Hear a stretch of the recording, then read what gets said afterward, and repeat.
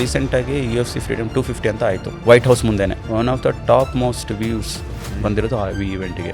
ಒಬ್ಬ ಅಮೆರಿಕ ದೇಶದ ಅಧ್ಯಕ್ಷ ವೈಟ್ ಹೌಸ್ ಮುಂದೆ ಆ ಈವೆಂಟ್ ಆರ್ಗನೈಸ್ ಮಾಡ್ತಾನೆ ಅಂದರೆ ಆ ಪಾಪ್ಯುಲಾರಿಟಿ ನೋಡಿ. ಇವತ್ತು ನಮ್ಮ ಜೊತೆ MMA ಫೈಟರ್, ನಮ್ಮ ಕಾಂಬ್ಯಾಕ್ಟ್ ಫೌಂಡರ್, ನಮ್ಮ ಕನ್ನಡಿಗ ಕಾಂತರ ಜಗಸ್ ಅವರು ಇದ್ದಾರೆ. ಪಂಜಾಬ್ ಟೀಮಿಗೆ ಕಾಂಪೀಟ್ ಮಾಡ್ತೀರಿ ನೀವು. ಸೌತ್ ಇಂಡಿಯಾದಿಂದ ನಿಮಗೇನು ಸೆಲೆಕ್ಷನ್ ಆಗಲಿಲ್ವಾ? ಏನಕ್ಕೆ ಪಂಜಾಬಿಂದನೇ ಸ್ಟಾರ್ಟ್ ಮಾಡಿದ್ರಿ ನೀವು? ಏನಂದರೆ ನಮ್ಮವ್ರು ನಮ್ಮ ಮೇಲೆ ನಂಬಿಕೆ ಇಟ್ಟಿರಲಿಲ್ಲ ಸ್ಟಾರ್ಟಿಂಗಲ್ಲಿ.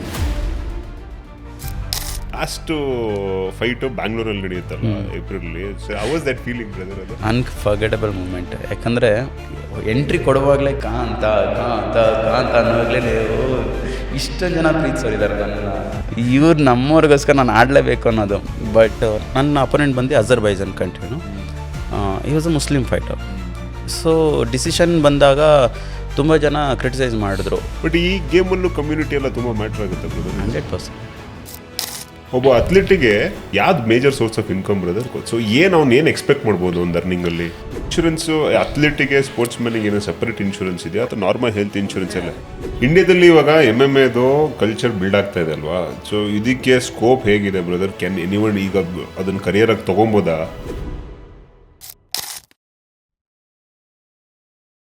Welcome brother, welcome to the podcast. Thank you brother. All the way from Shivamogga, Mandli ಊರು. ಅಲ್ಲಿಂದ ಇಂಟರ್ನ್ಯಾಷನಲ್ ಗ್ರೌಂಡ್ಸಲ್ಲಿ ಇಂಡಿಯನ್ ರೆಪ್ರೆಸೆಂಟ್ ಮಾಡ್ತೀರಾ. So you have given an India recognition in MMA. ಹೇಗಿತ್ತು ಈ ಜರ್ನಿ ನಿಮಗೆ ಇಲ್ಲಿ ತನಕ? So how was your journey in MMA representing Indian international field? ಅಷ್ಟು ಈಸಿ ಅಂತೂ ಇರಲಿಲ್ಲ ಜರ್ನಿ. ನೆನೆಸ್ಕೊಂಡ್ರೆ ನನಗೆ ಸಮ್ಟೈಮ್ಸ್ ನಿಜವಾಗ್ಲೂ ಇಷ್ಟೊಂದೆಲ್ಲ ಹಾರ್ಡ್ ಇದೆಯಾ ಜರ್ನಿ ಅಂತ ಅನಿಸುತ್ತೆ. ಯಾಕಂದರೆ ನಾನು 14 ಇಯರ್ಸ್ ಇದ್ದಾಗ ನಾನು ಬ್ಯಾಂಗ್ಳೂರು ಬಂದಿದ್ದು. ನಾನು ಬೇಸಿಕಲಿ ನಾನು ರೆಸ್ಲರ್. ನಮ್ಮ ತಂದೆ ಕೂಡ ರೆಸ್ಲರು, ನಮ್ಮ ತಾತ ಕೂಡ ರೆಸ್ಲರ್ ಇದ್ದರು. ನಾನು ರೆಸ್ಲಿಂಗ್ ಆಡಬೇಕು, ಇಂಡಿಯಾ ರೆಪ್ರೆಸೆಂಟ್ ಮಾಡಬೇಕು, ಒಲಿಂಪಿಕ್ ಆಡಬೇಕು, ಇಂಡಿಯಾಗೆ ಒಲಿಂಪಿಕಲ್ಲಿ ಮೆಡಲ್ ತರಬೇಕು ರೆಸ್ಲಿಂಗ್ ಅಂದ್ಕೊಂಡು ನಾನು ರೆಸ್ಲಿಂಗ್ ಹೊಡ್ಕೊಂಡು ಬಂದವನು ಬೆಂಗಳೂರಿಗೆ. ಅನ್ಫಾರ್ಚುನೇಟ್ಲಿ ರೆಸ್ಲಿಂಗ್ ಸಿಗಲಿಲ್ಲ. ಜೂಡೋ ಟ್ರೈನಿಂಗ್ ಸ್ಟಾರ್ಟ್ ಮಾಡಿದೆ. ಜೂಡೋ ಸ್ಪೋರ್ಟ್ಸ್ ಹಾಸ್ಟೆಲಲ್ಲಿದ್ದು ನ್ಯಾಷನಲ್ ಮೆಡಲ್ ಮಾಡಿಕೊಂಡು ಡಿಫೆನ್ಸಲ್ಲಿ ಜಾಬ್ ತೊಗೊಂಡು, ಯಾವಾಗ ನಾನು 19 ಇಯರ್ಸ್ ಇದ್ದಾಗ ನಂಗೆ ಜಾಬ್ ಆಗಿದೆ. ಅದು ಸೆಂಟ್ರಲ್ ಗೌರ್ಮೆಂಟ್ ಡಿಫೆನ್ಸ್ ಡಿಪಾರ್ಟ್ಮೆಂಟು. ಏನಂದರೆ ಒಂದು ಏಮ್ ಇರುತ್ತೆ, ಜಾಬ್ ಆಯಿತು, ಒಂದು ಫೈನಾನ್ಷಿಯಲ್ ಸಪೋರ್ಟ್ ಸಿಗುತ್ತೆ, ನಾನು ಚೆನ್ನಾಗಿ ಪ್ರಾಕ್ಟೀಸ್ ಮಾಡ್ಬೋದು. ಬಟ್ ಆ ಥರ ಆಗಲಿಲ್ಲ. ಎವ್ರಿ ಡೇ 8 hours ಡ್ಯೂಟಿ ಇರ್ತಾಯಿತ್ತು. ಒಂದು 5 ಇಯರ್ಸ್ ಹೇಗೋಯ್ತು ಅಂದರೆ, ನಾನು ಯೂಶ್ವಲಿ 60 kg ಫೈಟ್ ಮಾಡ್ತಿದ್ದನು. ಒಂದು 5 ಇಯರ್ಸಲ್ಲಿ 85 kg ಆಗಿದೆ. ಸೊ ನನ್ನ ಲೈಫ್ದು ಪರ್ಪಸ್ ಏನು? ಜಸ್ಟ್ ಒಂದು ನ್ಯಾಷನಲ್ ಮೆಡಲ್ ವಿನ್ ಮಾಡಿಕೊಂಡು, ಒಂದು ಗೌರ್ಮೆಂಟ್ ಜಾಬ್ ತೊಗೊಂಡು, ಮದುವೆ ಮಾಡ್ಕೊಂಡು, ಮಕ್ಕಳು ಮಾಡ್ಕೊಂಡು ಚೆನ್ನಾಗಿ ಅಷ್ಟೇ ನನ್ನ ಜೀವನ. ಆ ಒಂದು ತುಂಬ ಹಿಟ್ ಆಗ್ತಾಯಿತ್ತು ನನಗೆ. ಜಾಬ್ನ ರಿಸೈನ್ ಮಾಡಿ, ಇಲ್ಲ ನಾನು ಮತ್ತೆ ಪ್ರಾಕ್ಟೀಸ್ ಮಾಡಿಬಿಟ್ಟು ನಾನು ಇಂಡಿಯಾ ಆಡಬೇಕು ಅಂತ ಸ್ಟಾರ್ಟ್ ಮಾಡ್ತೀನಿ. ಸೊ ಏನಂದರೆ ಫೈನಾನ್ಷಿಯಲ್ ಸಪೋರ್ಟ್ಗೋಸ್ಕರ ನಾನು ಒಂದು ಜಿಮ್ಮಲ್ಲಿ ಆ್ಯಸ್ ಎ ಕೋಚಾಗಿ ವರ್ಕ್ ಮಾಡ್ತಾಯಿದ್ದೆ. ಅಲ್ಲಿ ಫ್ರೆಂಡ್ಸ್ ಸಿಗ್ತಾರೆ, ಅವ್ರಿಗೆ MMA ಇಂಟ್ರೆಸ್ಟ್ ಇರುತ್ತೆ. ಅವ್ರ ಮುಖಾಂತರ ಅವ್ರಿಗೆ ಕೋಚ್ ಮಾಡ್ತಾ ರೆಸ್ಲಿಂಗ್, ಜೂಡೋ, ನಾನು MMA ಟ್ರೈನಿಂಗ್ ಮಾಡಿ, ಅಂದರೆ ಫಸ್ಟ್ ಅಮೇಚೂರ್ ಫೈಟ್ ಸ್ಟಾರ್ಟ್ ಮಾಡೋದು. ಅಮೇಚೂರಲ್ಲಿ ಇಂಡಿಯಾದಲ್ಲಿ almost more than 25 fights win ಮಾಡಿ, ವರ್ಲ್ಡ್ ಚಾಂಪಿಯನ್ಶಿಪ್ ಆಡಿ, ಅಲ್ಲಿಂದ ಬಂದ ನಂತರ ಪ್ರೊಫೆಷ್ನಲ್ ಫೈಟ್ ಸ್ಟಾರ್ಟ್ ಮಾಡಿ, without any sponsorship, without any family support, ಅಂದರೆ ಫೈನಾನ್ಷಿಯಲಿ ಹೇಳ್ತಾ ಇರೋದು. ಸೊ ಅದೆಲ್ಲ ಸ್ಟ್ರಗಲ್ ಫೇಸ್ ಮಾಡಿ, ಸ್ಟಾರ್ಟಿಂಗಲ್ಲಿ 40,000 ರೂಪಾಯಿ ಫೈಟ್ ಮಾಡ್ಕೊಳ್ತಾ, ಅದೇ ದುಡ್ಡನ್ನ ಇನ್ವೆಸ್ಟ್ ಮಾಡಿಕೊಂಡು, ಅದನ್ನೇ ಟ್ರೈನಿಂಗ್ ಇಲ್ಲಿಂದ ಅಲ್ಲಿ ಒಂದು ಕಡೆಯಿಂದ ಇನ್ನೊಂದು ಕಡೆಗೆ ಟ್ರಾವೆಲ್ ಮಾಡ್ಕೊತ ಎವ್ರಿ ಡೇ, ಅಂದರೆ 80 to 100 kilometers ಟ್ರಾವೆಲ್ ಮಾಡ್ತಿದ್ದೆ ಬೆಂಗಳೂರಲ್ಲೇ. ಬೆಳಗ್ಗೆ 5 o'clock ಎದ್ದು ಬೈಕ್ ಎತ್ಕೊಂಡು ಕಂಠೀರವ ಸ್ಟೇಡಿಯಮ್ಗೆ ಹೋದರೆ, ಅಲ್ಲಿಂದ ಎಂಡೋರೆನ್ಸ್ ಟ್ರೈನಿಂಗ್ ಮುಗಿಸ್ಕೊಂಡು ಮತ್ತೆ ಇನ್ನೊಂದು ಕಡೆ ಹೋಗಿ ಬಾಕ್ಸಿಂಗ್ ಟ್ರೈನ್ ಮಾಡು, ಮತ್ತು ಇನ್ನೊಂದು ಕಡೆ ಅಲ್ಲಿಂದ ಎಲ್ಲ ಹೋಗಿ ಸ್ಟ್ರೆಂತ್ ಕಂಡೀಷನಿಂಗ್ ಟ್ರೈನಿಂಗ್ ಮಾಡು, ಮತ್ತು ಸಾಯಂಕಾಲ ಎಲೆಕ್ಟ್ರಾನಿಸಿಟಿ ಹೋಗು, ಅಲ್ಲೋಗಿ MMA ಟ್ರೈನಿಂಗ್ ಮಾಡು, ಅಲ್ಲಿಂದ ಮತ್ತೆ ಬಾನಸ್ವಾಡಿ ಬಾ, ಅಲ್ಲಿ ಮತ್ತೇನೋ ಮೊಯ್ತಾ ಕಿಕ್ ಬಾಕ್ಸಿಂಗ್ ಟ್ರೈನಿಂಗ್ ಮಾಡು. ಈ ಥರ ಎವ್ರಿ ಡೇ ಬೆಳಗ್ಗೆ 5 ಗಂಟೆಗೆ ಬಿಟ್ಟರೆ ಮತ್ತೆ ರಾತ್ರಿ 9-10 ಗಂಟೆಗೆ ಮನೆಗೆ ಹೋಗೋದು. ಈಗಿನ ಡೇ ಟೈಮಲ್ಲಿ ಏನು ತಿಂತೀಯಾ, ಏನು ಬಿಡ್ತೀಯಾ, ಎಲ್ಲಿ 1 ಗಂಟೆ ಆದರೆ ಲಂಚ್ ಎಲ್ಲಿ ತಿನ್ನೋದು, ಏನು ತಿನ್ನೋದು, ರಾತ್ರಿ 9 ಗಂಟೆ 10 ಗಂಟೆ ಮನೆಗೆ ಹೋಗೋ ನೈಟ್ ಆಯಿತಾ, ಏನು ಮಾಡ್ಕೊಂಡು ತಿನ್ನೋದು. ಇದ್ರ ಮಧ್ಯೆ ನೀವು ಹೇಗೆ ಟ್ರೈನ್ ಮಾಡ್ತಿದ್ರಿ ಬ್ರದರ್? ನೀವು ಇಷ್ಟೆಲ್ಲ ಓಡಾಡ್ತಿದ್ದೀರಾ, ಬಟ್ ಟ್ರೈನಿಂಗಿಗೆ ರಿಕವರಿನೂ ತುಂಬ ಇಂಪಾರ್ಟೆಂಟು ವರ್ಕಲ್ಲಿ ನೀವು ಬಿಲ್ಡ್ ಮಾಡಬೇಕಂದ್ರೆ. ಸೊ ಟ್ರೈನ್ ಮಾಡಿಕೊಂಡು, ರಿಕವರಿ ಕೊಟ್ಕೊಂಡು, ನೀವು ನಿಮ್ಮ day to day lifestyle ನೋಡಿಕೊಂಡು, ನೀವು ಹೇಗೆ ಕಾಂಪಿಟೇಷನಿಗೆಲ್ಲ ಹೇಗೆ ರೆಡಿ ಆಗ್ತಿದ್ರಿ? ರೆಡಿ ಅಂದರೆ ಯಂಗ್ ಬ್ಲಡ್, ಅದೇ ನಾವು ನನ್ನ ಗಾಡ್ ಗಿಫ್ಟ್, ನನ್ನ ಜೆನೆಟಿಕಲಿ ಆಗಿದೆ. ಯಾಕಂದರೆ ನಾನು 4th generation ರೆಸ್ಲರ್. ಸೊ 20sನಲ್ಲಿ 23, 24, 25ನಲ್ಲಿ ನೀವು ಪೀಕಲ್ಲಿರ್ತೀರ. ನೀವೆಷ್ಟು ಮೆಂಟಲಿ ಎಷ್ಟು ಪುಷ್ ಮಾಡ್ತೀರಾ, ಮೈಂಡ್ಗೆ ಏನು ಫೀಡ್ ಮಾಡ್ತೀರಾ, ಅದು ನಿಮ್ಮನ್ನ ಹೇಗೆ ಫಿಸಿಕಲಿ ಬೈ 3 ಮಂತ್ಸಲ್ಲಿ ಹಾರ್ಡ್ ವರ್ಕ್ ಮಾಡಿದ್ರೆ you get into shape. But mentally ಯಾವಾಗ ಸ್ಟ್ರಾಂಗ್ ಆಗ್ತೀರಾ, ನೀವು ಡೈಲಿ ಲೈಫ್ನಲ್ಲಿ ನೀವು ಫೇಸ್ ಮಾಡುವಂಥ ಸ್ಟ್ರಗಲ್ಸ್ ಇದೆಲ್ಲ ಅದು ನಿಮಗೆ ಸ್ಟ್ರಾಂಗ್ ಮಾಡೋದು ಮೆಂಟಲಿ. ಸೊ ನಾನು ಇಷ್ಟೆಲ್ಲ ಕಷ್ಟಪಡ್ತಾಯಿದ್ದೀನಿ, ಏನಕ್ಕೆ ಕಷ್ಟಪಡ್ತಾಯಿದ್ದೀನಿ, ಸೆಂಟ್ರಲ್ ಗೌರ್ಮೆಂಟ್ ಜಾಬ್ ಬಿಟ್ಟಿದ್ದೀನಿ, ಏನೋ ಒಂದು ಅಚೀವ್ಮೆಂಟ್ ಮಾಡಬೇಕು. ನಾನು ಈಗಲೂ ಓಪನ್ ಆಗಿ ಹೇಳ್ತೀನಿ, ನಮ್ಮ ತಂದೆ ಇದ್ದಂಥವ್ರಲ್ಲ, ನಾವು 4 ಜನ ಮಕ್ಕಳು, ನಮ್ಮ ತಂದೆ ಕೂಡ ಒಬ್ಬ ಪೈಲ್ವಾನು, ಏನು ನಮ್ಮ ಹತ್ರ 20-30 ಎಕರೆ ಆಸ್ತಿ ಇಲ್ಲ, ಏನಿಲ್ಲ. ಸೊ ತಂದೆನೂ ಏನೋ ಒಂದು ವಿಷಯದಲ್ಲಿ ಮನೇಲಿರಲ್ಲ, ತಾಯಿ ಹೇಗೆ ನೋಡ್ಕೊಳ್ತಾರೆ 4 ಜನ ಮಕ್ಕಳನ್ನ. ಈ ಒಂದು ಕಷ್ಟದ ಪರಿಸ್ಥಿತಿಯಿಂದ ನಾನು ಆಚೆ ಬರಬೇಕು, ನಮ್ಮ ಅಮ್ಮನಿಗೆ ಒಂದು ಒಳ್ಳೆ ಜೀವನ, ಅವರು ಕೊನೆಗಾಲದಲ್ಲಿ ನೆಮ್ಮದಿಯಿಂದ ಬದುಕಬೇಕು ಅನ್ನೋ ಒಂದು ಲೈಫ್ ಸ್ಟೈಲ್ ಕೊಡಬೇಕು ಅಂತ ನಾನು ಏನು ಮಾಡಬೇಕು. ಸೊ ಈ ರೀತಿ ಒಂದು ಮೈಂಡ್ ಸೆಟ್ ಎಲ್ಲ ಇರುತ್ತಲ್ಲ, ಬೆಳಗಿಂದ ಸಂಜೆ ತನಕ ನೀನು ಎಷ್ಟೇ ಹಾರ್ಡ್ ವರ್ಕ್ ಮಾಡು, ಎಷ್ಟೇ ಕಷ್ಟಪಡು, ಬಟ್ ಆ ಒಂದು ಹಾರ್ಡ್ ವರ್ಕ್ಗೆ ಒನ್ ಡೇ ಪೇ ಆಫ್ ಸಿಗುತ್ತೆ ಅನ್ನೋ ಒಂದು ನಂಬಿಕೆಯಿಂದ I have to keep pushing myself. ಈಗಲೂ ಕೂಡ ಮಾಡ್ತಾಯಿದ್ದೀನಿ, ಈಗ 35 ಆಗಿದೆ, ಬಟ್ ನೋ ಪ್ರಾಬ್ಲಮ್. ನಾನು ಈಗಲೂ ನನ್ನ ಒಂದು ನಂಬಿಕೆ ಇದೆ, ನಾನು ಮಾಡ್ತಾಯಿದ್ದೀನಿ. ಖಂಡಿತ ನಾನು ಅಂದ್ಕೊಂಡಿರೋ ಗೋಲ್ ಇನ್ನೂ ರೀಚ್ ಆಗಿಲ್ಲ, ಬಟ್ ಆ ವೇಲೆ ಇದ್ದೀನಿ. ಬಟ್ ನೀವು ಅವತ್ತು ತೊಗೊಂಡಿದ್ದು ಗೌರ್ಮೆಂಟ್ ಜಾಬ್ನ ಬಿಟ್ಟಿರೋದು ಒಳ್ಳೆ ಡಿಸಿಷನ್ ಅಂತ ಅನಿಸುತ್ತೆ ಇವತ್ತು? 100%. ಅವತ್ತು ನಾನು ಜಾಬ್ ಬಿಟ್ಟಿಲ್ಲ ಅಂದರೆ ಇವತ್ತು ಎಲ್ಲರಿಗೂ ಕಾಂತರ ಜಗ ಯಾರು ಅಂತ ಗೊತ್ತಾಗ್ತದೆ. ಬಟ್ ಆ ಧೈರ್ಯ ಹೇಗೆ ಬಂತು ಬ್ರದರ್ ನಿಮಗೆ? ಆ ಟೈಮಲ್ಲಿ ಡಿಸಿಷನ್ ಮಾಡಬೇಕು ಅಂತಂದ್ರೂ ಆ ಮೆಚುರಿಟಿ ಬೇಕು, ಅದು ಯಾರಾದರೂ ಒಂದು ಸಜೆಷನ್ ಕೊಡಬೇಕು, ಎಲ್ಲ ಒಬ್ಬರೇ ತೊಗೊಬೇಕಲ್ಲ ಏಜಲ್ಲಿ. So how did you take that decision? ನಾನು ಯಾರು ಮಾತು ಕೇಳೋಣ. ನಾನು ಹೇಳ್ದಂಗೆ ಚಿಕ್ಕ ವಯಸ್ಸಿಂದ ಅದೇನೋ ಗೊತ್ತಿಲ್ಲ. ನಮ್ಮ ತಂದೆ ರೆಸ್ಲರ್ ಇದ್ರಿಂದ ಡ್ರಿಂಕ್ಸ್ ಮಾಡ್ತಾಯಿದ್ರು. ಜನ ಎಲ್ಲ ಹೇಳೋದೇನು, ಒಬ್ಬ ಕುಡ್ಕನ ಮಕ್ಕಳು ಏನಾಗ್ತಾರೆ, ಇವರು ಕಳ್ಳರು ಕುಡುಕರು ಆಗೋದು, ಆ ಮಾತುಗಳೆಲ್ಲ ಇರ್ತಾ ಇತ್ತಲ್ಲ, ಯಾವಾಗಲೂ ಟ್ರಿಗರ್ ಆಗೋದು. ಅಯ್ಯೋ ಏನು ಗೌರ್ಮೆಂಟ್ ಜಾಬ್, ಎಲ್ಲರೇನೋ ಗೌರ್ಮೆಂಟ್ ಕೆಲಸ ಸಿಕ್ತು, ಲೈಫ್ ಸೆಟಲ್ ಅಂತಾರೆ. ನಾನು ಇದಕ್ಕಾಗಿ ಹುಟ್ಟಿದವನಲ್ಲ, ಇದಕ್ಕಾಗಿ ನಾನು ಹಾರ್ಡ್ ವರ್ಕ್ ಮಾಡೋನಲ್ಲ. ನಾನು ಮಾಡಿದ್ರೆ ನನಗೋಸ್ಕರ ಅಲ್ಲ. ಈಗ ಎಷ್ಟು ಜನ ಹಳ್ಳಿಗಳಲ್ಲಾಗಿರ್ಬೋದು, ಚಿಕ್ಕ ಚಿಕ್ಕ ಊರಲ್ಲಾಗಿರ್ಬೋದು, ಎಷ್ಟು ಜನ ತಂದೆ ತಾಯಿಗಳು ಅವ್ರ ಮಕ್ಕಳಿಗೋಸ್ಕರ ಕಷ್ಟಪಡ್ತಾ ಇರ್ತಾರೆ.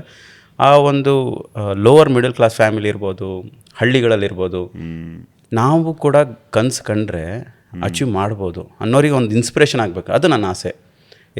ಆಗತ್ತಪ್ಪ, ನೀನು ಕನಸು ಕಂಡ್ರೆ ಖಂಡಿತ 100% ಆಗುತ್ತೆ. ಹಾರ್ಡ್ ವರ್ಕ್ ಮಾಡಬೇಕು, ನಿನಗೆ ನೀನು ಟೈಮ್ ಕೊಡಬೇಕು, ನಿನಗೋಸ್ಕರ ಅಲ್ಲದ್ರೂ ನಿನ್ನ ತಂದೆ ತಾಯಿಗೋಸ್ಕರ, ನಿನ್ನ ಫ್ಯಾಮಿಲಿಗೋಸ್ಕರ ಮಾಡಬೇಕು ಅನ್ನೋದ್ರೆ ಆ ಒಂದು ಛಲ ಇದ್ದರೆ ಖಂಡಿತ ಮಾಡ್ತೇವೆ, ಒಂದು ಮೈಂಡ್ ಸೆಟ್ಟು ಇರುತ್ತೆ. ಸೊ ಆ ಒಂದು ನನ್ನ ಮೈಂಡ್ ಸೆಟ್ಟು.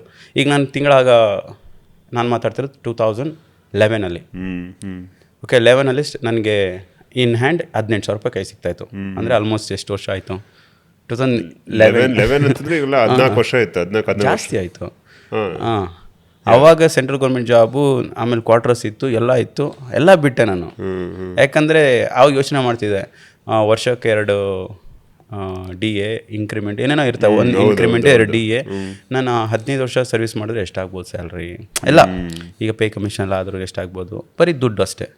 ಏನು ಮದುವೆ ಆಗುತ್ತೆ, ಮಕ್ಕಳಾಗುತ್ತೆ, ಆಮೇಲೆ ನಂದು ಅಂತ ಏನು ಐಡೆಂಟಿಟಿ ಏನು, ಅದೇ ನಂದು ಅಂತ ಐಡೆಂಟಿಟಿ ಏನು.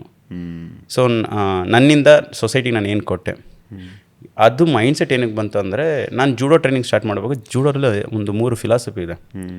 ಜೀನೋರೆ, ಜೀತಾಕನೋರೆ, ಸರಿಯಕು ಜಿನ್ನೋರೆ. ಅಂದರೆ ಒಂದು ಮ್ಯೂಚುವಲ್ ಸಪೋರ್ಟ್. ಜೀನೋರೆ, ಜೀತಾಕನೋರೆ, ಸರಿಯಕು ಚೆನ್ನೋರೆ. ಅಂದರೆ 3ನೇದು ಬಂದುಬಿಟ್ಟು ಸೋಷಿಯಲ್ ವೆಲ್ಫೇರ್ ಆ ರೀತಿ ಇದ್ರ ಬಗ್ಗೆ. ನೀನು ಸಮಾಜದಲ್ಲಿ ನಿನಗೋಸ್ಕರ ಮಾಡ್ಕೊಂಡಾದ್ಮೇಲೆ ಸಮಾಜಕ್ಕೆ ನೀನೇನು ಕೊಟ್ಟೆ. ಓಕೆ, ನಾನು ನ್ಯಾಷನಲ್ ಚಾಂಪಿಯನ್ ಆದೆ, ನಾನು ಒಂದು ಸೆಂಟ್ರಲ್ ಗೌರ್ಮೆಂಟ್ ಜಾಬ್ ತೊಗೊಂಡೆ, ಅದು ನನಗಾಯಿತು, ನನ್ನಿಂದ ಸಮಾಜಕ್ಕೆ ಏನು ಬಂತು. ಸೊ ಆ ಥರದ್ದೆಲ್ಲ ಮೈಂಡ್ ಸೆಟ್ ಇತ್ತು ನನಗೆ. ಆಮೇಲೆ ಇನ್ಸ್ಪಿರೇಷನ್ ಯಾವಾಗಲೂ ಕೆಲವರು ಹೇಳ್ತಾರಲ್ಲ, ಮೂವೀಸ್ನ ಎಂಟರ್ಟೈನ್ಮೆಂಟಿಗೆ ನೋಡ್ತಾರೆ ಅಂತ. ನನಗೆ ಇನ್ಸ್ಪಿರೇಷನ್ ತೊಗೊಳ್ತಿದ್ದೆ ಕೆಲವೊಂದು ಮೂವೀಸ್ಗಳನ್ನ. ಎಕ್ಸಾಂಪಲ್, ಆ ಟೈಮಲ್ಲಿ ಹಠವಾದಿ ಅಂತೆಲ್ಲ ಒಂದಿತ್ತು ರವಿಚಂದ್ರನ್ದು. ಆ ಮೂವೀಸ್ ಎಲ್ಲ ನೋಡಿದ್ರೆ ಎಷ್ಟು ಇನ್ಸ್ಪಿರೇಷನ್ ಇರುತ್ತೆ ಅವ್ನ ಮ್ಯೂಸಿಕಲ್ಲ. ಆ ಥರ ಮೂವೀಸ್ ಎಲ್ಲ ತುಂಬ ನೋಡ್ತಾ ಇದ್ದೆ ನಾನು. ಚಿಕ್ಕ ವಯಸ್ಸಲ್ಲೇ ನೀವು ಡಿಸೈಡ್ ಆಯ್ತು, ಇಟ್ಟರೆ ಕಾಲು ದೋಣಿ ಮೇಲೆ ಇಡಬಾರ್ದು, ಹೊಡೆದ್ರೆ ಅಡುಗೆ ಹೊಡಿಬೇಕು ಅಂತೇಳಿ. ಸೊ ಹಾಗಾಗಿ ಆ ಒಂದು ಏನಿದೆ ಹಂಗರ್ ಇತ್ತಲ್ಲ, ಮಾಡಬೇಕೇನಾದರೂ ಒಂದು. ಜನ ಸಾಧನೆ ಅಂತ ಅಂದಾಗ ಎಷ್ಟು ದುಡ್ಡು ಮಾಡಿದೆ, ಎಷ್ಟು ಬ್ಯಾಂಕ್ ಬ್ಯಾಲೆನ್ಸ್ ಇದೆ, ಎಷ್ಟು ಮನೆ ಯಾವ ಥರ ಕಟ್ಕೊಂಡಿದ್ಯಾ, ಏನು ಗಾಡಿ ಇಟ್ಕೊಂಡಿದೆಯಲ್ಲ. ನಾನು ನಿನ್ನೆ 10 ವರ್ಷ ಕೆಳಗಡೆ ಹೇಗಿದ್ದೆ, ಇವತ್ತು ಹೇಗಿದ್ದೀನಿ, ಅವತ್ತಿಗೂ ತುಂಬ ಚೆನ್ನಾಗಿದ್ದೀನಿ. ಬಟ್ ನಿಮಗೆ ಸಪೋರ್ಟ್ ಅಂತ ನಿಮ್ಮ ಫ್ಯಾಮಿಲಿಯಲ್ಲಿ ಅಥವಾ ನಿಮ್ಮ ರಿಲೇಷನ್ಶಿಪ್ಪಲ್ಲಿ ಯಾರು ಇದ್ರಾ? ಯಾಕಂದರೆ ಇದೆಲ್ಲ ಮಾಡ್ತಾ ತುಂಬ unstable income, day to day ಏನು ಕಾನ್ಫಿಡೆನ್ಸ್ ಇರಲ್ಲ. ಅಂದರೆ ನಿಮಗೆ ನಿಮ್ಮ ಗುರಿ ಮುಟ್ತೀರ ಅನ್ನೋ ಕಾನ್ಫಿಡೆನ್ಸ್ ಇರುತ್ತೆ, ಬಟ್ ಎಲ್ಲ ದಿವಸನೂ ಒಂದೇ ಥರ ಆಗಲ್ಲ. ಎಲ್ಲ ಒಂದು ಕಡೆ ಮುಂದೆ ಏನಾಗ್ಬೋದು ಅಂತ ಅನಿಸುತ್ತೆ. ಸೊ ಅವಾಗ ನಿಮಗೆ ಬ್ಯಾಕಪ್ ಸಪೋರ್ಟ್ ಇರಲೇಬೇಕಾಗುತ್ತೆ, ಅಂದರೆ ಫ್ಯಾಮಿಲಿಯಿಂದ ಅಟ್ಲೀಸ್ಟ್ ಎಮೋಷ್ನಲ್ ಸಪೋರ್ಟ್ ಇರಲೇಬೇಕು. ಆ ಥರ ನಿಮಗೆ ನಿಮ್ಮ ತಾಯಿಯವರು ಅಥವಾ ನಿಮ್ಮ ರಿಲೇಷನ್ಶಿಪ್ಪಲ್ಲಿ ಆ ಥರ ಎಲ್ಲ ಇತ್ತಾ? ತಾಯಿನಂತೂ ಇತ್ತು, ರಿಲೇಷನ್ಶಿಪ್ ನಾನು ಎಕ್ಸ್ಪೆಕ್ಟೇ ಮಾಡಿಲ್ಲ.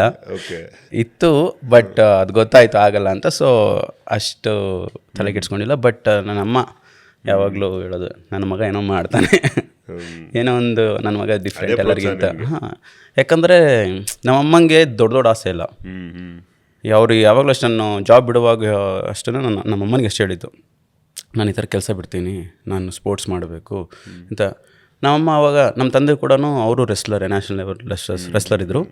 ಸೊ ಶಿವಮೊಗ್ಗದಲ್ಲಿ ಒಂದು ಭಾರತ್ ಪಂಟ್ರಿ ಅಂತ ಪೇಲೆಟ್ ಫ್ಯಾಕ್ಟ್ರಿ ಗೊತ್ತಿರ್ಬೋದು. ಆ ಟೈಮಲ್ಲಿ ಅಲ್ಲಿ ಅವಾಗ ಅವ್ರಿಗೆ ಜಾಬ್ ಆಗಿತ್ತು, ಪರ್ಮನೆಂಟ್ ಜಾಬು. ನಮ್ಮ ತಂದೆನೂ ಕೂಡ ಹಾಗೆ ಏನೋ ಮಾಡ್ತೀನಿ ಅಂದ್ಬಿಟ್ಟು ರಿಸೈನ್ ಮಾಡಿ, ಕೈಯಲ್ಲಿ ಕೆಲಸ ಇಲ್ಲ, ದುಡ್ಡಿಲ್ಲ, ಏನಿಲ್ಲ, ತುಂಬ ಸ್ಟ್ರಗಲ್ ಮಾಡಿದ್ರು. ಸೊ ನೀನು ನಿಮ್ಮ ಅಪ್ಪನ ಥರನೇ ಆಗ್ತೀನಪ್ಪ ಅಂತ ನಾನು ಹೇಳಿದೆ. ಅಪ್ಪ ಏನು ಓದಿದ್ರಮ್ಮ? ನಮ್ಮಪ್ಪ ಓದಿರಲಿಲ್ಲ. ನಾನು ಓದಿದ್ದೀನಮ್ಮ, ನಾನು ಡಿಗ್ರಿ ಮಾಡಿದ್ದೀನಿ, ನಾನು masters in sports coaching training ಮಾಡಿದ್ದೀನಿ, ಎಲ್ಲ ಮಾಡಿದ್ದೆ. ನನಗೆ ಗೊತ್ತು ಎಜುಕೇಷನ್ ಇಸ್ ವೆರಿ ಇಂಪಾರ್ಟೆಂಟ್ ಅಂತ. ನಾನು ಚೆನ್ನಾಗಿ ಓದ್ತಾ ಇದ್ದೆ. ಇದು ಸ್ಟೋರಿ ಹೇಳ್ತೀನಿ ಏನಕ್ಕೆ ನಾನು ಸ್ಪೋರ್ಟ್ಸ್ ಬಂದಿದ್ದು ಅಂತ. ಸೊ ನನ್ನ ಅಮ್ಮಂಗೆ ಹೇಳ್ತಾ ಇದ್ದೆ ನಾನು, ಈ ಥರ ನಮ್ಮ ಪಪ್ಪ ಥರ ಏನಾಗಲ್ಲ, ದೇವ್ರು ನನಗೆ ವಿದ್ಯೆ ಬುದ್ಧಿ ಕೊಟ್ಟಿದ್ದಾನೆ. ಕೊನೆಗೆ ಒಂದು ದಿವಸನಾದರೂ ನನಗೆ ಸಕ್ಸಸ್ ಆಗಿಲ್ಲ ಅಂದ್ರೂ ಎಲ್ಲ ಒಂದು ಕಡೆ ಹೇಳ್ಕೊಟ್ಟಾದರೂ ಕೋಚಿಂಗ್ ಆದರೂ ಮಾಡ್ಕೊಂಡು ನನ್ನ ಜೀವನ ಸಾಗಿಸ್ತೀನಮ್ಮ, ನಾನು ಖುಷಿಯಿಂದ ಇರ್ತೀನಿ. ನನ್ನ ಆತ್ಮಸಾಕ್ಷಿ ಅನ್ನೋದು ನನಗಿರುತ್ತೆ. ನಾಳೆ ದಿವಸ ನಾನು ಇದು ಪ್ರಯತ್ನ ಪಟ್ಟಿದ್ರೆ ನಾನು ಸಕ್ಸಸ್ ಆಗ್ತಿದ್ದೇನೋ ಅನ್ನೋ ಒಂದು ಏನು ಹೇಳ್ತಾರೆ ರಿಗ್ರೆಷನಲ್ಲಿ ನಾನು ಬದುಕಲ್ಲ. ಸಕ್ಸಸ್ ಆದರೆ 4 ಜನಕ್ಕೆ ಒಂದು ಇನ್ಸ್ಪಿರೇಷನಾಗಿ ಬದುಕ್ತೀನಿ. ಫೇಲ್ಯೂರ್ ಆದರೆ ಏನಕ್ಕೆ ನಾನು ಫೇಲ್ಯೂರ್ ಆದೆ, ಎಲ್ಲಿ ನೀವು ಎಡುತ್ತೀರಾ, ಏನು ಮಾಡ್ಬೋದು ಅನ್ನೋ ಒಂದು ಮಾರ್ಗದರ್ಶನ ಆಗಿರ್ತೀನಿ. Don't worry. ನಮ್ಮಮ್ಮ ಯಾವಾಗಲೂ ಅಷ್ಟೇ ಸಪೋರ್ಟ್, ಈಗಲೂ ಅಷ್ಟೇ.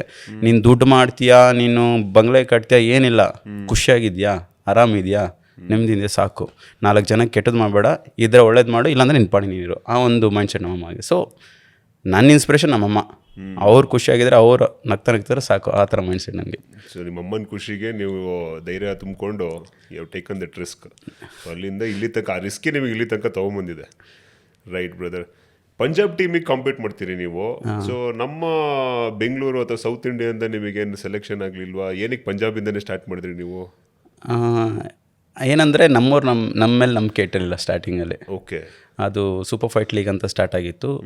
8 ಡಿಫ್ರೆಂಟ್ ಟೀಮ್, 8 ಸ್ಟೇಟ್ಸ್ ಎಲ್ಲ ಸೇರಿ ಆ ಒಂದು ಆಕ್ಷನ್ ಥರ ಸೆಲೆಕ್ಷನ್ ಮಾಡ್ತಾ ಇರ್ತಾರೆ. ನಮ್ಮದು ಬ್ಯಾಂಗ್ಳೂರ್ ಟೀಮ್ ಕೂಡ ಇತ್ತು. ಆಗ ಜಸ್ಟ್ ಏನಂದರೆ ಬೇರೆಯವ್ರ ಟೀಮೆಲ್ಲ ತೊಗೊಂಡ್ರು, ನಾನು ಲೋಕಲ್ ಆಯಿತು. ಬಟ್ ಆವಾಗ ನಾನು ಜಸ್ಟ್ 2 ಫೈಟನ್ನು ಪ್ರೋ ಮಾಡಿದ್ದೆ ಅಷ್ಟೇ. ಓಕೆ. ಅಮೇಚೂರ್ ಆಡಿದ್ದೆ 2015 okay. 15-16 super fight league start ಆಗಿದ್ದು. 15 ಸೆಲೆಕ್ಷನಲ್ಲಿ ಆಗಿದ್ದು. ನಾನು ಆಗ್ತಾನೆ ವರ್ಲ್ಡ್ ಚಾಂಪಿಯನ್ಶಿಪ್ ಆಡಿ ಬಂದು ಅಮೇಚೂರಲ್ಲಿ 2 ಪ್ರೊಫೆಷ್ನಲ್ ಫೈಟ್ ಆಡಿದ್ದೆ. ಬ್ಯಾಂಗ್ಳೂರ್ ಟೀಮ್ಗಿಂತ ಪಂಜಾಬ್ ಟೀಮ್ ಅಂದರೆ ಆ ಟೀಮ್ದು ಒಂದೊಂದು ವೆಯ್ಟ್ ಕ್ಲಾಸಲ್ಲಿ 2-3 ಜನ ಫೈಟರ್ ಇರಬೇಕು. ನನ್ನ ಹಂಗೆ ತೊಗೊಂಡಿದ್ದಷ್ಟೇ. ಫಸ್ಟ್ ಟೀಮ್ ಹೈರ್ ಮಾಡಿ, ಆಮೇಲೆ ಟ್ರೈನಿಂಗ್ ಕ್ಯಾಂಪೆಲ್ಲ ಮಾಡಿ, ಎಲ್ಲ ಫಾರಿನ್ ಕೋಚಸ್ ಎಲ್ಲ ಇದ್ದರು. ಓಕೆ. ಯಾಕಂದರೆ ಒಂದು ಬ್ಯಾಂಗ್ಳೂರ್ ಟೀಮ್ ಅಂದರೆ ಇಂಡಿಯಲ್ಲಿ ಫಸ್ಟ್ ಟೈಮ್ ಅವಾಗ ನಡೀತಾ ಇದ್ದಿದ್ದು ಹೊಸದಾಗಿ. ಸೊ ಇವರು ಈ ಫೈಟರ್ದು ಕೆಪಾಬಿಲಿಟೀಸ್ ಏನಿದೆ, ಸ್ಟ್ರೆಂತ್ ಏನಿದೆ ಯಾರಿಗೂ ಗೊತ್ತಿಲ್ಲ. ಬಟ್ ನನ್ನ ಪಂಜಾಬ್ ಟೀಮ್ ಓಕೆ, ಈಗ ಅಮೇಚೂರ್ ಒಂದು 25 ಫೈಟಲ್ಲೂ ವಿನ್ ಆಗಿದ್ದಾನೆ. ಆಮೇಲೆ ಈಗ ವರ್ಲ್ಡ್ ಚಾಂಪಿಯನ್ಶಿಪ್ ಆಡ್ಕೊಂಡು ಬಂದಿದ್ದಾನೆ. 1-2 ಪ್ರೋ ಫೈಟು ವಿನ್ ಆಗಿದೆ ಅಂದ್ಕೊಂಡು ಪಂಜಾಬ್ ಅವರು ತೊಗೊಂಡಿದ್ರು. ಅಲ್ಲಿ ಟ್ರೈನಿಂಗ್ ಕ್ಯಾಂಪು ಒಂದು 2 ಮಂತ್ಸ್ ಇತ್ತು. ಫಾರಿನ್ ಕೋಚಸ್ ಇದ್ದರು, ಅವರೆಲ್ಲ ಎಕ್ಸ್ UFC ಫೈಟರ್ಸ್ ಅವರು ಕೋಚಸ್ಸು. ಅವರು ನನ್ನ ಪರ್ಫಾರ್ಮೆನ್ಸ್ ನೋಡಿ, ನಾನು ಹೇಗೆ ಆಡ್ತೀನಿ, ಇರೋ ಆಲ್ರೆಡಿ ಮೇನ್ ಫೈಟರ್ಸ್ ಜೊತೆ ಹೇಗೆ ನಾನು ಆಡ್ತಾ ಇರ್ತೀನಿ, ಅವರಿಗೂ ಡಿಫೀಟ್ ಮಾಡ್ತಾಯಿದ್ದೆ. ಸೊ ಅಲ್ಲಿ ಅವ್ರು ನನ್ನ ಟೀಮ್ ಜೊತೆ ಕಮ್ಯುನಿಕೇಷನ್ ಆಗಿರ್ಬೋದು, ಯಾಕಂದರೆ ಫಾರಿನ್ ಕೋಚಸ್ ಎಲ್ಲ ಹಿಂದಿ ಬರ್ತಾ ಇರಲಿಲ್ಲ. ಅವ್ರು ಎಕ್ಸ್ಪ್ಲೇನ್ ಮಾಡೋದು ನನಗೆ ಅರ್ಥ ಆಗೋದ್ರಲ್ಲಿ ನಾನು ಟೀಮ್ ಜೊತೆ ಡಿಸ್ಕಸ್ ಮಾಡ್ತಾಯಿದ್ದೆ, ಅವ್ರಿಗೆ ಹೇಳ್ಕೊಡ್ತಾಯಿದ್ದೆ. ಸೊ ಅವರಿದ್ರೆ ಇಲ್ಲ, ಇವನ್ನ ಮೇನ್ ಫೈಟರ್ ಮಾಡಿ ಟೀಮ್ನ ಕ್ಯಾಪ್ಟನ್ ಕೂಡ ಮಾಡಿ ಅಂತ ಅಂದರು. ಸೊ 2016 ಸೂಪರ್ ಫೈಟ್ ಲೀಗ್ ಆಯಿತು. ಪಂಜಾಬ್ ಟೀಮ್ ರೆಪ್ರೆಸೆಂಟ್ ಮಾಡ್ತಿದ್ದೆ. ಪಂಜಾಬ್ ಟೀಮ್ದು ಕ್ಯಾಪ್ಟನ್ ಕೂಡ ಆಗಿದ್ದೆ. ಅಜಯ್ ದೇವಗನ್ ಅವರು ಟೀಮ್ದು ಓನರ್ ಆಗಿದ್ದರು. ಸೊ ಸೀಸನ್ ನಾವು ವಿನ್ನರ್ ಆದ್ರಿ. ನೈಸ್. ಸೊ 25 ಅಮೇಚೂರ್ ಫೈಟ್ಸ್ ಮಾಡಿದ್ರಿ ಅಂತ ಹೇಳಿದ್ರಲ್ಲ, ಸೊ ಇದೆಲ್ಲ ನೀವು ಟ್ರೈನಿಂಗ್ ಮಾಡಿಕೊಂಡು ವರ್ಕ್ ಮಾಡ್ಕೊತಾನೆ ನೀವು ಇದಕ್ಕೆ ಖರ್ಚು ವೆಚ್ಚೆಲ್ಲ ನೀವೇ ನೋಡ್ಕೊತಿದ್ರಾ? 100%. ಯಾಕಂದರೆ ನಾವು ಅಮೇಚೂರ್ ಆಡುವಾಗ ನಮಗೆ ಏನೇ ಕ್ಯಾಶ್ ಪ್ರೈಸ್ ಸಿಗಲ್ಲ, ಏನಿಲ್ಲ. ಅಮೇಚೂರ್ ಆಡೋದು ಏನಕ್ಕಂದರೆ ನಾನು ಪ್ರೊಫೆಷ್ನಲ್ ಆಡೋದಕ್ಕಿಂತ ಮುಂಚೆ ನನಗೆ ಎಕ್ಸ್ಪೀರಿಯನ್ಸ್ ಬೇಕು. ನನ್ನ ಸ್ಕಿಲ್ಸ್ನ ನಾನು ಅಲ್ಲಿ ಡಿಸ್ಪ್ಲೇ ಮಾಡಬೇಕು. ನಾನು ಹೇಗೆ ಆಡ್ತೀನಿ, ಆ ಎಕ್ಸ್ಪೀರಿಯನ್ಸ್. ನೀವು ಅಮೇಚೂರಲ್ಲಿ ಎಷ್ಟೇ ವಿನ್ ಆಗಿ ಸೋಲ್ಲಿ ಅದು ಮ್ಯಾಟ್ರ್ ಆಗಲ್ಲ. ಪ್ರೊಫೆಷ್ನಲ್ ಫೈಟ್ ಆಡುವಾಗ ಮಾತ್ರ it's record. Okay. So record ಆಮೇಲೆ ನಿಮ್ದು ಕ್ಯಾಶ್ ಪ್ರೈಸು ಸಿಗಲ್ಲ ನಿಮ್ಗೆ ಅಮೆಚೂರ್ ಫೈಟ್ಸಲ್ಲಿ. ಬಟ್ ನೌ ಡೇಸ್ ಅಮೆಚೂರಲ್ಲೂ ಈಗ ಕ್ಯಾಶ್ ಪ್ರೈಸ್ ಕೊಡ್ತಿದ್ದಾರೆ, ಅಷ್ಟು ಗ್ರೋತ್ ಇದೆ. ಪ್ರೊಫೆಷನಲ್ ಸೆಲೆಕ್ಟ್ ಮಾಡ್ಕೊಳಕ್ಕೆ ಈ ಟ್ರ್ಯಾಕ್ ರೆಕಾರ್ಡ್ ಇರಬೇಕು. ಇರಲೇಬೇಕು. ನಾನು ಡೈರೆಕ್ಟಾಗಿ ಹೋಗ್ಬಿಟ್ಟು ನಾನು ಪ್ರೊಫೆಷನಲ್ ಫೈಟ್ ಆಡ್ತೀನಿ ಅಂದರೆ ಇದು ಮಾಡಲ್ಲ.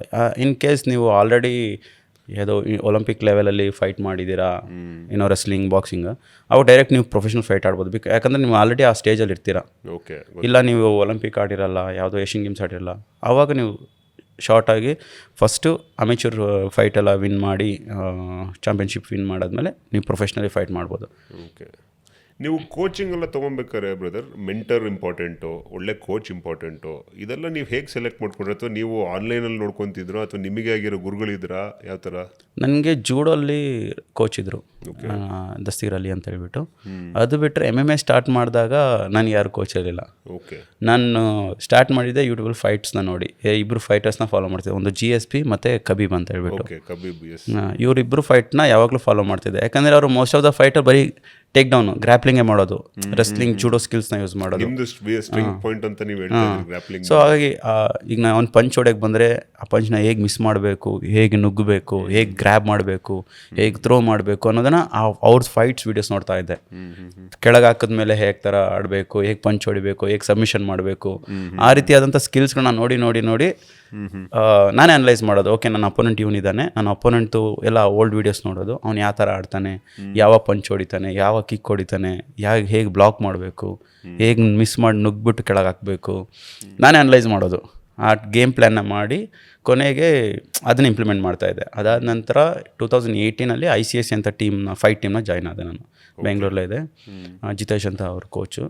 ಅವ್ರ ಅಂಡ್ರಲ್ಲಿ ಒಂದು 4 ವರ್ಷ ಟ್ರೈನ್ ಮಾಡಿದೆ. ಒಬ್ಬ ಅಥ್ಲೆಟಿಗೆ ಈ ಬ್ರ್ಯಾಂಡ್ ಸ್ಪಾನ್ಸರ್ಶಿಪ್ಪು ಅಥವಾ ರಿವಾರ್ಡ್ ಮನಿ ಯಾವ್ದು major source of income brother? ಯಾವ್ದ್ರಿಂದ ಅವನು ಒಂದು ಕರಿಯರ್ನ, ಈಗ ಯಾಕಂದ್ರೆ ಅವನು ಖರ್ಚು ಮಾಡ್ಕೊಂಡು ಬಿಲ್ಡ್ ಆಗ್ತಾ ಇರ್ತಾನೆ, ಸೊ ಅವನು ಮುಂದೆ ನಾನು ಕಾಂಪೀಟ್ ಮಾಡಿ ನೇಮ್ ಮಾಡಬೇಕು ಇಂತೆಲ್ಲ ಇರುತ್ತೆ. ಸೊ ಅವನಿಗೆ ಒಂದು ಇನ್ಕಮ್ದು ಒಂದು ಐಡಿಯಾ ಇರಬೇಕು. ಸೊ ಅವ್ನು ಏನು ಎಕ್ಸ್ಪೆಕ್ಟ್ ಮಾಡ್ಬೋದು ಒಂದು ಅರ್ನಿಂಗಲ್ಲಿ? ಆ್ಯಸ್ ಎ ಫೈಟರ್ ಯಾವ್ಯಾವ ರೀತಿಯಿಂದ ಅರ್ನ್ ಮಾಡ್ಬೋದು ಅಂತ. ಫಸ್ಟ್ ಒಂದು ಫೈಟು. ಓಕೆ. ಫೈಟಲ್ಲಿ ನೀವು ವಿನ್ ಆಗಲಿ ಲೂಸ್ ಆಗಲಿ 5% ಅಂತ ಒಂದು ಫಿಕ್ಸ್ ಮಾಡ್ತಾರೆ. ಅದು ಡಿಪೆಂಡ್ ಆನ್ ಸ್ಟೇಜಸ್. ಅಂದರೆ ನೀವು ಯಾವ ಸ್ಟ್ಯಾಂಡರ್ಡಲ್ಲಿ ಫೈಟ್ ಮಾಡ್ತೀರಾ, ಯಾವ ಲೀಗಲ್ಲಿ ಫೈಟ್ ಮಾಡ್ತೀರಾ, ಓಕೆ, ಅದು ಫಸ್ಟು. ಆಮೇಲೆ ವಿನ್ನಿಂಗ್ ಬೋನಸ್. ಓಕೆ. ನೀವು ಫೈಟ್ ಆಡೋದಕ್ಕೆ ಇಷ್ಟ ಅಂತ ಫಿಕ್ಸ್ ಇರುತ್ತೆ, ವಿನ್ ಆಗಲಿ ಲಾಸ್ ಆಗಲಿ. ಓಕೆ. ನಿಮ್ಗೊಂದು 10 lakhs ಅಂದರೆ 10 lakhs fix. Okay. Winning bonus ಅಂತ ಅಂದರೆ ಪ್ಲಸ್ 10 lakhs ಇರ್ಬೋದು, ಇಲ್ಲ 15 lakhs ಇರ್ಬೋದು. ಆಮೇಲೆ ಫೈಟ್ ಆಫ್ ದ ನೈಟ್ ಅಂತ ಬರುತ್ತೆ. ಅಂದರೆ ಆ ಇಡೀ ಈವೆಂಟಲ್ಲಿ ಬೆಸ್ಟ್ ಫೈಟ್ ಇತ್ತು ಅಂದರೆ ಅದಕ್ಕೂ ಎಕ್ಸ್ಟ್ರಾ ಮನಿ ಬರುತ್ತೆ. ಆಮೇಲೆ ಬೆಸ್ಟ್ ನಾಕ್ಔಟ್ ಅಂತ ಬರ್ಬೋದು, ಬೆಸ್ಟ್ ಸಬ್ಮಿಷನ್ ಅಂತ ಬರ್ಬೋದು. ಈ ರೀತಿಯಾದಂಥ ಪ್ರೈಸ್ ಮನಿ ಇರುತ್ತೆ ಆ್ಯಸ್ ಎ ಫೈಟರ್, ಫೈಟ್ ಬಗ್ಗೆ. ಆಮೇಲೆ ಸ್ಪಾನ್ಸರ್ಶಿಪ್ ಅಂತ. ಈಗ ಈವೆಂಟ್ ಸ್ಪಾನ್ಸರ್ಶಿಪ್, ಈಗ ಆ ಈವೆಂಟಿಗೆ ಯಾವುದಾದ್ರೂ ಬ್ರ್ಯಾಂಡ್ ಸ್ಪಾನ್ಸರ್ ಮಾಡಿದರೆ ಆ್ಯಸ್ ಎ ಫೈಟರ್ಗೆ ನಿಮಗೆ ಅಷ್ಟು ಪರ್ಸೆಂಟೇಜ್ ಬರುತ್ತೆ. ಓಕೆ. ಈಗ ಯುರೋಪಿಯನ್ ಕಂಟ್ರೀಸ್ನಲ್ಲೆಲ್ಲ ಏನಂದರೆ ಪೇಪರ್ ವ್ಯೂ ಅಂತ. ಇಲ್ಲಿ ನಮ್ಮ ಥರ ಇಲ್ಲಿ ಹೇಗೆ OTT ಇದೆ, ಈಗ TV ಚಾನಲ್ಸ್ ಇದೆ, ಆ ಥರ ಅಲ್ಲ. ಅಲ್ಲಿ ನೀವು ಫೈಟ್ನ ನೋಡಬೇಕಂದ್ರೆ ಪೇ ಮಾಡಿಬಿಟ್ಟು ಆ ಫೈಟ್ನ ನೋಡಬೇಕು. ಆ ಪೇಪರ್ ವ್ಯೂ ಅಲ್ಲಿ 1% ಎಷ್ಟೋ ಪರ್ಸೆಂಟು ಆ ಫೈಟರ್ಗೆ ಹೋಗುತ್ತೆ. Okay, nice. ಈಗ ಅದು ಎಷ್ಟೋ ಕ್ರೋಸ್ ಆಫ್ ಇದ್ದಾಗ ಯಾವುದೋ 0.01% ಅಂದರೆ ಅಲ್ಲೇ ಅವ್ರಿಗೆ ಲ್ಯಾಕ್ಸ್ ಆಫ್ ರುಪೀಸ್ ಬರುತ್ತೆ. ಈಗ UFC-ನಲ್ಲೆಲ್ಲ ಈಗ ಮೋಸ್ಟ್ ಆಫ್ ದ ಫೈಟರ್ಸ್ ಹೇಗೆ ಫೈಟ್ ಮಾಡ್ತಾರೆ. ಈ ಎಕ್ಸಾಂಪಲ್, ಈಗ ಕಾನರ್ ಮೆಗ್ರೆಗರ್ ಫೈಟ್ ಮಾಡ್ತಾ ಇದ್ದಾನೆ ಅಂದರೆ ಎಲ್ಲ ಜನ ಬೈ ಮಾಡಿಬಿಟ್ಟು ಆ ಪೇಪರ್ ವ್ಯೂನ ನೋಡ್ತಾರೆ. ಓಕೆ. ಈಗ ಅವ್ನ ಫೈಟ್ನ ಆ ಜನ ಬೈ ಮಾಡಿ ನೋಡ್ತಾ ಇದ್ದಾರೆ ಅಂದರೆ ಆ ಪರ್ಸೆಂಟೇಜ್ ಅವನಿಗೆ ಹೋಗುತ್ತೆ. ಆಮೇಲೆ ಸ್ಪಾನ್ಸರ್ಶಿಪ್ಸ್. ಈಗ ಒಂದು ಈವೆಂಟ್ ಸ್ಪಾನ್ಸರ್ಶಿಪ್ ಆಯಿತು, ಇನ್ನೊಂದು ಇಂಡಿವಿಜುವಲ್ ಸ್ಪಾನ್ಸರ್ಶಿಪ್. ಈಗ ನಾನು ಇಂಟರ್ನ್ಯಾಷನಲಿ ಫೈಟ್ ಮಾಡ್ತಾಯಿದ್ದೀನಿ, ಇಂಡಿಯಾನ ರೆಪ್ರೆಸೆಂಟ್ ಮಾಡ್ತಾಯಿದ್ದೀನಿ. ಈಗ ನಮ್ಮಲ್ಲಿ ಕೆಲವೇ ಸ್ಪೋರ್ಟ್ಸಿಗೆ ಮಾತ್ರ ಇಂಡಿವಿಜುವಲ್ ಸ್ಪಾನ್ಸರ್ಶಿಪ್ ಇರೋದು. ಒಂದು ಹೇಗೆ ಅಡ್ವರ್ಟೈಸ್ಮೆಂಟ್, ಯಾವುದಾದ್ರು ಬ್ರ್ಯಾಂಡ್ ಬಂದುಬಿಟ್ಟು ನಾನು ನಿಮಗೆ ಈ ಥರ ಸ್ಪಾನ್ಸರ್ ಮಾಡ್ತೀರಿ, ನಮ್ಮದ್ರನ್ನ ಬ್ರ್ಯಾಂಡ್ ಮಾಡಿ. ಈಗ ದೊಡ್ಡ ಮಟ್ಟದಲ್ಲಿ ಅಂದರೆ ಈಗ ಕ್ರಿಕೆಟರ್ಸ್ ನೋಡಿರ್ಬೋದು, ಎಲ್ಲ ಬ್ರ್ಯಾಂಡ್ಗೂ ಅವರು ಅಂಬಾಸಿಡರ್ ಆಗಿರ್ತಾರೆ. ಈ ರೀತಿಯಾಗಿ ಫೈಟರ್ಸ್ಗೆ ಅವ್ರಿಗೆ ಓನಾಗಿ ಸೆಲ್ಫ್ ಇಂಡಿವಿಜುವಲ್ ಸ್ಪಾನ್ಸರ್ಶಿಪ್ ಇರ್ತಾರೆ. ನಮ್ಮ ಇಂಡಿಯಾಲಿಲ್ಲ. ಇಂಡಿಯಾದಲ್ಲಿ ಪೇ ಮಾಡಿ ನೋಡ್ತಾರೆ ಈವೆಂಟ್ ಅಲ್ಲ, ಚಾನ್ಸ್ ಇಲ್ಲ. ಈಗ ನಾವು ಫ್ರೀ OTT ಅಂದ್ರೇ ಜನ ನೋಡಲ್ಲ, ಅದನ್ನ ಯಾರು ಡೌನ್ಲೋಡ್ ಮಾಡಿ ನೋಡ್ತಾರೆ ಅಂತ. ಬಟ್ ಯುರೋಪಿಯನ್ ಕಂಟ್ರೀಸ್ನಲ್ಲೆಲ್ಲ ಜನ ಹುಚ್ಚರು. ಪೇಯಿಂಗ್ ಲೀಗ್ ಅದು ಬ್ರದರ್, UFC. ಸೊ ಹಂಗಾಗ್ಬಿಟ್ಟೆ ಅದಕ್ಕೆ ತುಂಬಾ ಪ್ರಾಮುಖ್ಯತೆ UFC ಆಡ್ಬೋದು. ಯಾಕಂದ್ರೆ ತುಂಬ ವರ್ಷದಿಂದ ಇದೆ, ಆಲ್ಮೋಸ್ಟ್ 35 years ಆಯಿತು. 35-40 yearsಯಿಂದ ಇದ್ದಾರೆ ಅವರು ಈ ಫೀಲ್ಡಲ್ಲಿ. ಸೊ ಹಾಗಾಗಿ one of the oldest fight league ಇದೆ. ಸೊ ಹಾಗಾಗಿ ಅವ್ರಿಗೆ ಹೆಚ್ಚು ಇದು. ಒಳ್ಳೆ ಪೇನು ಕೊಡ್ತಾರೆ. ಈಗ ಯಾಕಂದರೆ ಈಗ ನೋಡಿ ರೀಸೆಂಟಾಗಿ UFC ಫ್ರೀಡಮ್ 250 ಅಂತ ಆಯಿತು US ಅಲ್ಲಿ ವಾಷಿಂಗ್ಟನ್ DC ವೈಟ್ ಹೌಸ್ ಮುಂದೆನೆ ಓಕೆ ಟ್ರಂಪ್ದು ಬರ್ಡೇ ದಿನ ಹ್ಞೂ UFC 250 ಫ್ರೀಡಮ್ ಅಂತ.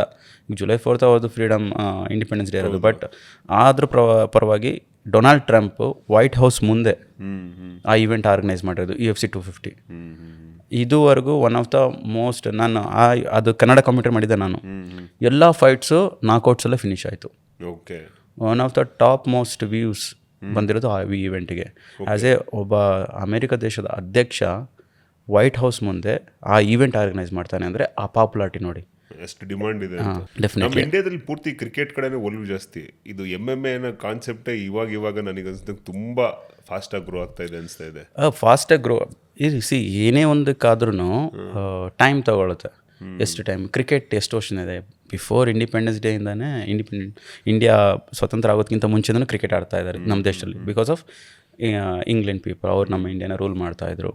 ಅವ್ರು ಬಿಟ್ಟೋದ ನಂತರನೂ ಅದು ಇಂಡಿಯಾದಲ್ಲಿ ಆಡ್ತಾನೆ ಇದ್ದರು. ಬಟ್ ಯಾವಾಗ 83 ವರ್ಲ್ಡ್ ಕಪ್ ಗೆದ್ರು ಜನ ಹುಚ್ಚರಾಗ್ಬಿಟ್ರು. ಅದಕ್ಕೂ ಮುಂಚೆ ಹಾಕಿಗಿತ್ತು ಆ ಒಂದು ಕ್ರೇಜು. ಯಾವಾಗ ವರ್ಲ್ಡ್ ಕಪ್ ಕ್ರಿಕೆಟ್ 83 ವಿನ್ ಆದರು, ಅದೇ ನೆಕ್ಸ್ಟ್ ಇಯರ್ ಐ ಥಿಂಕ್ ಆ ಇಯರಲ್ಲೇನೋ ವರ್ಲ್ಡ್ ಕಪ್ ಸೋತರು ಅಂದ್ಕೊಳ್ತೀನಿ ಒಲಿಂಪಿಕ್ಸ್ನಲ್ಲಿ. ಯಾವುದು ಹಾಕಿ. ಸೊ ಹಾಕಿದ ಕ್ರೇಜ್ ಕಮ್ಮಿ ಆಯಿತು. ಎಲ್ಲರಿಗೂ ಗೊತ್ತಿರೋದೆ ಹಾಕಿ ಒಲಿಂಪಿಕ್ಸ್ನಲ್ಲಿ ಎಷ್ಟು ಗೋಲ್ಡ್ ಮೆಡಲ್ ವಿನ್ ಆಗಿದೆ, ಎಷ್ಟೊಂದು ಒಲಿಂಪಿಕ್ಸ್ ಮೆಡಲ್ ಇದೆ. ಆದ್ರೂ ಕ್ರಿಕೆಟ್ ಮೇಲೆ ಬಂತು ಬಿಕಾಸ್ ಆಫ್ ದ ಕ್ರೇಜ್. ಆಮೇಲೆ ಈವನ್ IPLಗಿಂತ ಮುಂಚೆನೂ ಕ್ರೇಜ್ ಇತ್ತು. ಬಟ್ IPL ನಂತರ ಅಂತೂ ಎಲ್ಲ ಕ್ರಿಕೆಟರ್ಸು ಮಿಲಿಯನರ್ಸ್ ಆದರು. 1-2 ಜಾಸ್ತಿ ಆಗ್ಬಿಟ್ಟಿದೆ ಇವಾಗ. ಸೊ IPL ಎಲ್ಲ ಬ್ರ್ಯಾಂಡ್ ಸ್ಪಾನ್ಸರ್ಶಿಪ್ ಎಲ್ಲ ಬರುತ್ತೆ ಬ್ರದರ್. ಆಮೇಲೆ ಬಿಡ್ ಮಾಡ್ತಾರೆ ಪ್ಲೇಯರಿಗೆ. ಅದೇ ಥರ ಈ MMA ಎಲ್ಲೂ ಏನಾದ್ರು ಇದೆಯಾ? ಸೂಪರ್ ಫೈಟ್ ಲೀಗ್ ಟೀಮ್ ಕಾನ್ಸೆಪ್ಟಲ್ಲೇ ಇತ್ತು. ಓಕೆ 2016 ಸ್ಟಾರ್ಟ್ ಆದಾಗ ನಾನು ಹೇಗೆ ಪಂಜಾಬ್ ಟೀಮ್ನ ರೆಪ್ರೆಸೆಂಟ್ ಮಾಡ್ತಾ ಇದ್ದೆ ಅಂತ. ಅದರದ್ದು ಮೇನ್ ಓನರ್ಶಿಪ್ ಇಟ್ಕೊಂಡಿದ್ದು one of the famous businessman. ಅವರ ಒಂದು ಏನೋ ಒಂದು ಓಕೆ ಸ್ವಲ್ಪ ಯಾವುದೋ ಒಂದು ಕಾಂಟ್ರವರ್ಷಿಯಲ್ಲಿ ಏನೋ ಆಯಿತು. ಸೊ ಹಾಗಾಗಿ ಅದು 2 ಸೀಸನ್ ಆದಮೇಲೆ ಸ್ಟಾಪ್ ಮಾಡಿದ್ರು. ಓಕೆ ಓಕೆ ಅದಾದ ನಂತರ 1 ಇಯರ್ ಗ್ಯಾಪ್ ಬಿಟ್ಟು ಇವರು ಟೈಗರ್ ಶ್ರಾಫ್ನವರು ಮೇಟ್ರಿಕ್ಸ್ ಫೈಟ್ ನೈಟ್ ಅಂತ ಸ್ಟಾರ್ಟ್ ಮಾಡಿದ್ದಾರೆ ಇಂಡಿಯಾಲಿ. ಸೊ ಆಮೇಲೆ ಟೈಗರ್ ಶ್ರಾಫ್ನವರು MFN ಅಂತ ಸ್ಟಾರ್ಟ್ ಮಾಡಿದ್ರು. ಸೊ ಅದು ಈಗ ಸಕ್ಸಸ್ ಆಗಿ ನಡೀತಾ ಇದೆ. ಅವರು ಇಂಡಿಯನ್ ಫೈಟರ್ಸ್ಗೆ ಚಾನ್ಸ್ ಕೊಡ್ತಾ ಇದ್ದಾರೆ ಎಲ್ಲ ಇಂಡಿಯನ್ ಸೊ ಆ ಫೈಟ್ ಲೀಗಿಂದಾನೇ ಅಂಶುಲ್ ಜುಬ್ಲಿ ಇರ್ಬೋದು UFC ಗೆ ಸೆಲೆಕ್ಟ್ ಆದರು. ಪೂಜಾ ತೋಮರ್, ಆಮೇಲೆ ಇನ್ನೂ 2-3 ಜನ ಫೈಟರ್ಸ್ ಇದೆ, ಅಂಗದ್ ಬಿಸ್ಟ್ ಅಂತ ಹೇಳ್ಬಿಟ್ಟು, ಆಮೇಲೆ ಚುಂಗ್ರೆನ್ ಕೋರೆನ್ ಅಂತ. ಈಗ ರೋಡ್ ಟು UFC ಆಡಿದ್ರು ಅವರೆಲ್ಲ. ಸೊ ಆಪರ್ಚುನಿಟೀಸ್ ಬಿಲ್ಡ್ ಮಾಡ್ತಾ ಇದ್ದಾರೆ. ಯಾಕಂದರೆ ನಮಗೆ ಸಡನ್ನಾಗಿ UFC ಆಡಲಿಕ್ಕಾಗಲ್ಲ. UFC ಗಿಂತ ಮುಂಚೆ ಬೇರೆ ಆ ಸ್ಟೆಪ್ ಇರುತ್ತೆ. ಆ ಒಂದೊಂದೇ ಮೈಲ್ಗಳನ್ನ ಹತ್ತಲೇಬೇಕು. ಈಗ ನಾನು ಸ್ಟಾರ್ಟ್ ಮಾಡಿದಾಗ 10-0 ಅನ್ಡಿಫಿಟೆಡ್ ಇದೆ professionally. Okay super fight league ಆದ ನಂತರ UAE ವಾರಿಯರ್ಸ್ ಆಡಿದೆ, ಬ್ರೇವ್ ಕಾಂಬ್ಯಾಟಲ್ಲಿ ಆಡಿದೆ, 1 ಚಾಂಪಿಯನ್ಶಿಪ್ ಆಡಿದೆ. ಸೊ ಈ ಥರ ಎಲ್ಲ ಫ್ಲೋ ಒಳ್ಳೆ ಫಾರ್ಮಲ್ಲಿ ನಡೆಯುವಾಗ ಕೋವಿಡ್ ಬಂತು. 2-3 ವರ್ಷ ಡಮಾರ್ ಅಂದೋಯ್ತು. ಸೊ ಆ ಒಂದು ಪೀಕ್ ಹೋಗ್ತಿರುವಾಗ 2-3 ವರ್ಷ ಗ್ಯಾಪ್ ಕೊಟ್ಬಿಟ್ರೆ, ಆಮೇಲೆ ನಾನು ಅವಾಗ 28-29 ಪೀಕಲ್ಲಿದ್ದೆ. ಮತ್ತು ಸಡನ್ನಾಗಿ ಕೋವಿಡ್ ಆಯಿತು, 2-3 ವರ್ಷ ಗ್ಯಾಪು. ಅದೇ ಟೈಮಲ್ಲಿ ಶೋಲ್ಡರ್ ಇಂಜುರಿ ಆಯಿತು, ಸರ್ಜರಿ ಮಾಡಿಸ್ದೆ. ತುಂಬಾ ಒಂದು ರೀತಿ ಏನು ಹೇಳ್ತಾರೆ, ಆ ಒಂದು ಫ್ಲೋ ಸ್ಟಾಪ್ ಆಗಿಬಿಡ್ತು. ಆ ಪೀಕ್ ಸ್ಟಾಪ್ ಆಯಿತು. ಆ ಪೀಕ್ ಹೋದ್ಮೇಲೆ ಮತ್ತೆ ತಿರ್ಗಾ ಆ ಪೀಕ್ ಫಾರ್ಮ್ ಬರೋದು ಕಷ್ಟ ಆಗ್ತದೆ. ಇನ್ನೂ ಸ್ಟ್ರಗಲ್ ಮಾಡ್ತಾಯಿದ್ದೀನಿ ನಾನು ಆ ಪೀಕ್ ಬರಲಿಕ್ಕೆ. ವಿನ್ ಲಾಸ್ ಆ ಥರ ನಡೀತಾ ಇದೆ. ಸೊ ಆಮೇಲೆ ಒಂದು ಏಜ್ ಆಲ್ಸೋ ಫ್ಯಾಕ್ಟರ್. ಈಗ UFC ಅಂತ ಬಂದಾಗ ಅವ್ರು ಲಾಂಗ್ ಟರ್ಮ್ ಫೈಟರ್ಸ್ನ ನೋಡ್ತಾರೆ, ಯಂಗ್ ಫೈಟರ್ಸ್ನ ನೋಡ್ತಾರೆ. ಸೊ ಅವ್ರು ಪ್ರಮೋಷನಲ್ಲಿ ಒಂದ್ಸಲ ಸೈನ್ ಮಾಡಿದ್ರು ಅಂದರೆ ಮಿನಿಮಮ್ 3 to 5 ಫೈಟ್ಸ್ ಮಾಡಬೇಕು ಅಂತ. ಈಗ ಒಂದು 25-26 ಇಯರ್ ಓಲ್ಡ್ ಫೈಟರ್ಸ್ನ ಅವ್ರಿಗೆ ಕಾಂಟ್ರಾಕ್ಟ್ ಸೈನ್ ಮಾಡಿದ್ರೆ ಅಟ್ಲೀಸ್ಟ್ ಒಂದು 5-6 ಇಯರ್ಸ್ ಇರಬೇಕು. ಅವರು 5-6 ಇಯರಲ್ಲಿ ಒಂದು 7-8 ಫೈಟ್ ಮಾಡುವಷ್ಟು ಕೆಪಾಸಿಟಿ ಇರಬೇಕು. ಸೊ ಹಾಗಾಗಿ ಈಗ ನನ್ನ 30 ಕ್ರಾಸ್ ಆದಮೇಲೆ ಇವನ್ ನಾವು ಅಲ್ಲಿ ಪರ್ಫಾರ್ಮ್ ಮಾಡೋದು, ಅಲ್ಲಿ ಸೆಲೆಕ್ಟ್ ಆಗೋದು ಇಟ್ಸ್ ಲೈಕ್ ಸ್ವಲ್ಪ ಡಿಫಿಕಲ್ಟ್ ಆಯ್ತಲ್ಲ. ಇನ್ನು ಇವರು ಮೆಗ್ರಾಗರ್ ಅವರೆಲ್ಲ ಇನ್ನೂ ಆಡ್ತಾ ಇದ್ದಾರಲ್ಲ ಇವಾಗ. ಅವರು UFC ಸ್ಟಾರ್ಟ್ ಮಾಡಿದಾಗ ಎಷ್ಟು ವಯಸ್ಸಿತ್ತು ಅವ್ರಿಗೆ? ಓಕೆ ದೇವರ್ ಲೈಕ್ 23-24 ಅಷ್ಟೇ.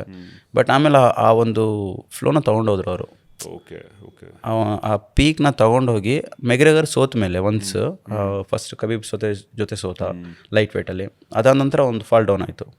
ಅಂದರೆ ಪ್ರೊಫೆಷ್ನಲಿ ಫೈಟಲ್ಲಿ ಒಂದು business wise money wise he made so much. ಅವನದೇ ಬ್ರ್ಯಾಂಡ್ ಬಿಲ್ಡ್ ಮಾಡಿ ಅವನದೇ ಬಿಸ್ನೆಸ್ ಎಲ್ಲ ಬಿಲ್ಡ್ ಮಾಡಿ ಆಲ್ಕೋಹಾಲ್ ಬ್ರ್ಯಾಂಡ್ ಬೇರೆ. ಅವನು ಆ ಫೀಲ್ಡಲ್ಲಿ ಗ್ರೋ ಆದ. ಯಾಕಂದರೆ ಫೈಟರ್ ಅಂದರೆ you can't be stick only fighting. ನೀವೇನು ಎಕ್ಸ್ಪೆಕ್ಟ್ ಮಾಡಿ ಓನ್ಲಿ ನಾನು ಫೈಟಿಂದ ನಾನು ಮಾಡ್ತೀನಿ ಅಂತ ಇಲ್ಲ. ನೀವು ಫೈಟ್ ಮಾಡುವಾಗ ನೀವು ನೆಕ್ಸ್ಟ್ ಪ್ರೊಸೆಸ್ ಏನು, ಈಗ ನಾನು ಫೈಟ್ ಮಾಡ್ತಾ ಇದ್ದೀನಿ, ಓಕೆ ನಾನು ಇನ್ನೊಂದು 2 ವರ್ಷ ಫೈಟ್ ಮಾಡ್ತೀನಿ, ಅದಾದ್ಮೇಲೆ ನನಗೇನು.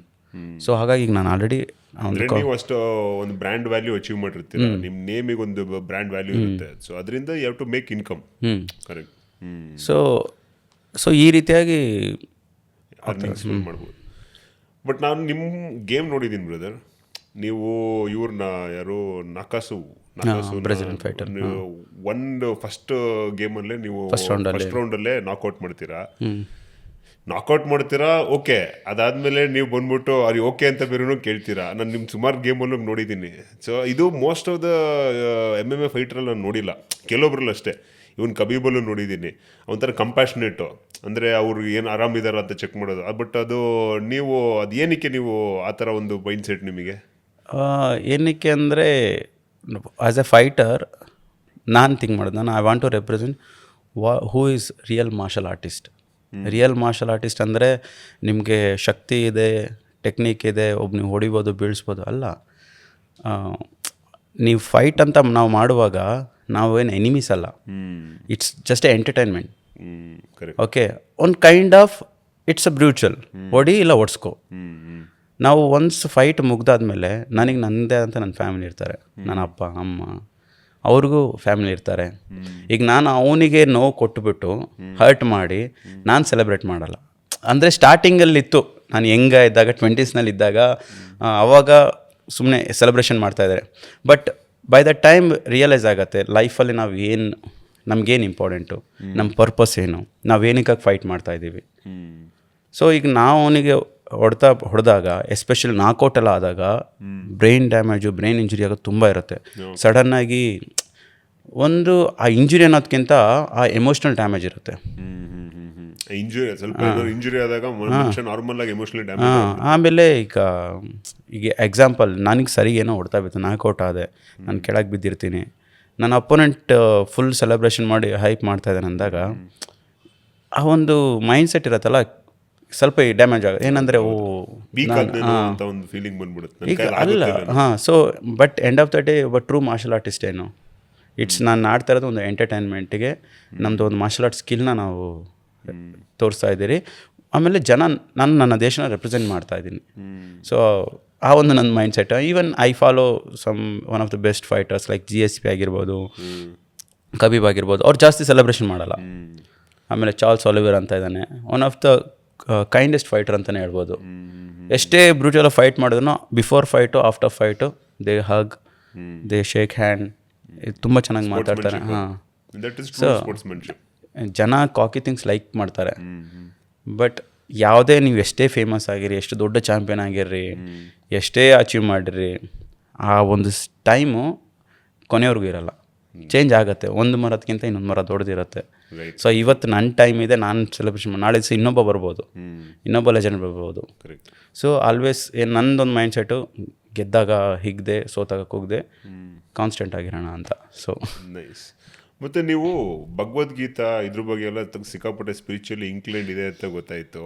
ಸೊ ನಿಮಗೆ ಪರ್ಟಿಕ್ಯುಲರ್ ಏನಾದರೂ ಲೈನ್ ತುಂಬ ಇಷ್ಟ ಆಗಿ ಫಾಲೋ ಮಾಡ್ತೀರಾ, ಅಥವಾ ಪರ್ಟಿಕ್ಯುಲರ್ ಚಾಪ್ಟರ್ ತುಂಬ ಇನ್ಸ್ಪೈರ್ಡ್ ಆಗಿದ್ದೀರಾ ಆ ಥರ? Bhagavad Gita why did you take, ನೀವು ಏನಕ್ಕೆ ಭಗವದ್ಗೀತೆನ ಫಸ್ಟ್ ತೊಗೊಂಡ್ರಿ ಓದೋಣ ಅಂತ? ಕೆಲವೊಂದು ರೀಸನ್ ಇರುತ್ತೆ. ಸೊ ನಾನು ಹೇಳಿದಾಗೆ ನಾನೊಂದು ಲಾಂಗ್ ಟರ್ಮ್ ರಿಲೇಷನ್ಶಿಪ್ಪಲ್ಲಿದ್ದೆ. ಓಕೆ. ಸೊ ನಾನಾ ಕಾರಣಗಳಿಂದ ಎಂಡ್ ಆಯಿತು. ತುಂಬಾ ಬ್ರೇಕ್, ಮೆಂಟಲಿನೂ ಬ್ರೇಕ್ ಆದೆ. ಆವಾಗ ಜನ ನಮ್ಮ ಲೈಫಲ್ಲಿ ಕೆಟ್ಟದಾದಾಗ 2 ದಾರಿ ಇರುತ್ತೆ. ನೀನು ಕೆಟ್ಟದ್ದು ಮಾಡಿ ಕೆಟ್ಟವನಾಗ್ತೀಯ, ಒಳ್ಳೇದಾಗಲಿ ಅಂತ ಬಿಟ್ಟು ಒಳ್ಳೆಯವನಾಗಿರ್ತೀಯ. ಅದು ಸ್ವಲ್ಪ ಕಷ್ಟ ಅನಿಸುತ್ತೆ. ಈಗ ನಮಗೆ ಹರ್ಟ್ ಮಾಡಿ ಅಥವಾ ನಮ್ಮ ಜೊತೆ ಏನೋ ಆಗಿ ನಮ್ಮ ಕನಸುಗಳನ್ನ ಎಲ್ಲ ನುಚ್ಚುನೂರು ಮಾಡಿ ಆ ಥರ ಎಲ್ಲ ಆದಾಗ ಓಕೆ ಫೈನ್, ಅವ್ರಿಗೂ ಕೆಟ್ಟದಾಗಲಿ ಅಂತ ಬಯಸಿ ಏನೋ ರಿವೆಂಜ್ ತೊಗೊಳ್ಳೋದು ಈಸಿ ಎಷ್ಟೊತ್ತು. ಬಟ್ ಅದರಿಂದ ನನಗೇನು ಸಿಗುತ್ತೆ, ಆ ರಿವೆಂಜಿಗೆ ಸಮಾಧಾನ ಸಿಗ್ಬೋದು ಅಷ್ಟೇ. ಬಟ್ ಓಕೆ ಒಳ್ಳೇದಾಗಲಿ, ದೇವರಿದ್ದಾನೆ, ಚೆನ್ನಾಗಿ ನಡ್ಕೊಂಡು ಚೆನ್ನಾಗಿರಲಿ ಅಂತ ನಾವು ಆ ಮೈಂಡ್ ಸೆಟ್ ಬೆಳೆಸ್ಕೊಳ್ಬೇಕು.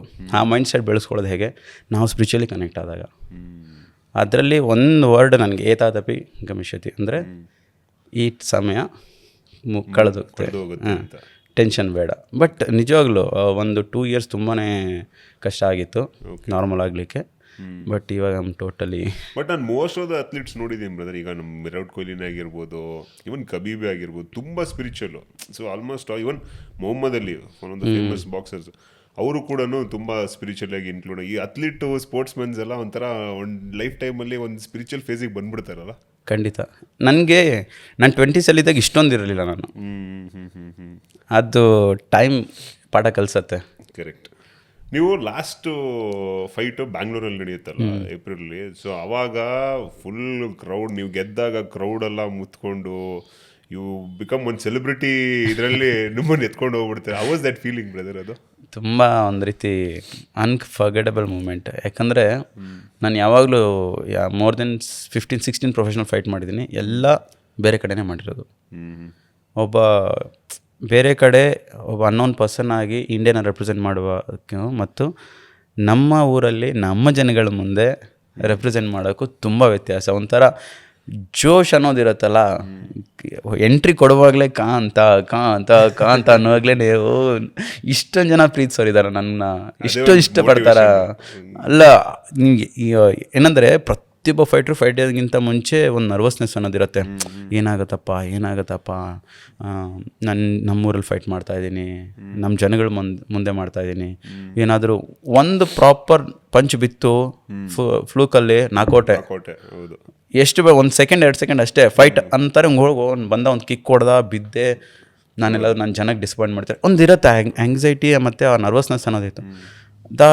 ನಾನು ಎಂಟ್ರಿ ಕೊಡ್ತಿದ್ದಂಗೆ ಜನ ವೇಟ್ ಮಾಡ್ತಾರೆ, ಎಲ್ಲ ಫೋನ್ಗಳು ಇಟ್ಕೊಂಡು ಕ್ಯಾಮ್ರಾ ಇಟ್ಕೊಂಡು ಕಾ ಅಂತ ನನಗೆ ಅದು ನೋಡ್ಬಿಟ್ಟು ಇಲ್ಲ ನಾನು ಇವತ್ತು ಇವ್ರು ನಮ್ಮವ್ರಿಗೋಸ್ಕರ ನಾನು ಆಡಲೇಬೇಕು ಅನ್ನೋದು. ಬಟ್ ಆ ಒಂದು ಜೋಶ್ ಇತ್ತು, ಕಾನ್ಫಿಡೆನ್ಸ್ ಇತ್ತು, ಖುಷಿ ತುಂಬ. ಆಮೇಲೆ ಫೈಟ್ 3 rounds ಆಯಿತು. ಫಸ್ಟ್ 2 rounds ಡಾಮಿನೇಟ್ ಮಾಡಿದೆ. 3rd ರೌಂಡಲ್ಲಿ ಆಲ್ಮೋಸ್ಟ್ ಎಕ್ಸಾಸ್ಟ್ ಆಯಿತು. ಅವನು ಫುಲ್ ಡಾಮಿನೇಟ್ ಮಾಡಿದೆ 3rd ರೌಂಡಲ್ಲಿ. ಬಟ್ ನನ್ನ ಅಪೋನೆಂಟ್ ಬಂದು ಅಜರ್ಬೈಜಾನ್ ಕಂಟ್ರಿನು. ಈ was a Muslim fighter. So decision ಬಂದಾಗ ತುಂಬ ಜನ ಕ್ರಿಟಿಸೈಸ್ ಮಾಡಿದ್ರು, ಇದು ರಾಬ್ ದ ಫೈಟರ್ ಅಂತ ಹೇಳ್ಬಿಟ್ಟು ಸುಮ್ಮನೆ ಏನೇನೋ. ಆಮೇಲೆ ತುಂಬ ಜನ ಕಮ್ಯುನಿಟಿಯಾಗಿ ಇದನ್ನು ನೆಗೆಟಿವ್ ಆಗಿ ಇದು ಮಾಡಿಬಿಟ್ರು, ಕಮೆಂಟ್ ಮಾಡಿದ್ರು. ಏನಂತ, ಎಸ್ಪೆಷಲಿ ಮುಸ್ಲಿಮ್ಸ್ ಪೀಪಲ್ ಎಲ್ಲ. ನಾನು it's not like against them ಅಂತ ಅಲ್ಲ, ನನ್ನ ಕ್ಲೋಸ್ ಫ್ರೆಂಡ್ಸ್ ಎಲ್ಲ ಮುಸ್ಲಿಮ್ಸ್, ನನ್ನ ಕೋಚ್ ಕೂಡ ಒಬ್ಬ Muslim. I respect, I always ಏನು ಹೇಳ್ತಾರೆ, ಒಂದು ಪೂಜಾ ಮನೋಭಾವದಿಂದ ನೋಡ್ತೀನಿ. ಇಟ್ಸ್ ನಾಟ್ ಲೈಕ್ ಜನ ನೆಗೆಟಿವ್ ಕಮೆಂಟ್ ಮಾಡೋಕ್ಕೆ ಇಡ್ಬಿಟ್ರು. ಸೊ ನಾನು ಆಮೇಲೆ ಆರ್ಗನೈಸರ್ ಹತ್ರ ನಾನು ಪರ್ಸ್ನಲಿ ಮಾತಾಡಿದೆ, ಇಸ್ ಡಿಸಿಷನ್ ಫೇರ್ ಇದೆಯಾ, ಇಲ್ಲ ಹಂಗೇನಾದ್ರು ಇದ್ದರೆ ಬೇಕಾದರೆ ಇದನ್ನು ಡ್ರಾ ಅಂತ ಮಾಡಿ, ಇಲ್ಲ ರೀಮ್ಯಾಚ್ ಅನ್ನೋದಕ್ಕೆ. ಯಾಕಂದರೆ ಒಂದ್ಸರಿ ಡಿಸಿಷನ್ ಕೊಟ್ಟಿದ್ಮೇಲೆ ಬೇಕಾದರೆ ಆರ್ಗನೈಸರ್ಸ್ ಕೈಯಲ್ಲಿರುತ್ತೆ. ಓಕೆ, ಅದು ಫೈಟ್ ಆದಮೇಲೂ ಕೂಡ ಸೋಷಿಯಲ್ ಮೀಡಿಯಲ್ಲಿ ಕಮೆಂಟ್ಸ್ ಎಲ್ಲ ಇದು ಫೇರ್ ಇದೆ ಡಿಸಿಷನ್ನು. ಅವರು ಆಮೇಲೆ ಬೇರೆ ಮೇನ್ ಇಂಟರ್ನ್ಯಾಷನಲ್ ಬೋರ್ಡ್ಗೆಲ್ಲ ಕಳಿಸಿ ಡಿಸಿಷನ್ ನೋಡಿ ಅಂದರೆ ಓಕೆ ಫೈನ್, ಈ ಡಿಸಿಷನ್ ಫೇರ್ ಆಗಿದೆ ಅಂತ ಅಂದರು. ಅದಾದಮೇಲೆ ಓಕೆ ನನಗೆ ಸಮಾಧಾನ ಆಯಿತು. ಬಟ್ ನನಗೆಲ್ಲ ಒಂದು ಕಡೆ ಏನಂದರೆ ಅವ್ನು ನಮ್ಮ ಕಂಟ್ರಿಗೆ ಬಂದಿದ್ದಾನೆ ಫಾರಿನಿಂದ, ಇಲ್ಲಿ ಅವನಿಗೆ ಏನೋ ಪಾರ್ಶಿಯಾಲಿಟಿ ಆಯಿತು, ಚೀಟ್ ಆಯಿತು ಅಂತ ಅನ್ಬಾರ್ದು ನಾಳೆ. ಯಾಕಂದರೆ ಅವ್ನು ಅಲ್ಲಿ ಹೋಗಿ ಅಲ್ಲಿ ನಮ್ಮ ದೇಶನ ನೆಗೆಟಿವ್ ಆಗಿ ಮಾತಾಡಬಾರ್ದು. ಆಮೇಲೆ ಪರ್ಸ್ನಲಿ ಅವನು ಕಮೆಂಟ್ ಮಾಡಿದ, ನಾನು ಆಮೇಲೆ ಅವನಿಗೆ ರಿಪ್ಲೈ ಮಾಡಿದೆ, C it just a sport, ಇದೇ ಡಿಸಿಷನ್ ನಿನ್ನ ಪರವಾಗಿ ಬಂದಿದ್ರು, ಐ ವುಡ್ ಹ್ಯಾವ್ ರೆಸ್ಪೆಕ್ಟ್. ಇದು ಸ್ಪೋರ್ಟ್ಸಾಗೆ ತೊಗೊಳ್ಳೋಣ. ಈಗ ಮಾತಾಡ್ತಾ ಹೋದರೆ, ಯಾಕಂದರೆ ಅಜರ್ಬೈಜಾನ್ ಆ ಲ್ಯಾಂಗ್ವೇಜಲ್ಲೇ ನಾನು ಟ್ರಾನ್ಸ್ಲೇಟ್ಗೆ ಹೋಗ್ಬಿಟ್ಟು ಅದು ಓದಿದೆ. ಇದೇ ನಾನು ಮೇ ಬಿ ಇರಬೇಕು. ಅವರು ನೆಗೆಟಿವ್ ಆಗಿ ಏನೇನೋ ಇದೆ. ನಾನು ಅದು ಹೇಳಿದೆ, ಸಿ ನೀನು ಈ ಥರ ನೆಗೆಟಿವ್ ಮಾತಾಡಿದ್ರೆ you don't know Indian politics. ಜನ ಅದನ್ನು ನೆಗೆಟಿವ್ ಯಾವ ಥರ ಅದನ್ನು ಪೋರ್ಟ್ರೇಟ್ ಮಾಡ್ಕೊಂಡು ಅವ್ರು ಪರ್ಸ್ನಲ್ ಇದಕ್ಕೆ ಇದು ಮಾಡ್ತಾರೆ.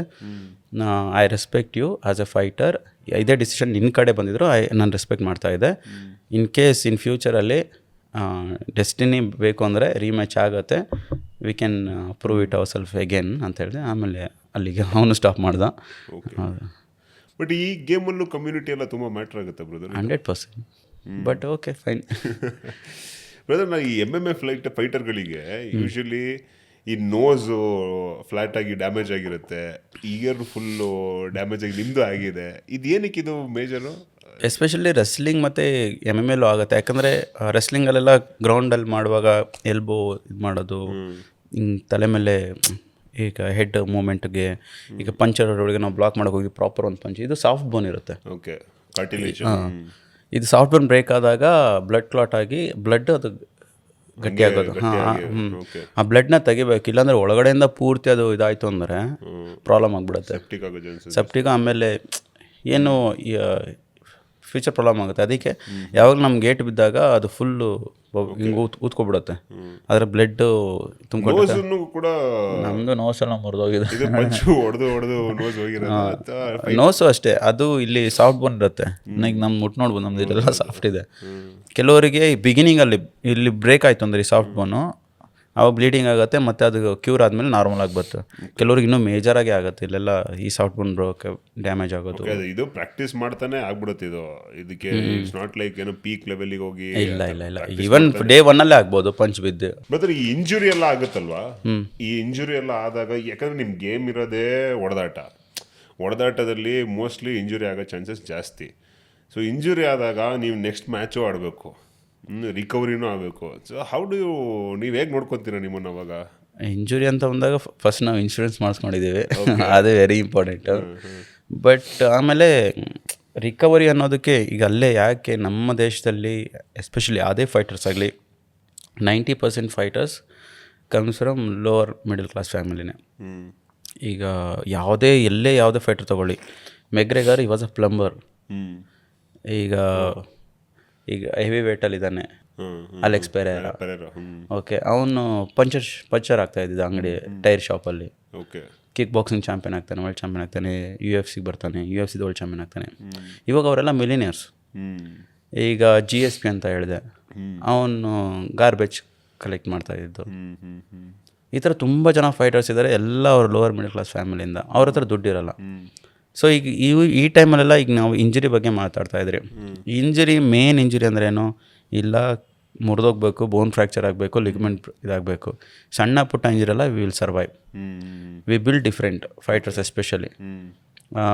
ಒಂದು ಲೆವೆಲಿಗೆ ಬಂದಮೇಲೆ ನಮಗೆ ಹತ್ರ ಒಂದು ಫೈನಾನ್ಷಿಯಲ್ ನಾವು ಸಪೋರ್ಟ್ ಮಾಡ್ಕೊಂಡಿರ್ತೀವಿ ನಮಗೆ ನಾವೇ. ಈಗ ನಾನು ಒಂದು ಇಂಜುರಿ ಆಗಿದೆ, ನಾನು ಸರ್ಜರಿ ಮಾಡಿಸ್ಕೊಳ್ತೀನಿ, ನಾನು 4 months ನಾನು ಕೂತ್ಕೊಂಡೇ ಇರಬೇಕು, ನಾನು ಫೈಟ್ ಮಾಡೋಕ್ಕಾಗಲ್ಲ. ಆ 4 monthsವರೆಗೂ ನನಗೆ ಬ್ರೆಡ್ ಆ್ಯಂಡ್ ಬಟರ್ಗೆ ಇದೆಯಾ ನನ್ನ ಹತ್ರ ಕಾಸು, ಅದನ್ನು ಇಟ್ಕೊಬೇಕು. ಇಲ್ಲ ಅಂದರೆ ಆವಾಗ ಕಷ್ಟ ಆಗೋದು.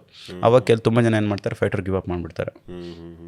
ಸರ್ಜರಿ ಮಾಡಿಸ್ಕೊಳ್ತಾರೆ, ರಿಕವರಿ ಆಗುತ್ತೋ ಬಿಡುತ್ತೋ ಕೆಲಸ ಮಾಡೋಕ್ಕೆ ಹೋಗ್ತಾರೆ, ರಿಕವರಿ ಪ್ರಾಪರ್ ಆಗೋಲ್ಲ, ಮತ್ತೆ ಫೈಟ್ ಮಾಡೋಕ್ಕೆ ಬರ್ತಾರೆ, ಮತ್ತೆ ಸೋಲ್ತಾರೆ.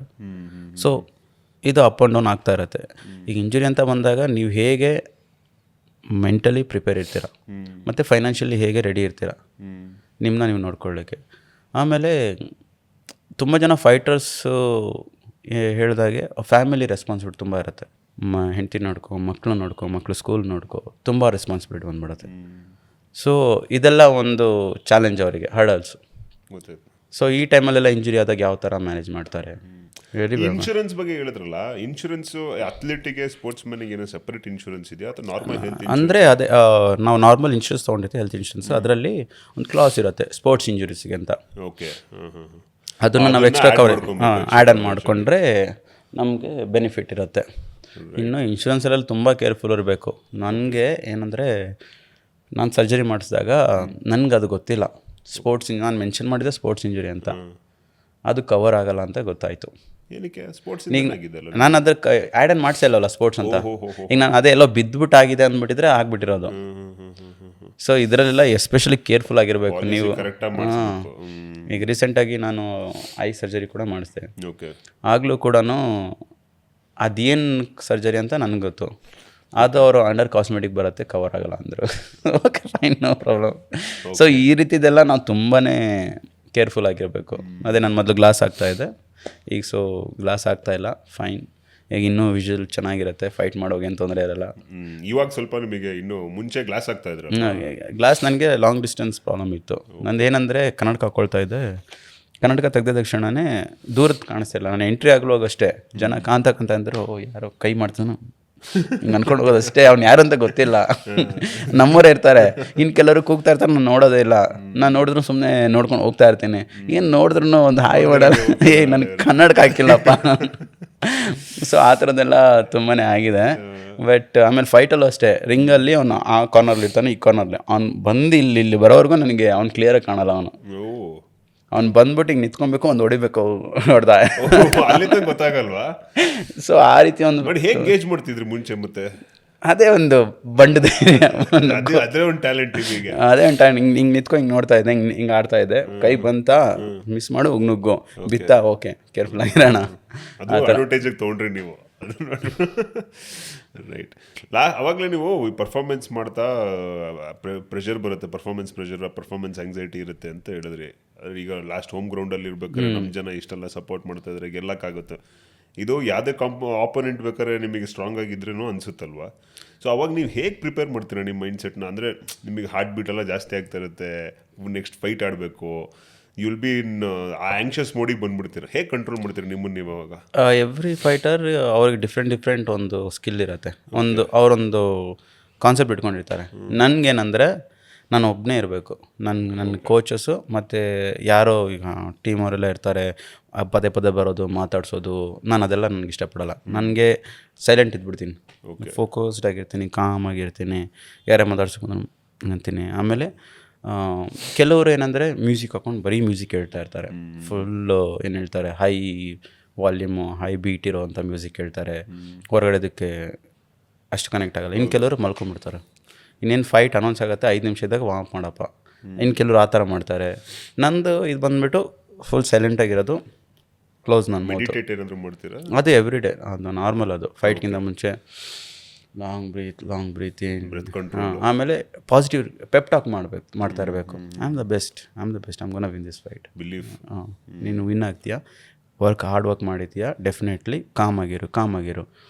ಫಸ್ಟ್ ಏನಂತ ಇರುತ್ತೆ, ಈಗ ನಾವು ಫೈಟ್ ಆಗುವಾಗ ಒದೆಗಳು ಬೀಳುತ್ತೆ, ಪ್ಯಾನಿಕ್ ಆಗಬೇಡ, ಡೋಂಟ್ ಗೆಟ್ ಪ್ಯಾನಿಕ್, ಹೊಡಿತಾ ಇರಲಿ, ನೋ ಪ್ರಾಬ್ಲಮ್, ಕಾಮ್ ಅಂತ ಇರುತ್ತೆ. ಆಮೇಲೆ ಫೈಟ್ ಆಗ್ತಿದ್ದಂಗೆ ಫಸ್ಟ್ ರೌಂಡಲ್ಲೇ ನಿಮ್ಮದು ಹಾರ್ಟ್ ಬೀಟ್ ಅನ್ನೋದು ಮೇಲೆ ಕೆಳಗೆ ಹೋಗ್ತಿರುತ್ತೆ. ನೀವು ಎಷ್ಟು ಕಾಮ್ ಆಗಿರ್ತೀರ, ನಿಮಗೆ ನೀವು ಸ್ವಲ್ಪ ಎಕ್ಸೈಟ್ಮೆಂಟ್ ಅನ್ನೋದಕ್ಕಿಂತ ನರ್ವಸಸ್ ಆಗಿಬಿಟ್ರೆ, ಏನಾಯ್ತಪ್ಪ ಇನ್ನೂ ಇಷ್ಟು ಸ್ಟ್ರಾಂಗ್ ಇದ್ದಾನೆ, ನೆಗೆಟಿವ್ ಥಾಟ್ಸ್ ಬರಬಾರ್ದು, ಪಾಸಿಟಿವ್ ಆಗೇ ಇರಬೇಕು. ಒಂದೆರಡು ಬಿತ್ತ ಪ್ಯಾನಿಕ್ ಆಗೋದು ಬೇಡ. ನೀವು ಬೈಕೊಂತೀರ ಅವಾಗ, ಈಗ ನಡಿ ಹೋಗೋಣ ಹಂಗೆ ಹಿಂಗೆ ಅಂತ? ನಾನು ಮಾತಾಡ್ಕೊಳ್ತಿದ್ದೀನಿ, come on Kantha, you can give up, you can keep pushing come on Kantha. ಒಳಗಡೆ ನಾನು ಮಾತಾಡ್ಕೊಳ್ತಾ ಇರ್ತೀನಿ ನನಗೆ ನಾನೇ. ಸೊ ಅದು ನನ್ನ ಮೈಂಡ್ ಸೆಟ್ಟು. ಆಮೇಲೆ ವಾರ್ಮ್ ಮಾಡುವಾಗಲೂ ಅಷ್ಟೇ, ವಾರ್ಮ್ ಮಾಡುವಾಗ ನನ್ನ ಕೋಚ್ ಇರ್ತಾರೆ, ಈಗ ನನ್ನ ಪಾರ್ಟ್ನರ್ ಡ್ರಿಲ್ ಮಾಡೋರು ಇರ್ತಾರೆ, ಅವ್ರಿಗೆ ಹೇಳ್ತಾ ಇರ್ತೀನಿ, ಇದೇ ಕಾಂಬೋ ಮಾಡ್ತಾಯಿರು.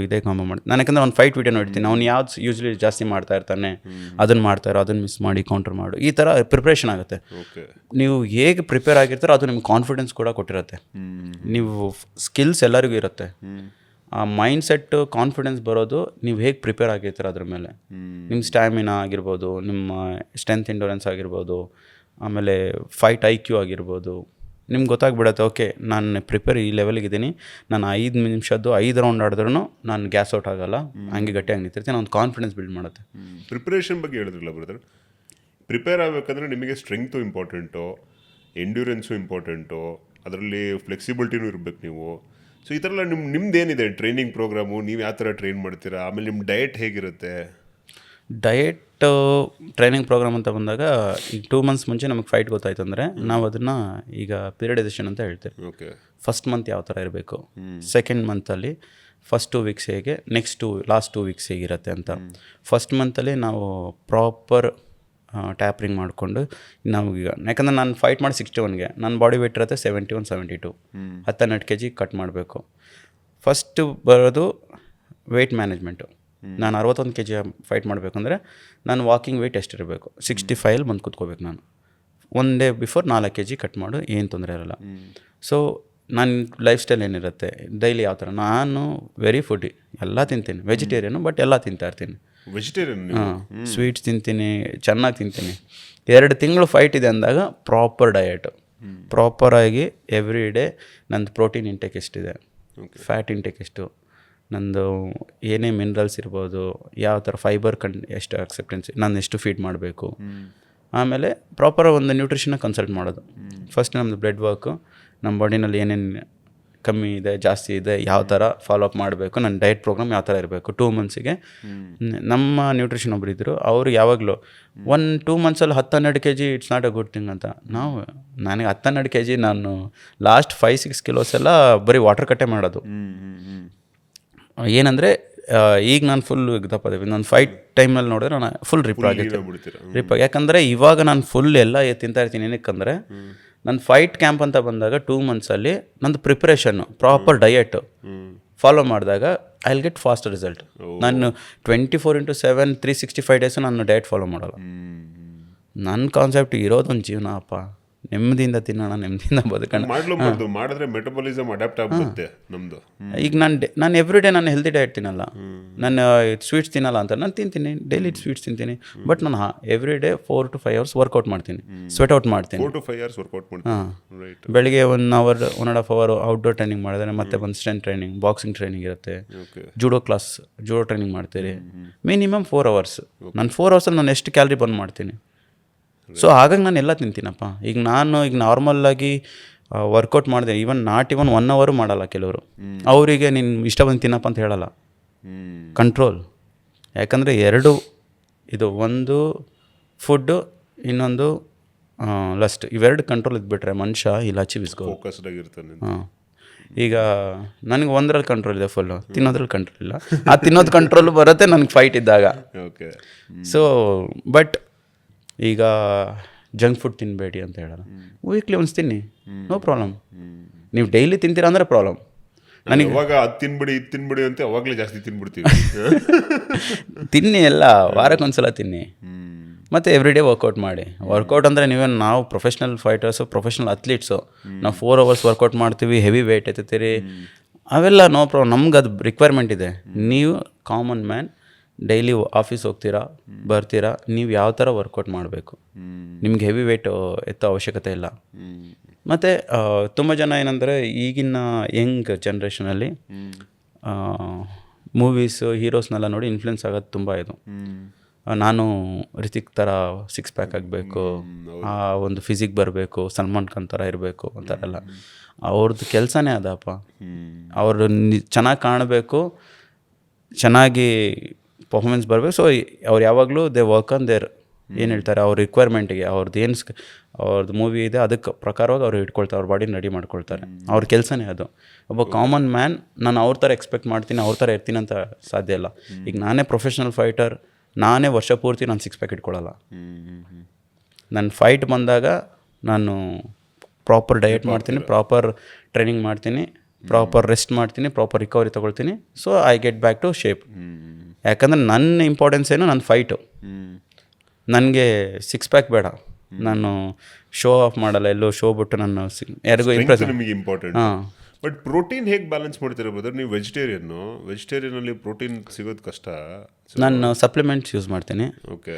ಈಗ ಎಕ್ಸಾಂಪಲ್ ಪಂಪ್ಕಿನ್ ಸೀಡು, ಅದರಲ್ಲಿ ಈಗ ನಾನು ಬಾದಾಮಿ ಕಂಪೇರ್ ಮಾಡಿದ್ರೆ ಪಂಪ್ಕಿನ್ ಸೀಡಲ್ಲಿ ಎಷ್ಟು ಪ್ರೋಟೀನ್ ಇರುತ್ತೆ.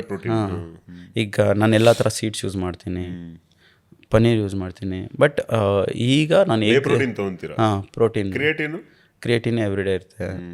ಬಟ್ ಫೈಟ್ ಕ್ಯಾಂಪ್ ಟೈಮಲ್ಲಿ ಲಾಸ್ಟ್ 1 month ಕ್ರಿಯೇಟಿನ್ ಸ್ಟಾಪ್ ಮಾಡ್ತೀನಿ. ಬಿಕಾಸ್ ಆಫ್ ಅದು ವಾಟರ್ ಹೋಲ್ಡ್ ಮಾಡುತ್ತೆ. ಓಕೆ. ಆಮೇಲೆ ನಾವೀಗ ವೆಯ್ಟ್ ಕಟ್ ಅಂತ ಟೈಮ್ ಬಂದಾಗ ಸ್ವಲ್ಪ ಎಸ್ಪೆಷಲಿ ಲಾಸ್ಟ್ 2 weeksಲ್ಲಿ ಅದು ಪ್ರಾಪರ್ ವಾಟರ್ ಇಂಟೇಕ್ದು ಒಂದು ಇದಿರುತ್ತೆ. ಅದ್ರ ಪ್ರಕಾರವಾಗಿ ಈಗ ನಾವು ವೆಯ್ಟ್ ಕಟ್ ಮಾಡುವಾಗ ಕ್ರಿಯೇಟ್ ಇಂಟೇಕ್ ಮಾಡಿದ್ರೆ ಕ್ರ್ಯಾಂಪ್ ಸ್ಟಾರ್ಟ್ ಆಗುತ್ತೆ. ಸೊ ಹಾಗಾಗಿ ಒಂದು ಸೈಂಟಿಫಿಕ್ ಪ್ರಾಪರ್ ಇದಿದೆ ಪ್ರೋಗ್ರಾಮ್, ಅದನ್ನು ಫಾಲೋ ಮಾಡ್ತೀವಿ ನಾವು. ಈ ವೇಟ್ ಕ್ಯಾಟಗರಿ ಮ್ಯಾಚ್ ಮಾಡೋಕ್ಕೆ ನೀವು ಈ ವಾಟರ್ ಕಟ್ ಮಾಡ್ತಿರಲ್ಲ, ವಾಟರ್ ಕಟ್ ಮಾಡಿ ನೀವು ಫೈಟಿಗೆ ಹೋಗ್ಬೇಕು. ಯಾಕಂದರೆ ನೀವು ವಾಟರ್ ಕಟ್ ಮಾಡ್ಬೇಕಾದ್ರೆ ನಿಮ್ಮ ಬಾಡಿದು ಎಲೆಕ್ಟ್ರೋಲೈಟ್ಸ್ ಎಲ್ಲ ಹೋಗ್ಬಿಟ್ಟಿರುತ್ತೆ, ಫುಲ್ ಫೆಟಿಗ್ ಸುಸ್ತಾಗ್ತಾ ಇರುತ್ತೆ. ಅವಾಗ ಹೆಂಗೆ ಫೈಟ್ ಕೊಡ್ತೀರಾ ಬ್ರದರ್? ಇಲ್ಲ, ನಮ್ಮದು ನಾಳೆ evening, especially Saturday evening fight ಇರುತ್ತೆ. ಫ್ರೈಡೇ ಮಾರ್ನಿಂಗ್ ವೇಯಿಂಗ್ ಆಗುತ್ತೆ. ಓಕೆ. ನಮಗೆ ಆಲ್ಮೋಸ್ಟ್ 38 hours ಟೈಮ್ ಇರುತ್ತೆ ರಿಕವರಿ ಮಾಡಲಿಕ್ಕೆ. ಫ್ರೈಡೇ 10 o'clock ಒಳಗಡೆ ವೇಯಿಂಗ್ ಆಗಿಬಿಡುತ್ತೆ, ಅಫಿಷಿಯಲ್ ವೇಯಿಂಗ್. ನಮಗೆ ಅವಾಗಷ್ಟೇ ವೆಯ್ಟ್ ಬೇಕು. ನಮಗಿನ್ನೂ 34 hours ಟೈಮ್ ಇರುತ್ತೆ ನಮಗೆ ರಿಕವರಿ ಆಗಲಿಕ್ಕೆ. ಆ ರಿಕವರಿನೂ ಪ್ರೋಗ್ರಾಮ್ ಒಂದಿದೆ, ಪ್ರಾಪರಾಗಿ ಯಾವ ಥರ ಇಂಟೇಕ್ ಮಾಡಬೇಕು. ಫಸ್ಟು ವೇಯಿಂಗ್ ಆದಮೇಲೆ ಏನು ಇಂಟೇಕ್ ಮಾಡ್ತೀರಾ ಅದು ಇಂಪಾರ್ಟೆಂಟು. ನಾನು ವೆಯ್ಟ್ ಕೊಟ್ಬಿಡು ಗಬ ತಿನ್ನಲ್ಲ, ಫಸ್ಟು ಹೈಡ್ರೇಟ್ ಮಾಡೋದು, ರಿಹೈಡ್ರೇಟ್ ಹೇಗೆ ಮಾಡ್ತೀರಾ, ಎಲೆಕ್ಟ್ರೋಲೈಟ್ಸ್ ಆಗಿರ್ಬೋದು. ಅದಾದಮೇಲೆ ನಾವು we don't put fibres, liquid cops ಹಾಕ್ತೀರಿ. ಓಕೆ, ಲಿಕ್ವಿಡ್ ಕಾಪ್ಸ್ ಅಂದರೆ ಆ ಥರ ಈಗ ಲಿಕ್ವಿಡ್ ಕಾಪ್ಸ್ ಅಂದರೆ ಆ ಥರ ಡೈರೆಕ್ಟ್ ಅದ್ರ ಜೊತೆಗೆ ಫಸ್ಟು ಗುಡ್ ಫ್ಯಾಟ್ ಹಾಕ್ತೀರಿ. ಅದಾದಮೇಲೆ ನಾವು ಏನು ಹೇಳ್ತಾರೆ ಸಾಲಿಡ್ ಕಾಪ್ಸ್ ಎಲ್ಲ ಹಾಕೋದು, ಸ್ವೀಟ್ ಪೊಟ್ಯಾಟೊ ಆಗಿರ್ಬೋದು. ಅಂದರೆ ತುಂಬ ಫೈಬರ್ ಇರೋ ಕಂಟೆಂಟ್ನ ಹಾಕಲ್ಲ, ಈಸಿ ಟು ಡೈಜೆಸ್ಟ್ ಏನಿದೆಯೋ ಅಬ್ಸರ್ವ್ ಬಾಡಿ ಅಬ್ಸರ್ವ್ ಬೇಗ ಅಬ್ಸರ್ವ್ ಮಾಡ್ಕೊಳ್ಳಿ ಅಂತ. ಆಮೇಲೆ ಒಂದು ಸಿಸ್ಟಮ್ ಪ್ರಾಪರ್ ಅದು ಪ್ರೋಗ್ರಾಮ್ನ ನಾವು ಫಾಲೋ ಮಾಡ್ತೀವಿ. ಓಕೆ, ನಾನು ನೋಡಿರೋ ಪ್ರಕಾರ ಬ್ರದರ್, ಇನ್ನೊಂದು ಮೇಜರ್ ಈ ಅಥ್ಲೀಟ್ ಇಂಡಿಯನ್ಸಲ್ಲಿ ಈ ಚಿಕ್ಕ ಹುಡುಗರು ಕಾಂಪೀಟ್ ಮಾಡೋಕ್ಕೆ, ಎಸ್ಪೆಷಲಿ ನಮ್ಮ ಟೌನಲ್ಲಿ ನಾನು ಕೆಲವೊಬ್ಬರನ್ನೆಲ್ಲ ಮಾತಾಡ್ಸಿದ್ದೀನಿ. ಈ ಕೋಚಸ್ಗಳು ಅರ್ಧ ನಾಲೆಜ್ ಇರುತ್ತೆ, ಆ ಹುಡುಗರನ್ನ ಈ ಸ್ಟೆರಾಯ್ಡ್ಸಿಗೆ ಯೂಸ್ ಮಾಡಿಬಿಡೋದು, ಅಂದರೆ ಪರ್ಫಾರ್ಮೆನ್ಸ್ ಎನ್ಹಾನ್ಸ್ ಮಾಡೋಕ್ಕೆ ಸ್ಟೆರಾಯ್ಡ್ಸ್ ಯೂಸ್ ಮಾಡಿ ಅನ್ನೋದು ಅವ್ರಿಗೆ ಗೊತ್ತಿಲ್ಲದೆ ತೊಗೊಂಡ್ಬಿಡ್ತಾರೆ. ಆಮೇಲೆ ಒಂದು ಫೇಸ್ ಆದಮೇಲೆ ಅವರು ಡಿಪ್ರೆಸ್ಡ್ ಆಗಿಬಿಡ್ತಾರೆ, ಪರ್ಫಾರ್ಮೆನ್ಸ್ ಬರ್ತಾ ಇಲ್ಲ ಅಂತ ಹೇಳ್ಬಿಟ್ಟು. ಕೆಲವೊಬ್ರನ್ನೆಲ್ಲ ಮಾತಾಡ್ಸೋ ಇದ್ದೀನಿ ನಾನು, ಅಥ್ಲೀಟ್ಸ್ ನನ್ನ ಫ್ರೆಂಡ್ಸಲ್ಲಿರೋರು ಅಷ್ಟೇ, ಅವರಿಗೆ ಅರ್ಧ ನಾಲೆಜು. ಸೊ ನೀವು ಈ ಥರ ಡೆವಲಪ್ ಆಗ್ಬೇಕಾದ್ರೆ ನಿಮಗೂ ಈ ಥರ ಏನಾದರೂ ಸಂದರ್ಭಗಳು ಬಂದಿತ್ತಾ? ಏನಂದರೆ ಪ್ರತಿಯೊಬ್ಬ ಅಥ್ಲೀಟ್ಗೂ ಒಂದು ಡಿಸೈರ್ ಇರುತ್ತೆ, ನಾನು ಬೇಗ ಇದನ್ನ ಅಚೀವ್ ಮಾಡಬೇಕು. ಓಕೆ, ಕೆಲವ್ರಿಗೆ ಪೇಷನ್ಸ್ ಇರಲ್ಲ, ನಾನು ಮಾಡಬೇಕು ಬೇಗ ಬೇಗ ಬೇಗ ಅಂತ. ಆ ಟೈಮ್ನಲ್ಲಿ ಒಬ್ಬ ಕೋಚ್ ಯಾವ ರೀತಿ ಗೈಡ್ ಮಾಡ್ತಾನೆ ಅದು ಇಂಪಾರ್ಟೆಂಟ್ ಆಗುತ್ತೆ. ಒಬ್ಬ ವ್ಯಕ್ತಿಗೆ ಪೇಷನ್ಸೇ ಇಲ್ಲ ಅಂದರೆ ಅವನು ಹಾರ್ಡ್ ವರ್ಕ್ ಮೇಲೆ ಬಿಲೀವ್ ಮಾಡಲ್ಲ ಅಂದಾಗ they will go for performance enhancement. ಈಗ ನಾವು ಫಾರಿನಲ್ಲಿ ಫೈಟ್ ಮಾಡಿದಾಗ ನಮ್ಗೆ ಚೆಕ್ ಮಾಡ್ತಾ ಇರ್ತಾರೆ. ಈವನ್ ಕೆಲವ್ರು ಏನಾಗುತ್ತೆ, ಇಂಡಿಯಾದಲ್ಲಿ ಮೋಸ್ಟ್ ಆಫ್ ದ ಫೈಟಲ್ಲಿ ಚೆಕ್ ಮಾಡಲ್ಲ, ಇಲ್ಲಿ ತೊಗೊಬಿಡ್ತಾರೆ, ಪರ್ಫಾರ್ಮೆನ್ಸ್ ಬಂದುಬಿಡುತ್ತೆ. ಯಾವಾಗ ಇಂಟರ್ನ್ಯಾಷನಲಿ ಹೋಗಿ ಪರ್ಫಾರ್ಮ್ ಮಾಡಬೇಕು ಅಂದಾಗ ಇಂಟರ್ನ್ಯಾಷನಲ್ 100% ಚೆಕ್ ಮಾಡ್ತಾರೆ, ಈಗ ಸ್ಟಾಪ್ ಮಾಡಿಬಿಡ್ತಾರೆ. ಒಂದು 3-4 ಮಂತ್ಸು ಅದು ವಾಶ್ ಔಟ್ ಆಗಲಿಕ್ಕೆ. ಆ 3-4 ಮಂತ್ಸಲ್ಲಿ ಅವರು ಆಬ್ವಿಯಸ್ಲಿ ಸ್ಟೆರಾಯ್ಡ್ಸ್ ಅಂತ ಅಂದಾಗ ಪರ್ಫಾರ್ಮೆನ್ಸ್ ಬೂಸ್ಟ್ ಮಾಡುತ್ತೆ, ಎನ್ಹಾನ್ಸ್ ಮಾಡುತ್ತೆ, ನಿಮ್ಗೆ extra energy, extra strength, extra stamina ಎಲ್ಲ ಕೊಡುತ್ತೆ. ಈಗ ನೀವು ಅದನ್ನು ಸ್ಟಾಪ್ ಮಾಡಿರ್ತೀರ, ಈಗ ನೆಕ್ಸ್ಟ್ 3-4 ಮಂತ್ಸಲ್ಲಿ ನೀವು ನ್ಯಾಚುರಲಿ ಮಾಡುವಾಗ ಆ ಒಂದು ಕಾನ್ಫಿಡೆನ್ಸ್ ಆಗಿರ್ಬೋದು, ಆ ಒಂದು ಮೈಂಡ್ ಸೆಟ್ ಇರುತ್ತಲ್ಲ ಅದಿರೋದಿಲ್ಲ. ಅವಾಗೇನಾಗುತ್ತೆ, ಅಥ್ಲೀಟ್ಸು ಮೆಂಟಲಿ ಡೌನ್ ಆಗ್ತಾರೆ.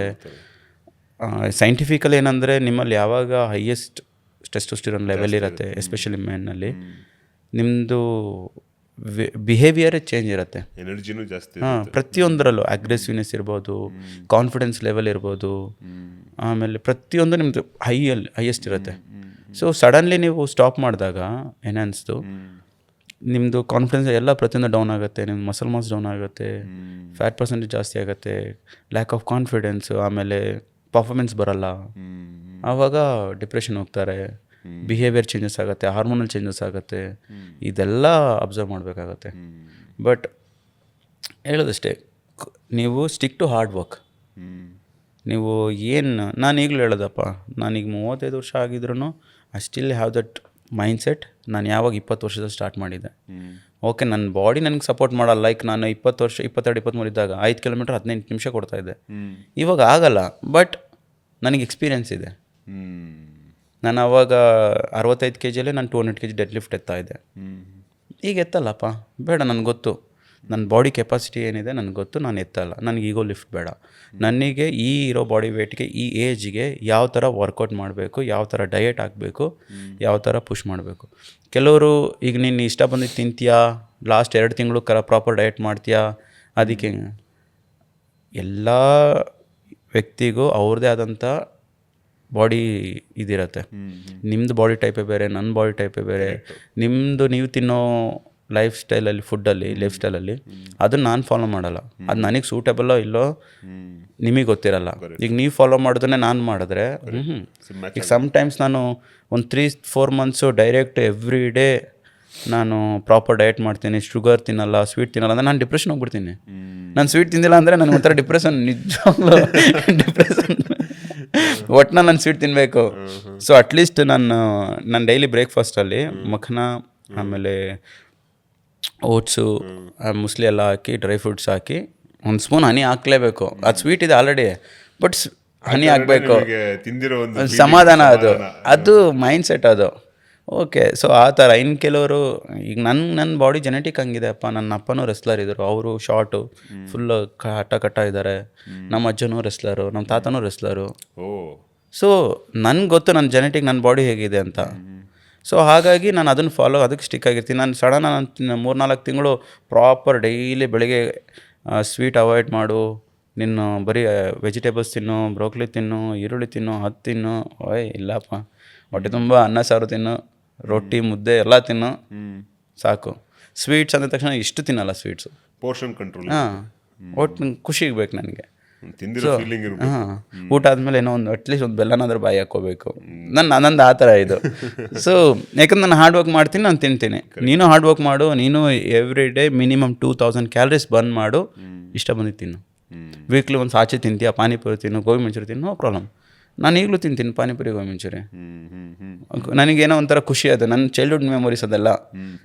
ಈಗಲೂ ನಾನು ಡ್ರೈವ್ ಹೋದರೆ, ಲಾಂಗ್ ಡ್ರೈವ್ ಎಲ್ಲ, ಚಕ್ಲಿ, ಕೋಡ್ಬಳೆ, ಕಡಲೆ ಮಿಠಾಯಿ ಎಲ್ಲ ನನ್ನ ಸೈಡಲ್ಲಿ ಇಟ್ಕೊಂಡಿರ್ತೀನಿ. ಅದು ಏನಕ್ಕೆ ಅಂತ ಗೊತ್ತಿಲ್ಲ. ಯಾಕಂದ್ರೆ ನಾನು ಚಿಕ್ಕ ವಯಸ್ಸಲ್ಲಿ ನಮ್ಮಮ್ಮ ಎಲ್ಲರೂ ಊರಿಗೆ ಕರ್ಕೊಂಡು ಹೋಗ್ಬೇಕು ಅಂದರೆ ಅಲ್ಲಿ ಹೋಗಿ ಚಕ್ಲಿ ಕೊಡ್ಬೇಡ ಎಲ್ಲ ತೊಗೊಂಡು ಕೊಟ್ಟಿರೋರು, ಅದನ್ನು ತಿನ್ನೋದು. ನನಗೆ ಆ ಮೆಮೊರೀಸು, ಆ ಫೀಲ್ ಕನೆಕ್ಟ್ ಆಗ್ತೀನಿ ನಾನು. ಆ ಒಂದು ಖುಷಿ ಸಿಗತ್ತೆ. ನೀವು ಎಂಡ್ ಆಫ್ ದ ಡೇ ನೀವು ಏನಕ್ಕಾಗಿ ಬದುಕ್ತಿದೆ, ನಿಮ್ಗೆ ಖುಷಿ ಬೇಕು, ನಿಮ್ಮ ನೆಮ್ಮದಿ ಬೇಕು, ಫೀಲ್ ಹ್ಯಾಪಿನೆಸ್ ಅಪ್ಪ. ಈಗ ನಾನು ನಮ್ಮಮ್ಮಂಗೆ ಕಾಲ್ ಮಾಡಿ ಮಾತಾಡಿದ್ರು, ನಮ್ಮಮ್ಮನ ಒಂಥರ ಜಾಲಿಯಾಗಿ ಮಾತಾಡ್ತಾರೆ, ಅದೊಂದು happiness. End of the day ನೀವು ಎಷ್ಟು ಖುಷಿಯಾಗಿದ್ದೀರಾ ನೀವು. ನನಗೆ ಆ ಖುಷಿ ಇದೆ ಇವತ್ತು.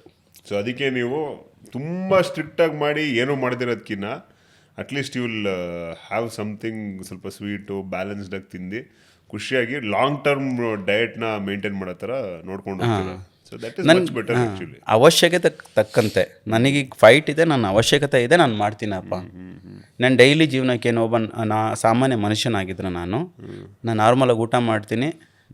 ಏಕೆಂದರೆ ಈಗ ನೋಡಿ, ನಾರ್ಮಲ್ಲಾಗಿ ಸೈಂಟಿಫಿಕ್ ಆಗಿ ಈಗ ನೀವು ಪ್ರಾಪರ್ ಡಯಟ್ ಮಾಡ್ತೀರಿ, ನಿಮ್ಮ ಬಾಡಿನಲ್ಲಿ ಫ್ಯಾಟ್ ಪರ್ಸೆಂಟೇಜ್ ಕಮ್ಮಿ ಆಯಿತು ಅಂದರೆ ನಿಮ್ಮ ಡೈಲಿ ಲೈಫಿಗೆ, ಎಸ್ಪೆಷಲಿ ಮ್ಯಾರಿಡ್ ಪೀಪಲ್ಗೆ, it will effect on their sexual ಲೈಫ್ಗೆ. You must have fat percentage. ಈಗ ನಾನು even if I get 8 to 10% ಇದ್ದರೆ ಅದು ಫೀಲ್ ಇರಲ್ಲ. Energy drive. ಆಮೇಲೆ ಬಾಡಿನಲ್ಲಿ ಫ್ಯಾಟ್ ಇರಬೇಕು 1% ಲೆವೆಲ್ಗೆ. ನಾನು ಯಾವಾಗಲೂ 6 ಪ್ಯಾಕ್ ಬೇಕು ಅಂದರೆ ನೀವು ಕರೆಕ್ಟ್ ಆಗಲ್ಲ. ಅದು ರಿಯಾಲಿಟಿ ಗೊತ್ತಿರಬೇಕು. ಈಗ ಯಾರು ಫಿಲ್ಮ್ ಸ್ಟಾರೋ ಅಥವಾ ಸೋಷಿಯಲ್ ಇನ್ಫ್ಲೂಯೆನ್ಸರ್, ಅವನಿಗೆ 6 ಪ್ಯಾಕ್ ಇದೆ ಅಂದರೆ ನನಗೂ ಬೇಕಿದೆ ಅಂದ್ಬಿಟ್ಟು ನಾನು ವರ್ಷ ಪೂರ್ತಿ ನಾನು ಡಯಟ್ ಮಾಡಲ್ಲ. ಆ ಒಂದು ಮೈಂಡ್ಸೆಟ್ ಇರಬೇಕು. ನಾನು ಇರೋದು ನನ್ನ ಅವಶ್ಯಕತೆ ಏನಿದೆ, ನಾನು ಎಲ್ಲದಕ್ಕಿಂತ ಬೆಟರ್. ಈಗ ನಾನು ರನ್ನಿಂಗ್ ಮಾಡ್ತಾ ಇದ್ದೀನಿ ಅಂದರೆ ಅಟ್ಲೀಸ್ಟ್ ನಾನೊಂದು 2 ಕಿಲೋಮೀಟರ್ ರನ್ನಿಂಗ್ ಮಾಡೋ ಒಂದು ಕೆಪಾಸಿಟಿ ಇರಬೇಕು ನನಗೆ, ಸ್ಟ್ಯಾಮಿನಾ ನ್ಯಾಚುರಲಾಗಿ. ನನ್ನ ವೆಯ್ಟ್ ಎತ್ತಿದೆ, ನನ್ನ ಬಾಡಿ ವೆಯ್ಟ್ ಅಷ್ಟು ನಾನು ಬೆಂಚ್ ಪ್ರೆಸ್ ಮಾಡಬೇಕು, ನನ್ನ ಬಾಡಿ ವೆಯ್ಟ್ ಅಷ್ಟು ನಾನು ಸ್ಕ್ವಾಟ್ಸ್ ಮಾಡಬೇಕು, ನನ್ನ ಬಾಡಿದು 1.5 ವೆಯ್ಟ್ ಅಷ್ಟು ನಾನು ಡೆಡ್ ಲಿಫ್ಟ್ ಮಾಡಬೇಕು. ಇಷ್ಟು ಸಾಕು ನಾನು ಹೆಲ್ದಿಯಾಗಿರೋಕ್ಕೆ. ನನಗೆ ಅಲ್ಲಿ ಕಾಂಪೀಟ್ ಮಾಡ್ತಾಯಿಲ್ಲ. ನಾನು 200 kg ಡೆಡ್ ಲಿಫ್ಟ್, ನಾನು 65 kg ಇದ್ದೀನಿ, ನಾನು 250 ಡೆಡ್ ಲಿಫ್ಟ್ ಹೊಡಿಬೇಕು. ನನಗೆ ಅವಶ್ಯಕತೆ ಇಲ್ಲಪ್ಪ. ನನಗೆ ಯಾಕೆ ಎತ್ತಬೇಕು? ನಾನು ಆರೋಗ್ಯವಾಗಿರಲಿಕ್ಕೆ, ಶಕ್ತಿಶಾಲಿಯಾಗಿರೋಕ್ಕೆ, ಸ್ಟ್ರೆಂತ್ ಇಂಪ್ರೂವ್ ಮಾಡೋಕ್ಕೆ ಎಷ್ಟು ಮಾಡಬೇಕು ನಾನು ಅಷ್ಟೇ ಮಾಡ್ತೀನಿ. ಆ ಒಂದು ಮೈಂಡ್ಸೆಟ್ಟು ಎಲ್ಲ ನಾರ್ಮಲ್ ಪೀಪಲಲ್ಲೂ ಇರಬೇಕು. ಈಗ ಎಸ್ಪೆಷಲಿ ಕಾಲೇಜ್ ಸ್ಟೂಡೆಂಟ್ಸು, ಅವರು ಇತ್ತೀಚೆಗಂತೂ ನಾನು ನೋಡ್ತೀನಲ್ಲ, ಸರ್ ಏನಾರು ಇದ್ದರೆ ಹೇಳಿ ಅಂತಾರೆ. ನನ್ನ ಜೊತೆ ಟ್ರೈನಿಂಗ್ ಮಾಡ್ಬೇಕು ಸರ್, ನಾನು 6 ಪ್ಯಾಕ್ ಬರಬೇಕು ಸರ್ ಬೇಗ. ಇನ್ನೂ 18-19 ವರ್ಷ ಹುಡುಗರು. ನಾನು ಬೈದೇ ಬಿಡ್ತೀನಿ ಅವರಿಗೆಲ್ಲ ನಾನು. ಅಲ್ಲ, ಇವಾಗ ಅದು that is because of social media trend ಜಾಸ್ತಿ ಆಗ್ಬಿಟ್ಟು ಇವಾಗ ಇದ್ದಕ್ಕಿದ್ದಂಗೆ 6 ಪ್ಯಾಕ್ ಬೇಕು, ಆಮೇಲೆ ಲೀನು ಟೇಪರ ಕಾಣಬೇಕು ಅನ್ನೋ ಒಂದು ಮೈಂಡ್ ಸೆಟ್ ಬಂದ್ಬಿಟ್ಟಿರೋದು. ಅದಕ್ಕೆ ಇವಾಗ ಎಷ್ಟೋ ಕಡೆ ಜಿಮ್ಮಿಗೆ ಹೋದಾಗ ಅದಕ್ಕೆ ಅಂತಲೇ ಪ್ರೋಗ್ರಾಮ್ಗಳು ಡಿಸೈನ್ ಮಾಡಿಬಿಟ್ಟಿರೋದು. 6 ಪ್ಯಾಕ್ಸ್ ಇನ್ 30 days ಅಂತೆಲ್ಲ ಡಿಸೈನ್. ಅಂಥವ್ರಿಗೆ ಮುಗಿಬೇಕು ಮುಖಕ್ಕೆ. ಅವರಿಂದ ಈಗ ಕೆಲವರು ಅವ್ರ ಬಿಸ್ನೆಸ್ ಸೆಲ್ ಮಾಡೋಕ್ಕೋಸ್ಕರ ರಾಂಗ್ ಆಗಿ ಕರೆಕ್ಟ್ ಜನಕ್ಕೆ ಮಿಸ್ಗೈಡ್ ಮಾಡ್ತಾ ಇದ್ದಾರೆ. ಸೊ ಈವನ್ ಹುಡುಗರು, ಹೆಂಗ್ ಹುಡುಗರು ಅಷ್ಟೇ, ಕಾಲೇಜ್ ಹುಡುಗರು, ಒನ್ಲಿ ಇದು consistency, discipline and hard work. Actually ಅವ್ರಿಗೆ ಗೊತ್ತಿಲ್ಲ 6 ಪ್ಯಾಕ್ಸ್ ಬಂದಾದ್ಮೇಲೆ ಅವ್ರ ಇಂಜಿನ್ ವೀಕ್ ಆಗುತ್ತೆ ಅಂತ, ಲಾಂಗ್ ಟರ್ಮ್ ಇರಲ್ಲ ಅಂತ. ನಾನು ನೋಡಿ ಆರಾಮಾಗಿ, ನನ್ನ ಒಳಗಡೆ ಪ್ಯಾಕ್ಸ್ ಇದೆ, ನನ್ನ ಕೋರ್ ಸ್ಟ್ರೇಟ್ ಇದೆ, ಈಗ ನೋಡಿ ಆರಾಮಾಗಿದ್ದೀನಿ. ನನಗೆ ಗೊತ್ತು ಏನು ಇಂಪಾರ್ಟೆಂಟ್ ಅಂತ. ಈಗ ಆಪ್ರೇಷನ್ ಸಕ್ಸಸ್ ಪೇಷಂಟ್ ಡೆಡ್ ಅಂದರೆ ಏನು? 6 ಪ್ಯಾಕ್ ಇಟ್ಕೊಂಡಿರ್ತೀರ ನಿಮ್ಮ ಲೈಫಲ್ಲಿ. ಅಬ್ವಿಯಸ್ಲಿ ಎಸ್ಪೆಷಲಿ ಮ್ಯಾರಿಡ್ ಪೀಪಲ್ ಎಲ್ಲ, ನೀವೆಲ್ಲ ಓಕೆ, ನಿಮ್ಮದು ಮ್ಯಾರಿಡ್ ಲೈಫೇ ಹ್ಯಾಪಿ ಇಲ್ಲ ಅಂದರೆ, ಎಸ್ಪೆಷಲಿ ಮ್ಯಾರಿಡ್ ಲೈಫ್ ಯಾವಾಗ, if you not able to make your partner happy, ಏನು ಬಂತು ನೀವು 6 ಪ್ಯಾಕ್ ಇಟ್ಕೊಂಡು? ಈಗ ನೀವು ಎಲ್ಲ ಸ್ಟೆರಾಯ್ಡ್ಸ್ ಎಲ್ಲ ಯೂಸ್ ಮಾಡಿದ್ರೆ after 30 it's gone. Testosterone natural produce ಆಗೋದೇ ಹೋಗ್ಬಿಡುತ್ತೆ. That is true. ಮತ್ತು ನಿಮ್ದು ಕಾನ್ಫಿಡೆನ್ಸ್ ಲೆವೆಲ್ ಅಷ್ಟೇ, ನೀವು ನ್ಯಾಚುರಲ್ ಆಗಿರಿ, ನಿಮ್ಗೆ ಎಷ್ಟು ಖುಷಿ ಇರ್ತೀರ ಗೊತ್ತಾ, ಹ್ಯಾಪಿಯಾಗಿರ್ತೀರ. ನಾನು ಹಾರ್ಡ್ ವರ್ಕ್ ಮಾಡಿಕೊಂಡು ನನ್ನ ಪಾರ್ಟ್ನರ್ಗೆ ನಾನು ಹ್ಯಾಪಿನೆಸ್ ನಾನು ಅಂತ ಅಂದಾಗ ನಿಮ್ಮದು ಕಾನ್ಫಿಡೆನ್ಸ್ ಲೆವೆಲೇ ಬೇರೆ, ಖುಷಿಯಾಗಿರುತ್ತೆ. ಕಾನ್ಫಿಡೆನ್ಸ್ ಅದು. Exactly correct. ಸೊ ನೀವು 6 ಪ್ಯಾಕ್ ಹಿಡ್ಕೊಂಡು ಇದೆಲ್ಲ ಬೇಬಿ ಕಟ್ ಮಾಡಬೇಕೇನೋ. 6 ಪ್ಯಾಕ್ಸ್ ಹಿಡ್ಕೊಂಡು ಏನು ಉಪಯೋಗ ಇಲ್ಲ ಅಂತಂದರೆ it is all waste. It is aesthetic ಒಂದೇ ಆಗಲ್ಲ, ಏಸ್ಥೆಟಿಕ್ ಲುಕ್ ವೈಸ್ ಎಲ್ಲ ಒಂದೇ ಆಗಲ್ಲ. ಡೀಸೆಂಟ್ ಬಾಡಿ ಪರ್ಸೆಂಟೇಜ್ ಇರಬೇಕು. ಅರೌಂಡ್ ಮೆನ್ನಿಗೆ ನನಗೆ ಅನ್ಸ್ದಂಗೆ ಒಂದು 13-15% ರೇಂಜಲ್ಲಿ ದಟ್ ಈಸ್ ಐಡಿಯಲ್, ಡೀಸೆಂಟ್. ಅವಾಗ ಒಂದು ಶೇಪ್ ಇರುತ್ತೆ. 15 ಈಸ್ ಓಕೆ. ಈಗ ನಾನು 17 ಇದ್ದೀನಿ, ಈಗ ನಾನು ಓಕೆ ಒಂದು ಇದರಲ್ಲಿ ಇದ್ದೀನಿ. ಓಕೆ, ನನ್ನ ಫೈಟ್ ನಾನು 61 ಮಾಡುವಾಗ ಐ ವಿಲ್ ಕಮ್ ಟು 8%. ನನಗೆ ಗೊತ್ತು ಆ ಮೈಂಡ್ ಸೆಟ್, ಕಟ್ ಮಾಡ್ಬೋದು ಅವಾಗ. ನನಗೆ ಗೊತ್ತು ಆ 8% ಫ್ಯಾಟಲ್ಲಿ ನಂದು ಪರ್ಸ್ನಲ್ ಲೈಫ್ ಹೇಗಿರುತ್ತೆ ಅಂತ. ಸೊ ಬೇಡ, ಅದಕ್ಕೆ ಅಂಡರ್ಸ್ಟ್ಯಾಂಡಿಂಗ್ ಇರಬೇಕು. ಈಗ ನಮ್ಮ ಪಾರ್ಟ್ನರ್ ಇದ್ದು ಅಷ್ಟೇ, ನಾನು ಯಾವಾಗಲೂ 6 ಪ್ಯಾಕ್ ಇಟ್ಕೊಳಕ್ಕೆ ಸಾಧ್ಯ ಇಲ್ಲ. ಸೊ ಅದು ಅವರಿಗೂ ಗೊತ್ತಿರಬೇಕು. ಕೆಲವರು ಇರ್ತಾರೆ ಅಂದರೆ ಮೆಚ್ಯೂರ್ಡ್ ಇರೋರು ಅರ್ಥ ಮಾಡ್ಕೊಳ್ತಾರೆ. ಇನ್ನು ಏನು ನಿನ್ನ 6 ಪ್ಯಾಕ್ ಇತ್ತು 2 ತಿಂಗಳಿತ್ತು ಆಮೇಲೆ ಇಲ್ವೇ ಇಲ್ಲ, ನಿಮಗೆಲ್ಲ 6 ಪ್ಯಾಕೇ ಬೇಕು. ಇದು ಸ್ವಲ್ಪ ಕೆಲವು ಹುಡುಗರಿಗೆ ಪ್ರೆಷರ್ ಕೊಡುತ್ತೆ ಮೆಂಟಲಿ. ನಾನು ಮೈಂಟೈನ್ ಮಾಡಬೇಕು, ನಮ್ಮ ಹುಡುಗಿ ನನಗೆ ಖುಷಿ ಪಡಿಸ್ಬೇಕು, ಅವಳಿಗೆ ಖುಷಿ ಇರುತ್ತೆ ನಾನು 6 ಪ್ಯಾಕ್ ಇಟ್ಕೊಂಡಿದ್ರೆ. ಅಲ್ಲ, ಈಗ ಇನ್ಸ್ಟಾಗ್ರಾಮ್ ಎಲ್ಲ ಬಂದಮೇಲೆ ಆ ಹುಡುಗಿಯರು ಅದನ್ನೇ ಎಕ್ಸ್ಪೆಕ್ಟ್ ಮಾಡೋದು ಜಾಸ್ತಿ ಆಗ್ಬಿಡುತ್ತೆ. ಪಾಪ ನಮ್ಮ ಹುಡುಗರಿಗೂ ಎಲ್ಲ ಹೇಳ್ಬಾರ್ದು, ಆ ಕಡೆ ಡಿಮಾಂಡು ಹಂಗಿರ್ಬೇಕಾದ್ರೆ ಸಪ್ಲೈನು ಕೂಡ ಹಿಂಗೆ ಆಗಲೇಬೇಕು. ನಮ್ಮ ಹುಡುಗರು ಕೆಲವರು ಇದ್ದಾರೆ ಬ್ರದರ್, ನಿಜವಾಗ್ಲೂ. ಈ ಎಸ್ಪೆಷಲಿ ನಮ್ಮ ಚಿಕ್ಕ ಹೆಂಗೆ ಹುಡುಗರೆಲ್ಲ ಏನು ಗನ್ಸು ಕಾಸಿಲ್ಲ ಅಂದರೂ ಕ್ಲಾಸ್ ಮೇಂಟೈನ್ ಮಾಡಬೇಕು. ಇವರೆಲ್ಲ ಏನಂದರೆ ಕ್ಲಾಸ್ ಎಲ್ಲ ಸೈಡಿಗೆ ಹಾಕ್ಬಿಟ್ಟು ಯಾರು get ready with me fit check ಯಾರು ಅರ್ಧಂಬರ್ಧ ಶೋ ಆಫ್ ಮಾಡೋರಿಗೆ ಮಾನ ಬರುತ್ತೆ. ನನಗೆ ಯಾಕಂದರೆ ಯೂಶ್ವಲಿ ರೀಸೆಂಟಾಗಿ ನನ್ನ ಫ್ರೆಂಡ್ ಒಬ್ಬರು ನಾವು ಮಾತಾಡ್ತಾ ಇರ್ತೀನಿ, ನನ್ನ ಮ್ಯೂಚುವಲ್ ಫ್ರೆಂಡ್ ಒಬ್ಬ, ಅವರಿಗೆ ಮೆಸೇಜ್ ಮಾಡೋದು, you looking beautiful, you sweet, you are looking of smart ಅಂತ. ಅವಳು ನನಗೆ ಕೇಳಿದ್ದು, ನಿನ್ನ ಫ್ರೆಂಡ್ ತಾನೇ ನಾವು ನಿನಗೆ. ನಾನು ಏನು ಮಾನ ಮರದಿ ಇಲ್ಲ, ನಾವು ಸ್ವಲ್ಪ ನೋಡು ಯಾರಿದ್ದಾರೆ ನನ್ನ ಫ್ರೆಂಡ್ಸ್, ನನ್ನ ಮ್ಯೂಚುವಲ್ ಫ್ರೆಂಡ್ಸ್ ಏನೋ ಅಂತ. ಯಾರು ಚೆನ್ನಾಗಿದ್ದಾರೆ ಅಂದ ತಕ್ಷಣ ಎಲ್ಲ ಫೋಟೋಗೂ ಎಲ್ಲ ಸ್ಟೋರಿಗಳು ರಿಪ್ಲೈ ಮಾಡೋದು ಬೇಡ. Maintain some dignity. ಅದೇ ಕಾಸಿಲ್ಲ ಅಂದ್ರೆ ಪರವಾಗಿಲ್ಲ, ಕ್ಲಾಸ್ ಮೇಂಟೈನ್ ಮಾಡಬೇಕು. ಬಟ್ ಈಗ ಹುಡುಗರು ನೋಡೋರು ಇದ್ದಾರೆ ಅಂದಮೇಲೆ ಅವ್ರು ಮಾಡೋದ್ರಲ್ಲೂ ಈಗ ಏನಿದೆ ಅಂತ ನನಗೂ ಅನಿಸುತ್ತೆ. ಯಾಕಂದರೆ ಈಗ ಎಲ್ರಿಗೂ ನೇಮ್ ಬೇಕು, ಫೇಮ್ ಬೇಕು, ಪಾಪ್ಯುಲಾರಿಟಿ ಬೇಕು. ಸೊ ನಮಗೆಲ್ಲ ಒಂದು ಕಡೆ ಅದು 2 ಕಡೆನೂ ಹೋಗುತ್ತೆ ಅಂತ ಅನ್ಸುತ್ತೆ ಅಲ್ವಾ. ಮಾಡೋರು ಮಾಡಲಿ, ಹೆಣ್ಮಕ್ಳು ಅದು ಅವ್ರ ಪರ್ಸ್ನಲ್, ಅವ್ರಿಗೇನು ಖುಷಿನೋ ಅದು ಮಾಡಲಿ. ಈಗ ನಮಗೂ ಇಷ್ಟ ಅಂತ ಹೇಳ್ಬಿಟ್ಟು ಎಲ್ಲರಿಗೂ ಮೆಸೇಜ್ ಮಾಡ್ತಾ ಇದ್ರೆ, ರಿಪ್ಲೈ ಮಾಡ್ತಾ ಇದ್ರೆ, ಅವಾಗೇನಾಗುತ್ತೆ, ನಮ್ಮ ವ್ಯಾಲ್ಯೂ ನಾವೇ ಕಳ್ಕೊಳ್ತೀರಿ. End of the day being a man ಹೇಗಿರ್ತಾನೆ, ಒಬ್ಬ ಆಲ್ಫಾ ಮೇಲ್ ಹೇಗಿರ್ತಾನೆ, ಅದು ರಿಯಲಿ ನಿಜವಾದ ಇದು. So I am always proud myself. ಹಂಗೆ so any plans of getting married? ಈಗ ಚಾನ್ಸೇ ಇಲ್ಲ. ಸಿಂಗಲ್ ಆ್ಯಂಡ್ ಹ್ಯಾಪಿ ಅಂತೀರಾ? ಸಿಂಗಲ್ ಇಲ್ಲಪ್ಪ, ಈಗ ನಾನು ಮಿಂಗಲ್. ಇವಾಗ ಮಿಂಗಲ್ಲ? ಓಕೆ. ಸ್ವಲ್ಪ ದಿನಗಳ ಕೆಳಗೆ ಎಲ್ಲ ಕ್ಲೋಸ್ ಮಾಡಿದ್ದೆ ನನ್ನ ಚಾಪ್ಟ್ರು. ಓಕೆ. ಮತ್ತೆ ಯಾರೊಬ್ರು ಬಂದು ಈಗ ಓಪನ್ ಮಾಡಿದ್ದಾರೆ. ಓಕೆ. ನಮ್ಮ ಎಕ್ಸ್ಪೆಕ್ಟೇಷನ್ ಇಲ್ಲ, ಓಕೆ, ಖುಷಿ ಇದೆ ಸಾಕು. ಅವ್ರ ಪಡಿ ಅವ್ರು ಇರ್ತಾರೆ, ನಮ್ಮ ಪಡಿ ನಾವು ಇರ್ತೀವಿ. Both side happy. ಯಾಕಂದರೆ ಈಗ ಎಕ್ಸ್ಪೆಕ್ಟೇಷನ್ ಹರ್ಟ್ಸ್ ಯಾವಾಗಲೂ. ನಾನು ಹೇಳ್ದಾಗ ನಾನು 6 years ರಿಲೇಷನ್ ಬ್ರೇಕ್ ಆದಾಗ ಮೆಂಟಲಿ ಹೇಗೆ ಡಿಸ್ಟರ್ಬ್ ಆಗಿಬಿಡೆ ಅಂದರೆ, ಅದಾದ ನಂತರನೂ I try to approach some, ನಾನು ಡೈರೆಕ್ಟ್ ಮದುವೆ ಬಗ್ಗೆನೇ ಮಾತಾಡ್ತಾ ಇದ್ದೆ, ಡೇಟ್ ಎಲ್ಲ ಬೇಡ ಅಂತ. ಮತ್ತು ಅದು ವರ್ಕ್ ಆಗಲಿಲ್ಲ. ಅದಾದಮೇಲೆ ಎಲ್ಲ ಕ್ಲೋಸ್ ಮಾಡಿದ್ದೆ. ಈಗ ಬಂದಿರೋರು ಅವ್ರಿಗೆ ಅಂಡರ್ಸ್ಟ್ಯಾಂಡ್, ನಾನು ಓಪನಾಗಿ ಹೇಳ್ಬಿಟ್ಟಿದ್ದೀನಿ, ನನಗೆ ಅನಿಸ್ಬೇಕು ನಾನು ಆಗ್ತೀನಿ, ಇಲ್ಲ ನನಗೆ ಫೋರ್ಸ್ ಮಾಡೋಗಿಲ್ಲ. ಯಾಕಂದರೆ ಸಮ್ಟೈಮ್ಸ್ ಇರತ್ತಲ್ಲ ನಂಬಿಕೆ ಅನ್ನೋದು. ಮತ್ತೆ ಇವರೆಲ್ಲಿ ಬದಲಾಗ್ತಾರೆ, ಮತ್ತೆ ಯಾಕೆ ಅಷ್ಟು ವರ್ಷ ಒಬ್ರಿಗೆ ನಾನು ಟೈಮ್ ಕೊಟ್ಟಿದ್ದೆ, ಆಮೇಲೆ ಎಲ್ಲ ಡಿಸಪಾಯಿಂಟ್ ಆಯಿತು, ಮತ್ತು ಇನ್ನೊಬ್ರಿಗೆ ಟೈಮ್ ಕೊಡ್ತೀನಿ, ಅದು ವರ್ಕ್ ಆಗಲ್ಲ ಅಂತ ಗೊತ್ತಾಗುತ್ತೆ. ಅದೆಲ್ಲ ಇದ್ದಾಗ ಈಗ 100% ಕಮಿಟ್ ಆಗಲಿಕ್ಕೆ. ಬಟ್ ಎಲ್ಲ ಮನುಷ್ಯರು ಬದಲಾಗ್ತಾನೆ ಇರ್ತಾರಲ್ಲ ಬ್ರದರ್, ಒಂಥರ ಇದ್ದೇ ಇರೋಲ್ಲ. ಒಂದು ಏಜಲ್ಲಿ ಈಗ ಒಂದು 2-3 ವರ್ಷ ನೀವೇ ಅಂದಂಗೆ, ನೀವು ಯಾವಾಗ 20ರಲ್ಲಿದ್ರಿ, 25ರಲ್ಲಿದ್ರಿ, ಅದೇ ಥರ 30ಅಲ್ಲಿ ಇಲ್ಲ ಅಂತ. ಸೊ ಹಿಂಗೆ ಚೇಂಜ್ ಆಗ್ತಾ ಇರ್ತಾರೆ. ಸೊ ಅವ್ರನ್ನ ನಾವು ಅಕ್ಸೆಪ್ಟ್ ಮಾಡೋದು ಎಲ್ಲ ಒಂದು ಕಡೆ ಇಂಪಾರ್ಟೆಂಟ್ ಅಂತ ಅನಿಸುತ್ತಾ? ಏನು ಹೇಳ್ತಾರೆ, ಆ ಕಾಲಕ್ಕೆ ತಕ್ಕನಂಗೆ ನಾವು ಇರಬೇಕಷ್ಟೇ. ಈಗ ಯಾರನ್ನೇ ನಾವು ಬಲವಂತ ಮಾಡೋಂತ ಇಟ್ಕೊಳಕ್ಕಾಗಲ್ಲ. ಈಗ ನಿಜವಾದ ಪ್ರೀತಿ ಇತ್ತು ಅಂದರೆ ಯಾರು ಎಷ್ಟೇ ತಪ್ಪು ಮಾಡಿರಲಿ ನನಗೆ ಇವನೇ ಬೇಕು ಅಂದ್ಕೊಂಡಿರ್ತಾರೆ.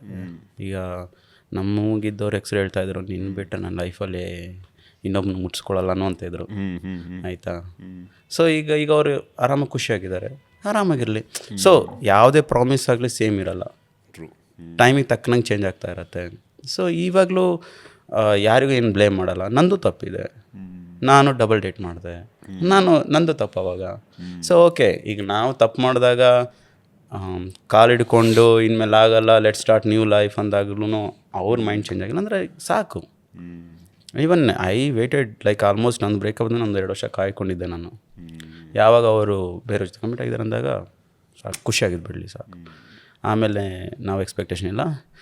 ಅದಾದಮೇಲೆ ನಮಗೇನು ನಿಜ ಹಾನೆಸ್ಟಾಗಿ ಮೊದಲೆಲ್ಲ ತುಂಬ ಜನ ಬರ್ತಾಯಿದ್ರು, ಟೆಕ್ಸ್ಟ್ ಮಾಡ್ತಾಯಿದ್ರು, ಕಾಂಟ್ಯಾಕ್ಟ್ ಮಾಡ್ತಾಯಿದ್ರು ಕಮಿಟ್ ಆಗಲಿಕ್ಕೆ. ಇವಾಗ ಕಮ್ಮಿ ಆಗಿದೆ. ಬಟ್ ಇವಾಗ ಈಗ ಪಾಪ್ಯುಲಾರಿಟಿ ಜಾಸ್ತಿ ಆದಮೇಲೆ ನಿಮಗೆ ಯಾಕೋ ಕಷ್ಟ ಅನ್ಸಲ್ವಾ ಡೇಟ್ ಮಾಡೋಕ್ಕೆ? ನಾನು ಹೋಗೋದೇ ಇಲ್ವಲ್ಲ ಇವಾಗ. ಈಗ ನನ್ಗೆ ಗೊತ್ತು ಏನು ಬೇಕಾಗಿದೆ. ಈಗ ನನಗೆ ಒಂದು 25 ಇದ್ದಾಗ ಅದೊಂದು ಕ್ರೇಜ್ ಇರುತ್ತೆ. ಗರ್ಲ್ಫ್ರೆಂಡ್ ಮಾಡ್ಕೋಬೇಕು, ಡೇಟ್ ಮಾಡಬೇಕು, ಸುತ್ತಾಡಬೇಕು, ನಾನು ಸೋಷಿಯಲ್ ಮೀಡಿಯಲ್ಲಿ ನಾನು ಅಪ್ಲೋಡ್ ಮಾಡಬೇಕು, ನಾನು ನನ್ನ ಹುಡುಗಿ ಜೊತೆ ಇದ್ದೀನಿ. ಆ ಒಂದು ಏನು ಹೇಳುತ್ತೆ, ಲವ್ ಲೈಫ್ದು, ಕಪಲ್ ಲೈಫ್ದು ಪೋಸ್ಟ್ ಎಲ್ಲ ಆಗಿತ್ತು. ಅದಾದಮೇಲೆ ಬಟ್ ಇಲ್ಲ, ಯಾವಾಗ ನಂದು ಅಂತ ಪರ್ಮನೆಂಟ್ ಆಗುತ್ತೆ ಆವಾಗ ಪಬ್ಲಿಕಲ್ಲಿ ಆ ಥರ ಒಂದು ಮೈಂಡ್ ಸೆಟ್ಟು. ಇವಾಗ ನಮ್ಮ ಪರ್ಸ್ನಲಾಗಿ ಇರೋಣ, ಪ್ರೈವೇಟಾಗಿ ಇಟ್ಕೊಳ್ಳೋಣ, 4 ಜನಕ್ಕೆ ತೋರಿಸ್ಬಿಟ್ಟು ಏನು ಸಿಗತ್ತೆ.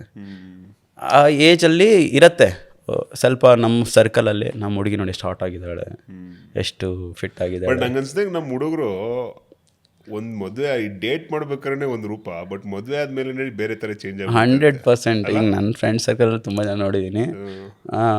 ಮದುವೆಗಿಂತ ಮುಂಚೆ ಎಲ್ಲ ಫುಲ್ ಆಟ ಆಡ್ಕೊಂಡೆಲ್ಲ, ಇವಾಗ 3 ಗಂಟೆ ಥರ 9 ಗಂಟೆ ಆದರೆ ಮನೇಲಿ ಅದು ಸೇರಬೇಕು. ಈಗ ಬರ್ತೀನಿ ಬೆಳಗ್ಗೆ ವರ್ಕೌಟ್ ಮಾಡೋಣ, ಟ್ರೈನಿಂಗ್ ಮಾಡೋಣ ಅಂತ ಹೇಳ್ದನು, ಈಗ ಬರ್ತೀನಿ ಅಂತಾನೆ ಬರಲ್ಲ. ಸೊ ಹಂಗೆ ಇಲ್ಲ, ಚೆನ್ನಾಗಿ ಖುಷಿ ಆಯ್ತು. ಸಮ್ಟೈಮ್ಸ್ ನಮ್ಮ ಫ್ರೆಂಡ್ ಸರ್ಕಲಲ್ಲಿ ಮದುವೆ ಆಗಿರೋ ನೋಡಿರೋರು ಅವರೇ ಹೇಳ್ತಾರೆ ಇಟ್ಸ್ ಕಂಪ್ಲೀಟ್ಲಿ ಚೇಂಜ್. ಕಮಿಟ್ಮೆಂಟ್ ಆಗಿರ್ಬೋದು, ರೆಸ್ಪಾನ್ಸಿಬಿಲಿಟಿ ಆಗಿರ್ಬೋದು, ಮದುವೆ ಆದಮೇಲೆ ಜಾಸ್ತಿನೇ ಇರುತ್ತೆ.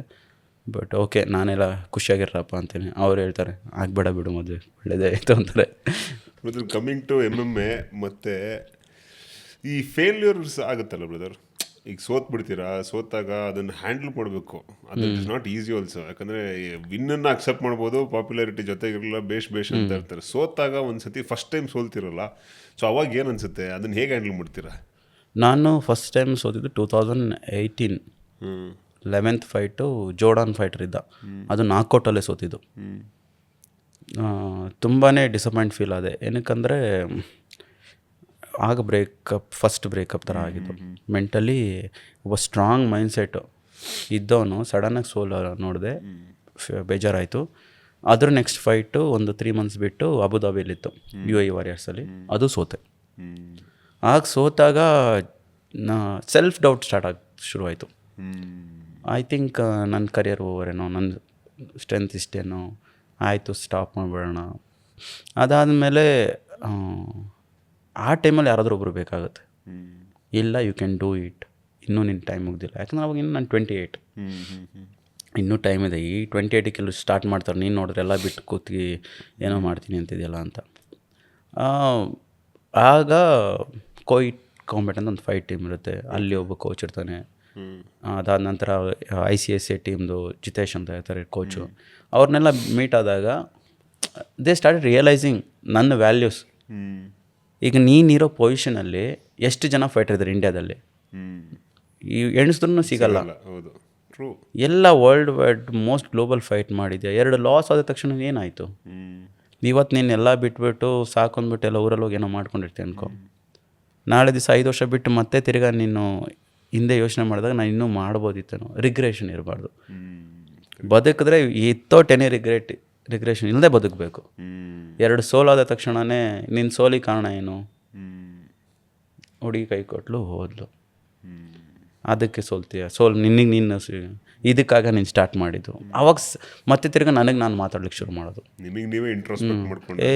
ಇದೆಲ್ಲ ಜೀವನದಲ್ಲಿ ಏನೇನೋ ಕಷ್ಟಗಳು ನೋಡಿದ್ದೀರಿ, ಎಷ್ಟೆಲ್ಲ ಅನುಭವಿಸ್ಬಿಟ್ಟಿದ್ದೀರಿ. ಯಾರೋ ಬಂದು ಯಾರೋ ಬಿಟ್ಟೋದ್ರು ಅಂತ ಹೇಳ್ಬಿಟ್ಟು ನಾನು ಗಿವ್ ಅಪ್ ಮಾಡಲಿಕ್ಕಾಗಲ್ಲ. ಕರೆಕ್ಟ್.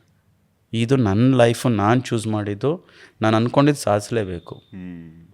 ಈ ಥರ ಎಲ್ಲ ಮೈಂಡ್ಸೆಟ್ ಬೆಳೆದಾಗ ಓಕೆ ಮತ್ತೆ ಸ್ಟಾರ್ಟ್ ಮಾಡ್ತೀನಿ, ಮತ್ತೆ ಕಮ್ಬ್ಯಾಕ್ ಮಾಡ್ತೀನಿ, ಮತ್ತೆ ಕಮ್ಬ್ಯಾಕ್ ಮಾಡಿ ಮತ್ತೆ 2 ಫೈಟ್ ಗೆಲ್ತೀನಿ, ಮತ್ತೆ ಸೋಲ್ತೀನಿ, ಮತ್ತೆ ಕಮ್ಬ್ಯಾಕ್ ಮಾಡ್ತೀನಿ. Win loss. ಹೇಗಂದರೆ ಯಾರೇ ಈಗ ವಿನ್ ಲಾಸ್ ಆದಾಗ ಇವ್ನಿಗೆ ರೀಸೆಂಟಾಗಿ 24ಅಲ್ಲಿ 24ಅಲ್ಲಿ MF ಎಂದು ಟೈಟಲ್ ಫೈಟ್ ಮಾಡ್ತೀನಿ, ಚಾಂಪಿಯನ್ಶಿಪ್ ಫೈಟ್ ಇಂಡಿಯಾಲಿ, ಡೆಲ್ಲಿನಲ್ಲಿ. ಅವನು ಚುಂಗ್ನೆನ್ ಕೊರಿಯನ್ ಅಂತ ಹೇಳ್ಬಿಟ್ಟು is also one of the best fighter. He was a training partner with me. Okay. ಯಾವಾಗ 2018ಅಲ್ಲಿ ಬೆಂಗಳೂರಿದ್ದಾಗ. ಅವನು ನಾರ್ತ್ ಈಸ್ಟು ಭಯ್ಯ ಅಂತ ಕರಿತಿದ್ದ. Such a nice person. ಆ ಟೈಮಲ್ಲಿ ಅವ್ನು ನನ್ನ ಜೊತೆ ಟ್ರೈನಿಂಗ್ ಪಾರ್ಟ್ನರ್ ಇದ್ದ. ಅವನು ಮೇನ್ ಚಾಂಪಿಯನ್ಶಿಪ್ ಫೈಟ್ರಿಗೆ ಬಂದಿದ್ದ. ನನಗೆ ಅಪ್ರೋಚ್ ಮಾಡಿ ನಾನು ಫೈಟ್ ಮಾಡ್ತೀನಿ, ನೀವೆಲ್ಲ ಟ್ರೈನಿಂಗ್ ಪಾರ್ಟ್ನರ್. ನಾನು ಹೇಳೋದಷ್ಟೇ, it's a competition, it's a event. Even ನಾನು ಜೂಡೋ ರೆಸ್ಲಿಂಗ್ ಆಡುವಾಗ ಫೈನಲ್ಸಲ್ಲಿ ಯಾರಾದರೂ ಬಂದರೆ ನನ್ನ ಅಣ್ಣ ನನ್ನ ತಮ್ಮನೇ ಬಂದರೆ ನಾನು ಬಿಟ್ಕೊಡಲ್ಲ, ಫೈಟ್ ಮಾಡ್ತೇವೆ, ವಿನ್ ಆರ್ ಲಾಸ್. ಸೊ ಅವನ ಜೊತೆ ಫೈಟ್ ಮಾಡ್ತೀನಿ, ಲಾಸ್ ಆಗುತ್ತೆ. ಓಕೆ. ಆಮೇಲೆ ಅದಾದ ನಂತರನೂ ಲಾಸ್ಟ್ ಇಯರು ಚೈನಲ್ಲಿ ಫೈಟ್ ಮಾಡ್ತೀನಿ, ಲಾಸ್ ಆಗುತ್ತೆ. ಜನ ಏನಂದ್ರು, ಯಾಕೆ 34-35 ಆಯ್ತೇನೋ, ರಿಟೈರ್ಮೆಂಟ್ ಅನೌನ್ಸ್ ಮಾಡಬೇಕು ಇವನು, ಆಗಲ್ಲ ಇವನಿಗೆ ಫೈಟ್, ಸಾಕು ಇಷ್ಟು ದಿವಸ ಅಚೀವ್ ಮಾಡಿದ್ದಾನೆ ಆಲ್ರೆಡಿ, ಈ become veteran, one of the best fighter in India, ಸಾಕು ಅನ್ನೋರು. ನಾನು ಅಲ್ಲಪ್ಪ, ನನ್ನ ಕರಿಯರ್ನ ಡಿಸೈಡ್ ಮಾಡೋಕ್ಕೆ ನೀವು ಯಾರು? ನಾನು ಸ್ಟ್ರಗಲ್ ಮಾಡುವಾಗ, ನಾನು ಕಷ್ಟಪಡುವಾಗ, ನಾನೆಲ್ಲೋ ದುಡ್ದು ನನ್ನ ಫೈಟ್ ಅಮೌಂಟ್ನ ನಾನು ಇನ್ವೆಸ್ಟ್ ಮಾಡ್ಕೊಂಡು ನಾನೆಲ್ಲೋ ಅಬ್ರಾಡಲ್ಲಿ ಹೋಗಿ ಟ್ರೈನಿಂಗ್ ಕ್ಯಾಂಪ್ ಮಾಡಿ, ನೀನು ನನಗೆ ₹1 ಕೊಟ್ಟಿಲ್ಲ, ನೀನೇನಪ್ಪ ನನಗೆ ಹೇಳೋದು ರಿಟೈರ್ಮೆಂಟ್ ಅನೌನ್ಸ್ ಮಾಡು ಅಂತ.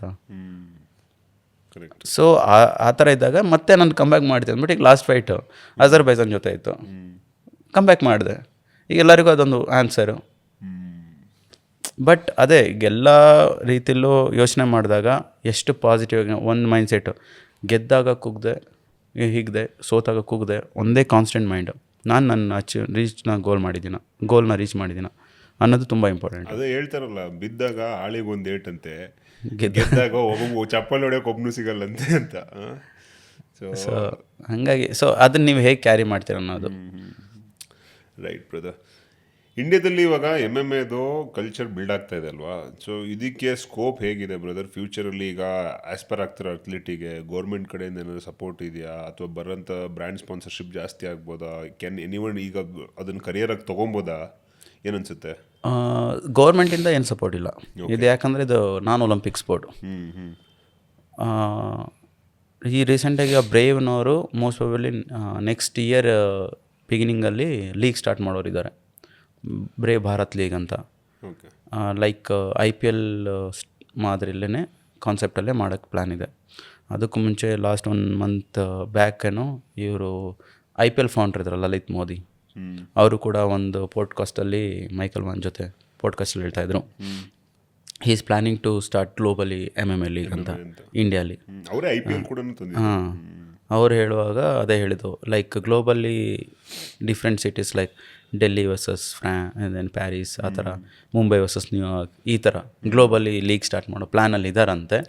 ಲೈಕ್ ಆ ಥರ ಎಲ್ಲ ದೊಡ್ಡ ಈವೆಂಟ್ ಸ್ಟಾರ್ಟ್ ಆದಾಗ, ಈಗ ನಾನು ಹೇಳಿದೆ ಎಕ್ಸಾಂಪಲ್, ನಾನು ಸ್ಟಾರ್ಟ್ ಮಾಡಿದಾಗ ಅಮೇಚೂರ್ ಫೈಟ್ಸ್ಗೆ ನಾನೇ ರಿಜಿಸ್ಟ್ರೇಷನ್ ಫೀಸ್ ಕೊಡ್ತಾಯಿದ್ದೆ, ಯಾವುದೇ ಕ್ಯಾಶ್ ಪ್ರೈಸ್ ಇರ್ತಾ ಇಲ್ಲ, ನಾನೇ ಟ್ರಾವೆಲ್ ಮಾಡ್ತಿದ್ದೆ. ಇವಾಗ ನೀವೇನಾದರೂ ಅಮೇಚೂರ್ಲೆ ಗುಡ್ ಫೈಟರ್ ಆಗಿದ್ದರೆ you will get a cash prize also. ಆಮೇಲೆ ಎವ್ರಿ ಮಂತ್ ಎಲ್ಲಾದರೂ ಒಂದು ಈವೆಂಟ್ ನಡೀತಾ ಇದೆ, ಪ್ರೊಫೆಷ್ನಲ್ ಫೈಟ್ಸ್. ಈಗ ಈ ಮಂತು ಡೆಲ್ಲಿಲಿದೆ, ಮತ್ತು ಇದೇ ಮಂತಲ್ಲಿ ಕಲ್ಕತ್ತಲ್ಲೂ ಇದೆ, ECS ಅಂತ ಮಾಡ್ತಾಯಿದ್ದಾರೆ. ಈಗ IFL ಡೆಲ್ಲಿಲಿ ನಡೀತಾ ಇದೆ, ಮತ್ತು ಎವ್ರಿ ಮಂತ್ ಲೀಗ್ ನಡೀತಾ ಇದೆ. ಸೊ ಆಪರ್ಚುನಿಟೀಸ್ ತುಂಬ ಇದೆ, ಪ್ರತಿಯೊಬ್ಬರಿಗೂ ಫೈಟ್ ಮಾಡಬೇಕು. ಈಗ MMA ಅಂತ ಫೈಟ್ ಬಂದರೆ ನಿಮಗೇನು ಬೇಕಾಗಿಲ್ಲ, ಗ್ಲೌಸ್ ಬೇಕು, ಹಾರ್ಟ್ ಬೇಕು ಹೊಡೆದಾಡೋಕ್ಕೆ ಅಷ್ಟೇ. ನೀವು ಅದೇ ಬೇರೆ ಸ್ಪೋರ್ಟ್ಸ್ ಅಂತ ಆದರೆ ನಿಮಗೆ ಎಕ್ವಿಪ್ಮೆಂಟ್ಸ್ ಆಗಿರ್ಬೋದು, ಟ್ರೈನಿಂಗ್ ಫೆಸಿಲಿಟೀಸ್ ಆಗಿರ್ಬೋದು. Right. So MMA you much better than ಈ ಕ್ರಿಕೆಟ್ ಅಲ್ಲ, ಅಷ್ಟೆಲ್ಲ ಖರ್ಚಾಗಲ್ಲ ಅಂತೀರಾ? ಏನಂದರೆ ಗುಂಡಿಗೆ ಎಷ್ಟು ಬೇಕು, ಹಾರ್ಟ್ ಹೆಂಗೆ ಹೊಡಿತೀಯ, ಹೊಡ್ಸ್ಕೊಂತೀಯ, ಹೊಡ್ಸ್ಕೊಂಡ್ಮೇಲೆ ಗುಂಡಿಗೆ ಇರಬೇಕು, ಹೊಡಿಯೋಕ್ಕೂ ಗುಂಡಿಗೆ ಇರಬೇಕು, ಹೊಡ್ಸ್ಕೊಂಡ್ಮೇಲೆ ಮತ್ತೆ ಹೆಂಗೆ ಎದ್ದು ನಿಂತ್ಕೊಂಡು ಹೊಡಿತೀಯ ಅದ್ರ ಮೇಲೆ, ಆ ಥರ. ಈಗ ಒಂದು 15 to 20 years ಏಜ್ ಹುಡುಗ ಒಬ್ಬ ಅಥ್ಲೀಟ್, MMA ಅಂತಲ್ಲ, ಒಬ್ಬ ಅಥ್ಲೀಟೇ ಆಗಬೇಕು ಅಂತಂದರೆ ಅವನೊಂದು ಮೈಂಡ್ ಸೆಟ್ ಹೇಗಿರಬೇಕು, ಅವ್ನು ಯಾವ ಥರ ಅವನನ್ನು ಏಮ್ ಮಾಡ್ಕೊಬೇಕು ಅನ್ನೋದನ್ನ ನೀವು ನಮ್ಮ ಆಡಿಯನ್ಸಿಗೆ ಏನಂತ ಹೇಳ್ತೀರಾ? ಫಸ್ಟ್ ಥಿಂಗ್ ಈಸ್, ಯಾರೇ ಒಬ್ಬ ಹುಡುಗ ಅಥ್ಲೀಟ್ ಆಗಬೇಕು ಅಂದರೆ ಅವನಿಗೆ ಯಾವುದೇ ಐಡಿಯಾಸ್ ಇರಲ್ಲ, ಎಲ್ಲಿ ಟ್ರೈನ್ ಮಾಡಬೇಕು, ಏನು ಟ್ರೈನ್ ಮಾಡಬೇಕು, ಮನೆಯೇ ಮೊದಲ ಪಾಠಶಾಲೆ, ತಂದೆ ತಾಯಿನೇ ಮೊದಲ ಗುರುಗಳು. ಯಂಗ್ ಏಜಲ್ಲಿ ಯಾರು ತಂದೆ ತಾಯಿಗಳು ಇನಿಷಿಯೇಟ್ ತಗೊಳ್ತಾರೆ, ಫಸ್ಟ್ ಸ್ಟೆಪ್. ಓಕೆ, ನೀವು ಗಿಡವಾಗಿ ಬಗ್ಗೋದು ಮರವಾಗಿ ಬಗ್ಗಿದೆ. ಆ ಹುಡುಗ ಒಂದು ಮಗು 8ರಿಂದ 10 ವಯಸ್ಸಿದೆ, ಫಸ್ಟ್ ಅವನಿಗೆ ಯಾವುದೋ ಒಂದು ಪ್ಲೇ ಗ್ರೌಂಡ್ಗೆ ಹಾಕಬೇಕು. ಎಲ್ಲ ಆಟ ಆಡು, ಓಡು ಬೀಳು ಎದ್ದ, ಏನೀಗ ಪಾರ್ಕ್ಗಳಲ್ಲೆಲ್ಲ ಇರುತ್ತಲ್ಲ ಅದು ಎಕ್ವಿಪ್ಮೆಂಟ್ಸ್ ಏನು ಆಟ ಆಡೋದಲ್ಲ, ಅದರಲ್ಲೆಲ್ಲ ಆಟ ಆಡು. ಆಮೇಲೆ ಬೇಸಿಕ್ಕಾಗಿ ಅಥ್ಲೆಟಿಕ್ಸು, ರನ್ನಿಂಗ್, ಏನೋ ಒಂದು ಆಟ. ಎಲ್ಲ ಮಕ್ಕಳು ಒಂದೇ ರೀತಿಯಾದಂಥ ಬಾಡಿ ಇದು ಇಟ್ಕೊಂಡಿರಲ್ಲ, ಬಾಡಿ ಟೈಪು. ಏನಂದರೆ ನಾನು ಲಾಸ್ಟ್ ಪಾಡ್ಕಾಸ್ಟಲ್ಲೂ ಹೇಳ್ತಾ ಇದ್ದೆ ಒಬ್ಬರ ಹತ್ರ, ಜೆನೆಟಿಕ್ ಈಸ್ ಮ್ಯಾಟರ್ ಆಗುತ್ತಾ ಅಂತ. 100%. ಅಲ್ಲೂ ಅವ್ರಿಗೆ ನಾನು ಉದಾಹರಣೆ ಕೊಟ್ಟಿದ್ದೊಂದೇ, ಪೊಮೇರಿಯನ್ನು ಮತ್ತು ರಾಟ್ ವಿಲ್ಲರು, ಎರಡೂ ಡಾಗೆ, ಆಯಿತಾ? ಜೆನೆಟಿಕ್ ಬೇರೆ ತಾನೇ. ಕರೆಕ್ಟ್. ಈಗ ನೀವು ಪೊಮೇರಿಯನ್ಗೆ ರಾಟ್ ವಿಲ್ಲರ್ ಡಯಟ್ ಹಾಕ್ಬಿಟ್ಟು ನಿನ್ನ ರಾಟ್ ವಿಲ್ಲರ್ ಥರ ಸೈಜ್ ಆಗು ಅಂದರೆ ಆಗತ್ತಾ? ಆಗಲ್ಲ. ಸೊ ಹಂಗೆ ಒಬ್ಬ ತಂದೆ ತಾಯಿ ತನ್ನ ಮಗನ ಸ್ಪೋರ್ಟ್ಸ್ಗೆ ಹಾಕುವಾಗ ಯಾವ ಸ್ಪೋರ್ಟ್ಸ್ಗೆ ಹಾಕಬೇಕು, ಅದು ವೆರಿ ಇಂಪಾರ್ಟೆಂಟ್. ಒಬ್ಬ ಕೋಚ್, ನಾನು ಕೋಚ್ ಇದ್ದೀನಿ, ನಾನು ಕಾಂಬ್ಯಾಟ್ ಸ್ಪೋರ್ಟ್ಸು, ನನಗೆ ಎಲ್ಲ ಥರ ಬಾಡಿ ಟೈಪ್ಸು ವರ್ಕ್ ಆಗ್ತವೆ, ಅಥ್ಲೀಟ್ಸು ವರ್ಕ್ ಮಾಡ್ಬೋದು ನನ್ನ ಜೊತೆ. ಯಾಕಂದರೆ ಇದು ವೆಯ್ಟ್ ಕ್ಲಾಸ್. ಈಗ ಸೀನಿಯರ್ ಅಂತ ಬಂದಾಗ 57 ಇದೆ, 61 ಇದೆ, 65 ಇದೆ. ಈಗ ರೆಸ್ಲಿಂಗ್ ಅಂತ ಬಂದ್ರೂ ಅಷ್ಟೇ, ಬಾಕ್ಸಿಂಗ್ ಅಂತ ಬಂದರೂ, ಜೂಡೋ ಅಂತ ವೆಯ್ಟ್ ಕ್ಲಾಸ್ ಇರುತ್ತೆ. ಜೂಡೋನಲ್ಲಿ 60, 66, 73, 81, 90, 100 ಓಪನ್, ಈ ಥರ ವೆಯ್ಟ್ ಕ್ಲಾಸು. ನೀವು ಎಷ್ಟೇ ನಿಮ್ಮದು ಜೆನೆಟಿಕ್ ಯಾವ ಥರ ಇರಲಿ, ಆ ವೆಯ್ಟ್ ಕ್ಲಾಸಿಗೆ ನೀವು ರೆಡಿ ಇರ್ತೀರ. ಅದೇ ಈಗ ಟೆನ್ನಿಸ್ಗಾಗಿರ್ಬೋದು, ಸ್ವಿಮ್ಮಿಂಗ್ ಆಗಿರ್ಬೋದು, ಬಾಸ್ಕೆಟ್ಬಾಲ್ ಆಗಿರ್ಬೋದು. ನಾನು ಹೋಗ್ಬಿಟ್ಟು ವಾಲಿಬಾಲ್ ಆಡೋಕ್ಕಾಗಲ್ಲ, ನಾನು ಹೋಗ್ಬಿಟ್ಟು ಬಾಸ್ಕೆಟ್ಬಾಲಲ್ಲಿ ಎಕ್ಸ್ಪರ್ಟ್ ಆಗೋಕ್ಕಾಗಲ್ಲ, ಅಥವಾ ಟೆನ್ನಿಸಲ್ಲಿ ಆಡೋಕ್ಕಾಗಲ್ಲ. ಟೆನ್ನಿಸಲ್ಲಿ ಎಲ್ಲ ಆಲ್ಮೋಸ್ಟ್ ಈಗ ನಮ್ಮ ಇಂಡಿಯಾದಲ್ಲೇ ಆಗಲಿ, ಬಾಸ್ಕೆಟ್ಬಾಲ್ ಆಗಿರ್ಬೋದು, ಟೆನ್ನಿಸ್ ಆಗಿರ್ಬೋದು, ವರ್ಲ್ಡ್ ಕ್ಲಾಸ್ ಅಥ್ಲೀಟ್ ಇಲ್ಲ. ವೆರಿ ಬೆರಳಿಕೆ ಅಷ್ಟೇ. ಲಿಯಾಂಡರ್ ಪೇಸ್, ಮಹೇಶ್ ಭೂಪತಿ, ಅವೆರಡೇ ಹೆಸರು ಗೊತ್ತಿರೋ ನನಗೆ, ಸಾನಿಯಾ ಮಿರ್ಜಾ. ಕರೆಕ್ಟ್. ಸೊ ಇವಾಗ ಬ್ಯಾಡ್ಮಿಂಟನ್ ಅಂತ ಅಂದರೆ, ಬ್ಯಾಡ್ಮಿಂಟನ್ದು ನಮ್ಮದು ಇಂಡಿಯನ್ ಜೆನೆಟಿಕ್ ಸೂಟ್ ಆಗುತ್ತೆ. ಕ್ವಿಕ್ನೆಸ್ಸು, ಎಜಿಲಿಟಿ, ರಿಫ್ಲೆಕ್ಷನ್ನು, ಅದು ತುಂಬಾ ಇಂಪಾರ್ಟೆಂಟು. ಸೊ ಅದರಲ್ಲಿ ಅಚೀವ್ ಮಾಡ್ತಾರೆ. ಟೆನ್ನಿಸಲ್ಲಿ ಆಗಲ್ಲ. ಯಾಕೆ? ಟೆನ್ನಿಸ್ ಆ ಬಾಡಿ ಲ್ಯಾಂಗ್ವೇಜು, ಆ ಜೆನೆಟಿಕ್ ಆ ಗೇಮ್ಗೆ. ಈಗ ಸ್ವಿಮ್ಮಿಂಗು ಅಷ್ಟೇ. ಸ್ವಿಮ್ಮಿಂಗಲ್ಲಿ ಓಕೆ ಏಷ್ಯಾದಲ್ಲಿ ಪರ್ಫಾರ್ಮೆನ್ಸ್ ಮಾಡ್ತಾರೆ, ಒಲಿಂಪಿಕ್ಸ್ ವರ್ಲ್ಡ್ ಕ್ಲಾಸಲ್ಲಿ ಯಾಕೆ ಆಗ್ತಾಯಿಲ್ಲ? ಯಾಕಂದರೆ ಯುರೋಪಿಯನ್ಸ್ ಬಾಡಿ ಟೈಪೇ ಅದಕ್ಕೆ. ಏನು ಇದು ನಮ್ಮಲ್ಲಿ ಈಗ ನಾನು ಕನ್ನಡ ಮೀಡಿಯಂ, ಭೌಗೋಳಿಕ ಇದು ಹೇಳ್ತಾರೆ, ಜಿಯೋಗ್ರಫಿಕಲ್ ಎಫೆಕ್ಟ್. ಎಕ್ಸಾಂಪಲ್ ಹಸ್ಕಿ ಯಾವ ಥರ ಇದೆ, ನಮ್ಮ ಇಂಡಿಯನ್ ಬ್ರೀಡ್ ಡಾಗ್ ಹೆಂಗಿದೆ. ಕರೆಕ್ಟ್. ಹಸ್ಕಿ ಯಾಕೆ ಆ ಥರ? ಯಾಕಂದರೆ ಆ ಕ್ಲೈಮೇಟಿಗೆ ಆ ಬ್ರೀಡ್ ಬರುತ್ತೆ. ಸೊ ನೀವೇನು ಹೇಳೋದಂದರೆ, ಒಬ್ಬ ಪೇರೆಂಟ್ಸು ಒಬ್ಬ ಮಗುದು ಜೆನೆಟಿಕಲಿ ಅವನು ಏನು ಸ್ಟ್ರೆಂಗ್ತ್ ಇದೆ, ಅವ್ನು ಯಾವುದ್ರಲ್ಲಿ ಫರ್ದರ್ ಡೆವಲಪ್ ಆಗ್ಬೋದು ಅಂತ ಅನಲೈಸ್ ಮಾಡಿ ಆ ಸ್ಪೋರ್ಟಿಗೆ ಹಾಕೋದು ಭಾರಿ ಒಳ್ಳೇದು ಅಂತ. ಇವಾಗ ಪ್ರತಿಯೊಬ್ಬ ತಂದೆ ತಾಯಿಗಳು ಯೋಚನೆ ಮಾಡೋದೇನು, ನನ್ನ ಮಗ ಸ್ಪೋರ್ಟ್ಸ್ಗೆ ಹೋದರೆ ದಡ್ಡ ಆಗ್ತಾನೆ, ಓದಲ್ಲ, ಮಾರ್ಕ್ಸ್ ತೆಗಿಯಲ್ಲ. ಈಗ ಜನಕ್ಕೆ ಪೇರೆಂಟ್ಸಿಗೆ ಗೊತ್ತಿಲ್ಲ, ಪ್ರತಿಯೊಬ್ಬ ಸ್ಪೋರ್ಟ್ಸ್ಮನ್ಗೂ ಈಗ ರೀಸೆಂಟಾಗಿ ನಮ್ಮ ಕರ್ನಾಟಕ ಸ್ಟೇಟ್ ಗೌರ್ಮೆಂಟ್ ಅವರು ಅನೌನ್ಸ್ ಮಾಡಿದ್ದಾರೆ, 2% reservation sports quota, direct appointment. Okay. ನೀವು ಯಾವ್ದಾದ್ರು ಒಲಿಂಪಿಕ್ಸ್ ಅಥವಾ ಏಷ್ಯನ್ ಗೇಮ್ಸ್ ಆಡಿದ್ದೀರಾ, direct A grade post, job. Okay. Police ಡಿಪಾರ್ಟ್ಮೆಂಟಲ್ಲಿ 3% reservation. Okay. No exams, no physical, only medical test ಇರುತ್ತೆ, ಡೈರೆಕ್ಟ್ ಅಪಾಯಿಂಟ್ಮೆಂಟ್. ಓಕೆ. ಸೊ ಇದೆಲ್ಲ advantage. ಈಗ ಒಬ್ಬ ಸ್ಟೂಡೆಂಟು ಅವನು ಈಗ ನೋಡಿ ಎಷ್ಟೊಂದು ಖೇಲೋ ಇಂಡಿಯಾ ಗೇಮ್ಸ್ ಅಂತ ನಡೀತಿದೆ, ಯೂನಿವರ್ಸಿಟಿ ಗೇಮ್ಸ್ ನಡೀತಿದೆ, ನ್ಯಾಷನಲ್ ಗೇಮ್ಸ್ ನಡೆಯುತ್ತೆ. ಇದರಲ್ಲೆಲ್ಲ ಮೆಡಲ್ ಮಾಡಿದರೆ, ಪಾರ್ಟಿಸಿಪೇಷನ್ ಮಾಡಿದ್ರು, ಅವರಿಗೆ ಒಂದು ಮಾರ್ಕ್ಸ್ ಇಷ್ಟು ಅಂತ ಪಾಯಿಂಟ್ ಸಿಗುತ್ತೆ. ಈಗ ಅವರು 12th ಆದಮೇಲೆ ಮೆಡಿಕಲು, ಇಂಜಿನಿಯರಿಂಗು, ಏನೋ ಒಂದು ಏನದು ಬಿಸ್ನೆಸ್ ಮ್ಯಾನೇಜ್ಮೆಂಟ್, ಅದಕ್ಕೆಲ್ಲ ಹೋಗ್ಬೇಕು ಅಂದ್ರೆ ರಿಸರ್ವೇಷನ್ ಇದೆ. ಸ್ಪೋರ್ಟ್ಸ್ ಕೋಟ ಇಷ್ಟು ಪರ್ಸೆಂಟೇಜ್, ಸ್ಪೋರ್ಟ್ಸ್ ಕೋಟ ರಿಸರ್ವೇಷನ್ ಇದೆ. ನೀವು ಇಷ್ಟು ನ್ಯಾಷನಲ್ ಮೆಡಲಿಸ್ಟ್ ಇದ್ದೀರಾ ಅಂದರೆ ಸಪ್ರೇಷನ್, ಅದಕ್ಕೆ ಅದೆಲ್ಲ ಗೊತ್ತಿಲ್ಲ ಜನಕ್ಕೆ. ಅಲ್ಲ, ನನಗೂ ಗೊತ್ತಿರಲಿಲ್ಲ ನೀವು ಹೇಳೋದು ನಿಜವಾಗ್ಲೂ. ಈಗ ನಾವು ಆಡುವಾಗ ನನ್ನ ಫ್ರೆಂಡ್ ಒಬ್ಬ ರಾಮೆಯಲ್ಲಿ ಸೀಟ್ಸ್ ತೊಗೊಂಡ, ಇಂಜಿನಿಯರಿಂಗ್ ಕಾಲೇಜ್ ತಾನೇ ರಾಮೆ, ಮೆಡಿಕಲ್ ಇದೆ ಇಂಜಿನಿಯರಿಂಗಲ್ಲಿ. ಅವನು ಮಿಡಲ್ ಕ್ಲಾಸ್ ಫ್ಯಾಮಿಲಿಯವನು. ರಾಮೇಲೆಲ್ಲ ಇಂಜಿನಿಯರಿಂಗ್ ಸೀಟ್ ಸಿಗಬೇಕು ಅಂದರೆ ಡೊನೇಷನ್ನಲ್ಲೇ, ಮ್ಯಾನೇಜ್ಮೆಂಟಲ್ಲೇ ಎಷ್ಟೊಂದು ಕಾಸ್ಟ್ ಇದೆ. ಅವ್ನು ನಮ್ಮ ಜೊತೆ ನ್ಯಾಷನಲ್ ಪಾರ್ಟಿಸಿಪೇಷನ್ ಅಷ್ಟೇ ಮಾಡಿದ್ದು, ಅವನಿಗೆ ಸೀಟ್ ಸಿಕ್ತಲ್ಲಿ, ಫ್ರೀ ಸೀಟು. ಅದು ತುಂಬ ಜನಕ್ಕೆ ಗೊತ್ತೇ ಇಲ್ಲ. ನೀವು ನ್ಯಾಷನಲ್ ಮೆಡಲಿಸ್ಟ್ ಆಗಿದ್ರೆ ನಿಮ್ಮ ಮಗು ಅಂದರೆ ಒನ್ ಆಫ್ ದ ಬೆಸ್ಟ್ ಕಾಲೇಜ್ಗಳಲ್ಲಿ ರಿಸರ್ವೇಷನ್ ಇರುತ್ತೆ. ಸೊ ಇದೆಲ್ಲ ಜನಕ್ಕೆ ಗೊತ್ತಾಗಬೇಕು, ಪೇರೆಂಟ್ಸಿಗೆ ಪುಷ್ ಮಾಡಬೇಕು. ಮಕ್ಕಳು ಸ್ಪೋರ್ಟ್ಸ್ಗೆ ಹೋದ ತಕ್ಷಣ ದಡ್ಡರಾಗ್ತಾರೆ ಅಂತಲ್ಲ. ಸ್ಪೋರ್ಟ್ಸ್ ಅಂದರೆ ನಿಮ್ಮ ಮಕ್ಳಿಗೆ ಸ್ಪೋರ್ಟ್ಸಿಗೆ 100% ಹಾಕಿ. ಅವ್ರಿಗೆ ಎಷ್ಟು ಮೆಂಟಲಿ ಸ್ಟ್ರಾಂಗ್ ಆಗ್ತಾರೆ ನೀವು ಊಹಿಸ್ಕೊಳ್ಳೋಕ್ಕೂ ಸಾಧ್ಯ ಇಲ್ಲ. ನಾನು ಹೇಳೋದು ಬಾಕ್ಸಿಂಗ್, ಜೂಡೋ ಹಾಕಿ ಅಂತಲ್ಲ, ಒಟ್ನಲ್ಲಿ ಸ್ಪೋರ್ಟ್ಸಲ್ಲಿ ಹಾಕಿ. ಸ್ಪೋರ್ಟ್ಸ್ ಒಂದು ಲೈಫನ್ನು ನಡೆಸೋಂಥ ಮೈಂಡ್ಸೆಟ್ಟು ಕೊಡುತ್ತೆ. ಆಮೇಲೆ ಫಿಸಿಕಲ್ ಹೆಲ್ತ್, ಮೆಂಟಲ್ ಹೆಲ್ತ್, ಒಂದು ಡಿಸಿಪ್ಲಿನ್. ಫಿಸಿಕಲ್ ಹೆಲ್ತ್ ಇತ್ತು ಅಂದ್ರೆ ಅಂತ ಅವ್ನು mentally will be much better. ಈಗ ಎಷ್ಟೋ ಕಡೆ ನೋಡಿದೀವಲ್ಲ, ಚಿಕ್ಕೂರು ಇರ್ತಾರೆ, ನಾವು ಅಷ್ಟೇ ಚಿಕ್ಕೂರು ಇರ್ತಾ ದಪ್ಪ ಆಗ್ಬಿಡೋದು, ದಪ್ಪ ಆದಾಗ ಮೆಂಟಲಿ ಬಿಕಮ್ ಲಿಟಲ್ ವೀಕ್. ಅದೇ ನೀವು ಚಿಕ್ಕೂರು ಇರ್ತಾನೆ ಫಿಟ್ ಆಗಿ ಆಕ್ಟಿವ್ ಆಗಿದ್ದಾಗ ಮಕ್ಕಳು ಕಾನ್ಫಿಡೆನ್ಸ್ ಲೆವೆಲೇ ಬೇರೆ ಆಗಿರುತ್ತೆ. ಎಕ್ಸಾಕ್ಟ್ಲಿ. ಯಾಕಂದರೆ ಇನ್ನೊಂದು ಮಕ್ಕಳಲ್ಲಿ ಸ್ಪೋರ್ಟ್ಸ್ಗೆ ಬಂದ ತಕ್ಷಣ ಒಂದು 18-19 ಆದ ತಕ್ಷಣ ಪೇರೆಂಟ್ಸ್ ಆಗಿರ್ಬೋದು, ಸೊಸೈಟಿ ಆಗಿರ್ಬೋದು, ಒಂದು ಮೆಂಟಲಿ ಪ್ರೆಷರ್ ಆಗ್ತಾರೆ. ಜಾಬ್ ನೀನು ಜಾಬ್ ತೊಗೋಬೇಕು, ಜಾಬ್ ಮಾಡಬೇಕು, ಎಷ್ಟು ವರ್ಷ ಸ್ಪೋರ್ಟ್ಸ್ ಆಡ್ತೀಯಾ. ನಮ್ಮ ಇಂಡಿಯಲ್ಲಿ ಇದುವರೆಗೂ ನ್ಯಾಷನಲ್ಸ್ ಜೂನಿಯರ್ ಲೆವೆಲಲ್ಲಿ ಇಂಟರ್ನ್ಯಾಷನಲ್ ಪರ್ಫಾರ್ಮೆನ್ಸ್ ಇದೆ. ಈಗ ನೀವು ಅಂಡರ್-21 ಅಂತ ಹೋದರೆ ಏಷ್ಯನ್ ಗೇಮ್ಸಲ್ಲಿ ಒಳ್ಳೆ ಮೆಡಲ್ ಹೊಡಿತಾರೆ, ವರ್ಲ್ಡ್ ಚಾಂಪಿಯನ್ಶಿಪಲ್ಲಿ ಮೆಡಲ್ ಹೊಡಿತಾರೆ. ಅದೇ ಸೀನಿಯರ್ ಮತ್ತು ಒಲಿಂಪಿಕ್ ಗೇಮ್ಸಲ್ಲಿ ಹೊಡೆಯಲ್ಲ. ಯಾಕೆ? ಆ ಒಂದು ಪ್ರೆಷರ್ಗೆ ಬಂದುಬಿಡ್ತಾರೆ. ಆ ಇದಕ್ಕೆ ಬಂದಾಗ ಈಗ ನಿನಗೆ 20 ವರ್ಷ ಆಯಿತು, ನೌಕರಿ ತಗೋ, ಜಾಬ್ ಮಾಡು, ಫ್ರೀ ಮೈಂಡಲ್ಲಿ ಇರಲ್ಲ. ಆಮೇಲೆ ಜಾಸ್ತಿ ಇವೆಲ್ಲ ಜಾಸ್ತಿ ಆಗ್ಬಿಡುತ್ತೆ. ಆಮೇಲೆ 20 ವರ್ಷ 22 ವರ್ಷ ಆಯಿತು, ಇನ್ನೂ ಕೆಲಸ ಸಿಕ್ಕಿಲ್ವಾ, ಅದು ಬೇರೆ ಜಸ್ಟ್ ಏನೋ BA ಮಾಡಿದ್ಯಂತೆ, ಸೊಸೈಟಿ ಸ್ಟ್ರೆಸ್ಸು. ಇನ್ನು ಕೆಲವ್ರು ಏನಂದರೆ, ಕೆಲವರು ಮಕ್ಕಳು ಡಿಗ್ರಿ ಮುಗಿತಿದ್ದಂಗೆ ಈಗ ಸ್ಪೋರ್ಟ್ಸ್ ಆಡ್ತಾ ಇರ್ತಾರೆ. ತುಂಬ ಒಂದು ರೀತಿಯ ಫುಲ್ ಎಲ್ಲ ನ್ಯಾಷನಲ್ ವಿನ್ನರ್ಸ್ ಆದಾಗ, ಮೆಡಲಿಸ್ಟ್ ಆದಾಗ ಎಲ್ಲ ಚಪ್ಪಾಳೆ, ಒಂದು ಒಳ್ಳೆ ಟ್ರೀಟ್ ಮಾಡಿರ್ತಾರೆ. ನಾಳೆ ದಿವಸ ನಿನ್ನ ಪರ್ಫಾರ್ಮೆನ್ಸ್ ಎಲ್ಲ ಏನಿಲ್ಲ ಅಂದಾಗ, ಜಾಬ್ ಇಲ್ಲ ಅಂದಾಗ ಜನ ನೋಡೋ ರೀತಿನೇ ಬೇರೆ. ಕರೆಕ್ಟ್. ನಾವು ಎಲ್ಲರಿಗೂ ಅದೇ ನೀವು ಬಿ ರೆಡಿ ಫಾರ್ ಎವ್ರಿಥಿಂಗ್.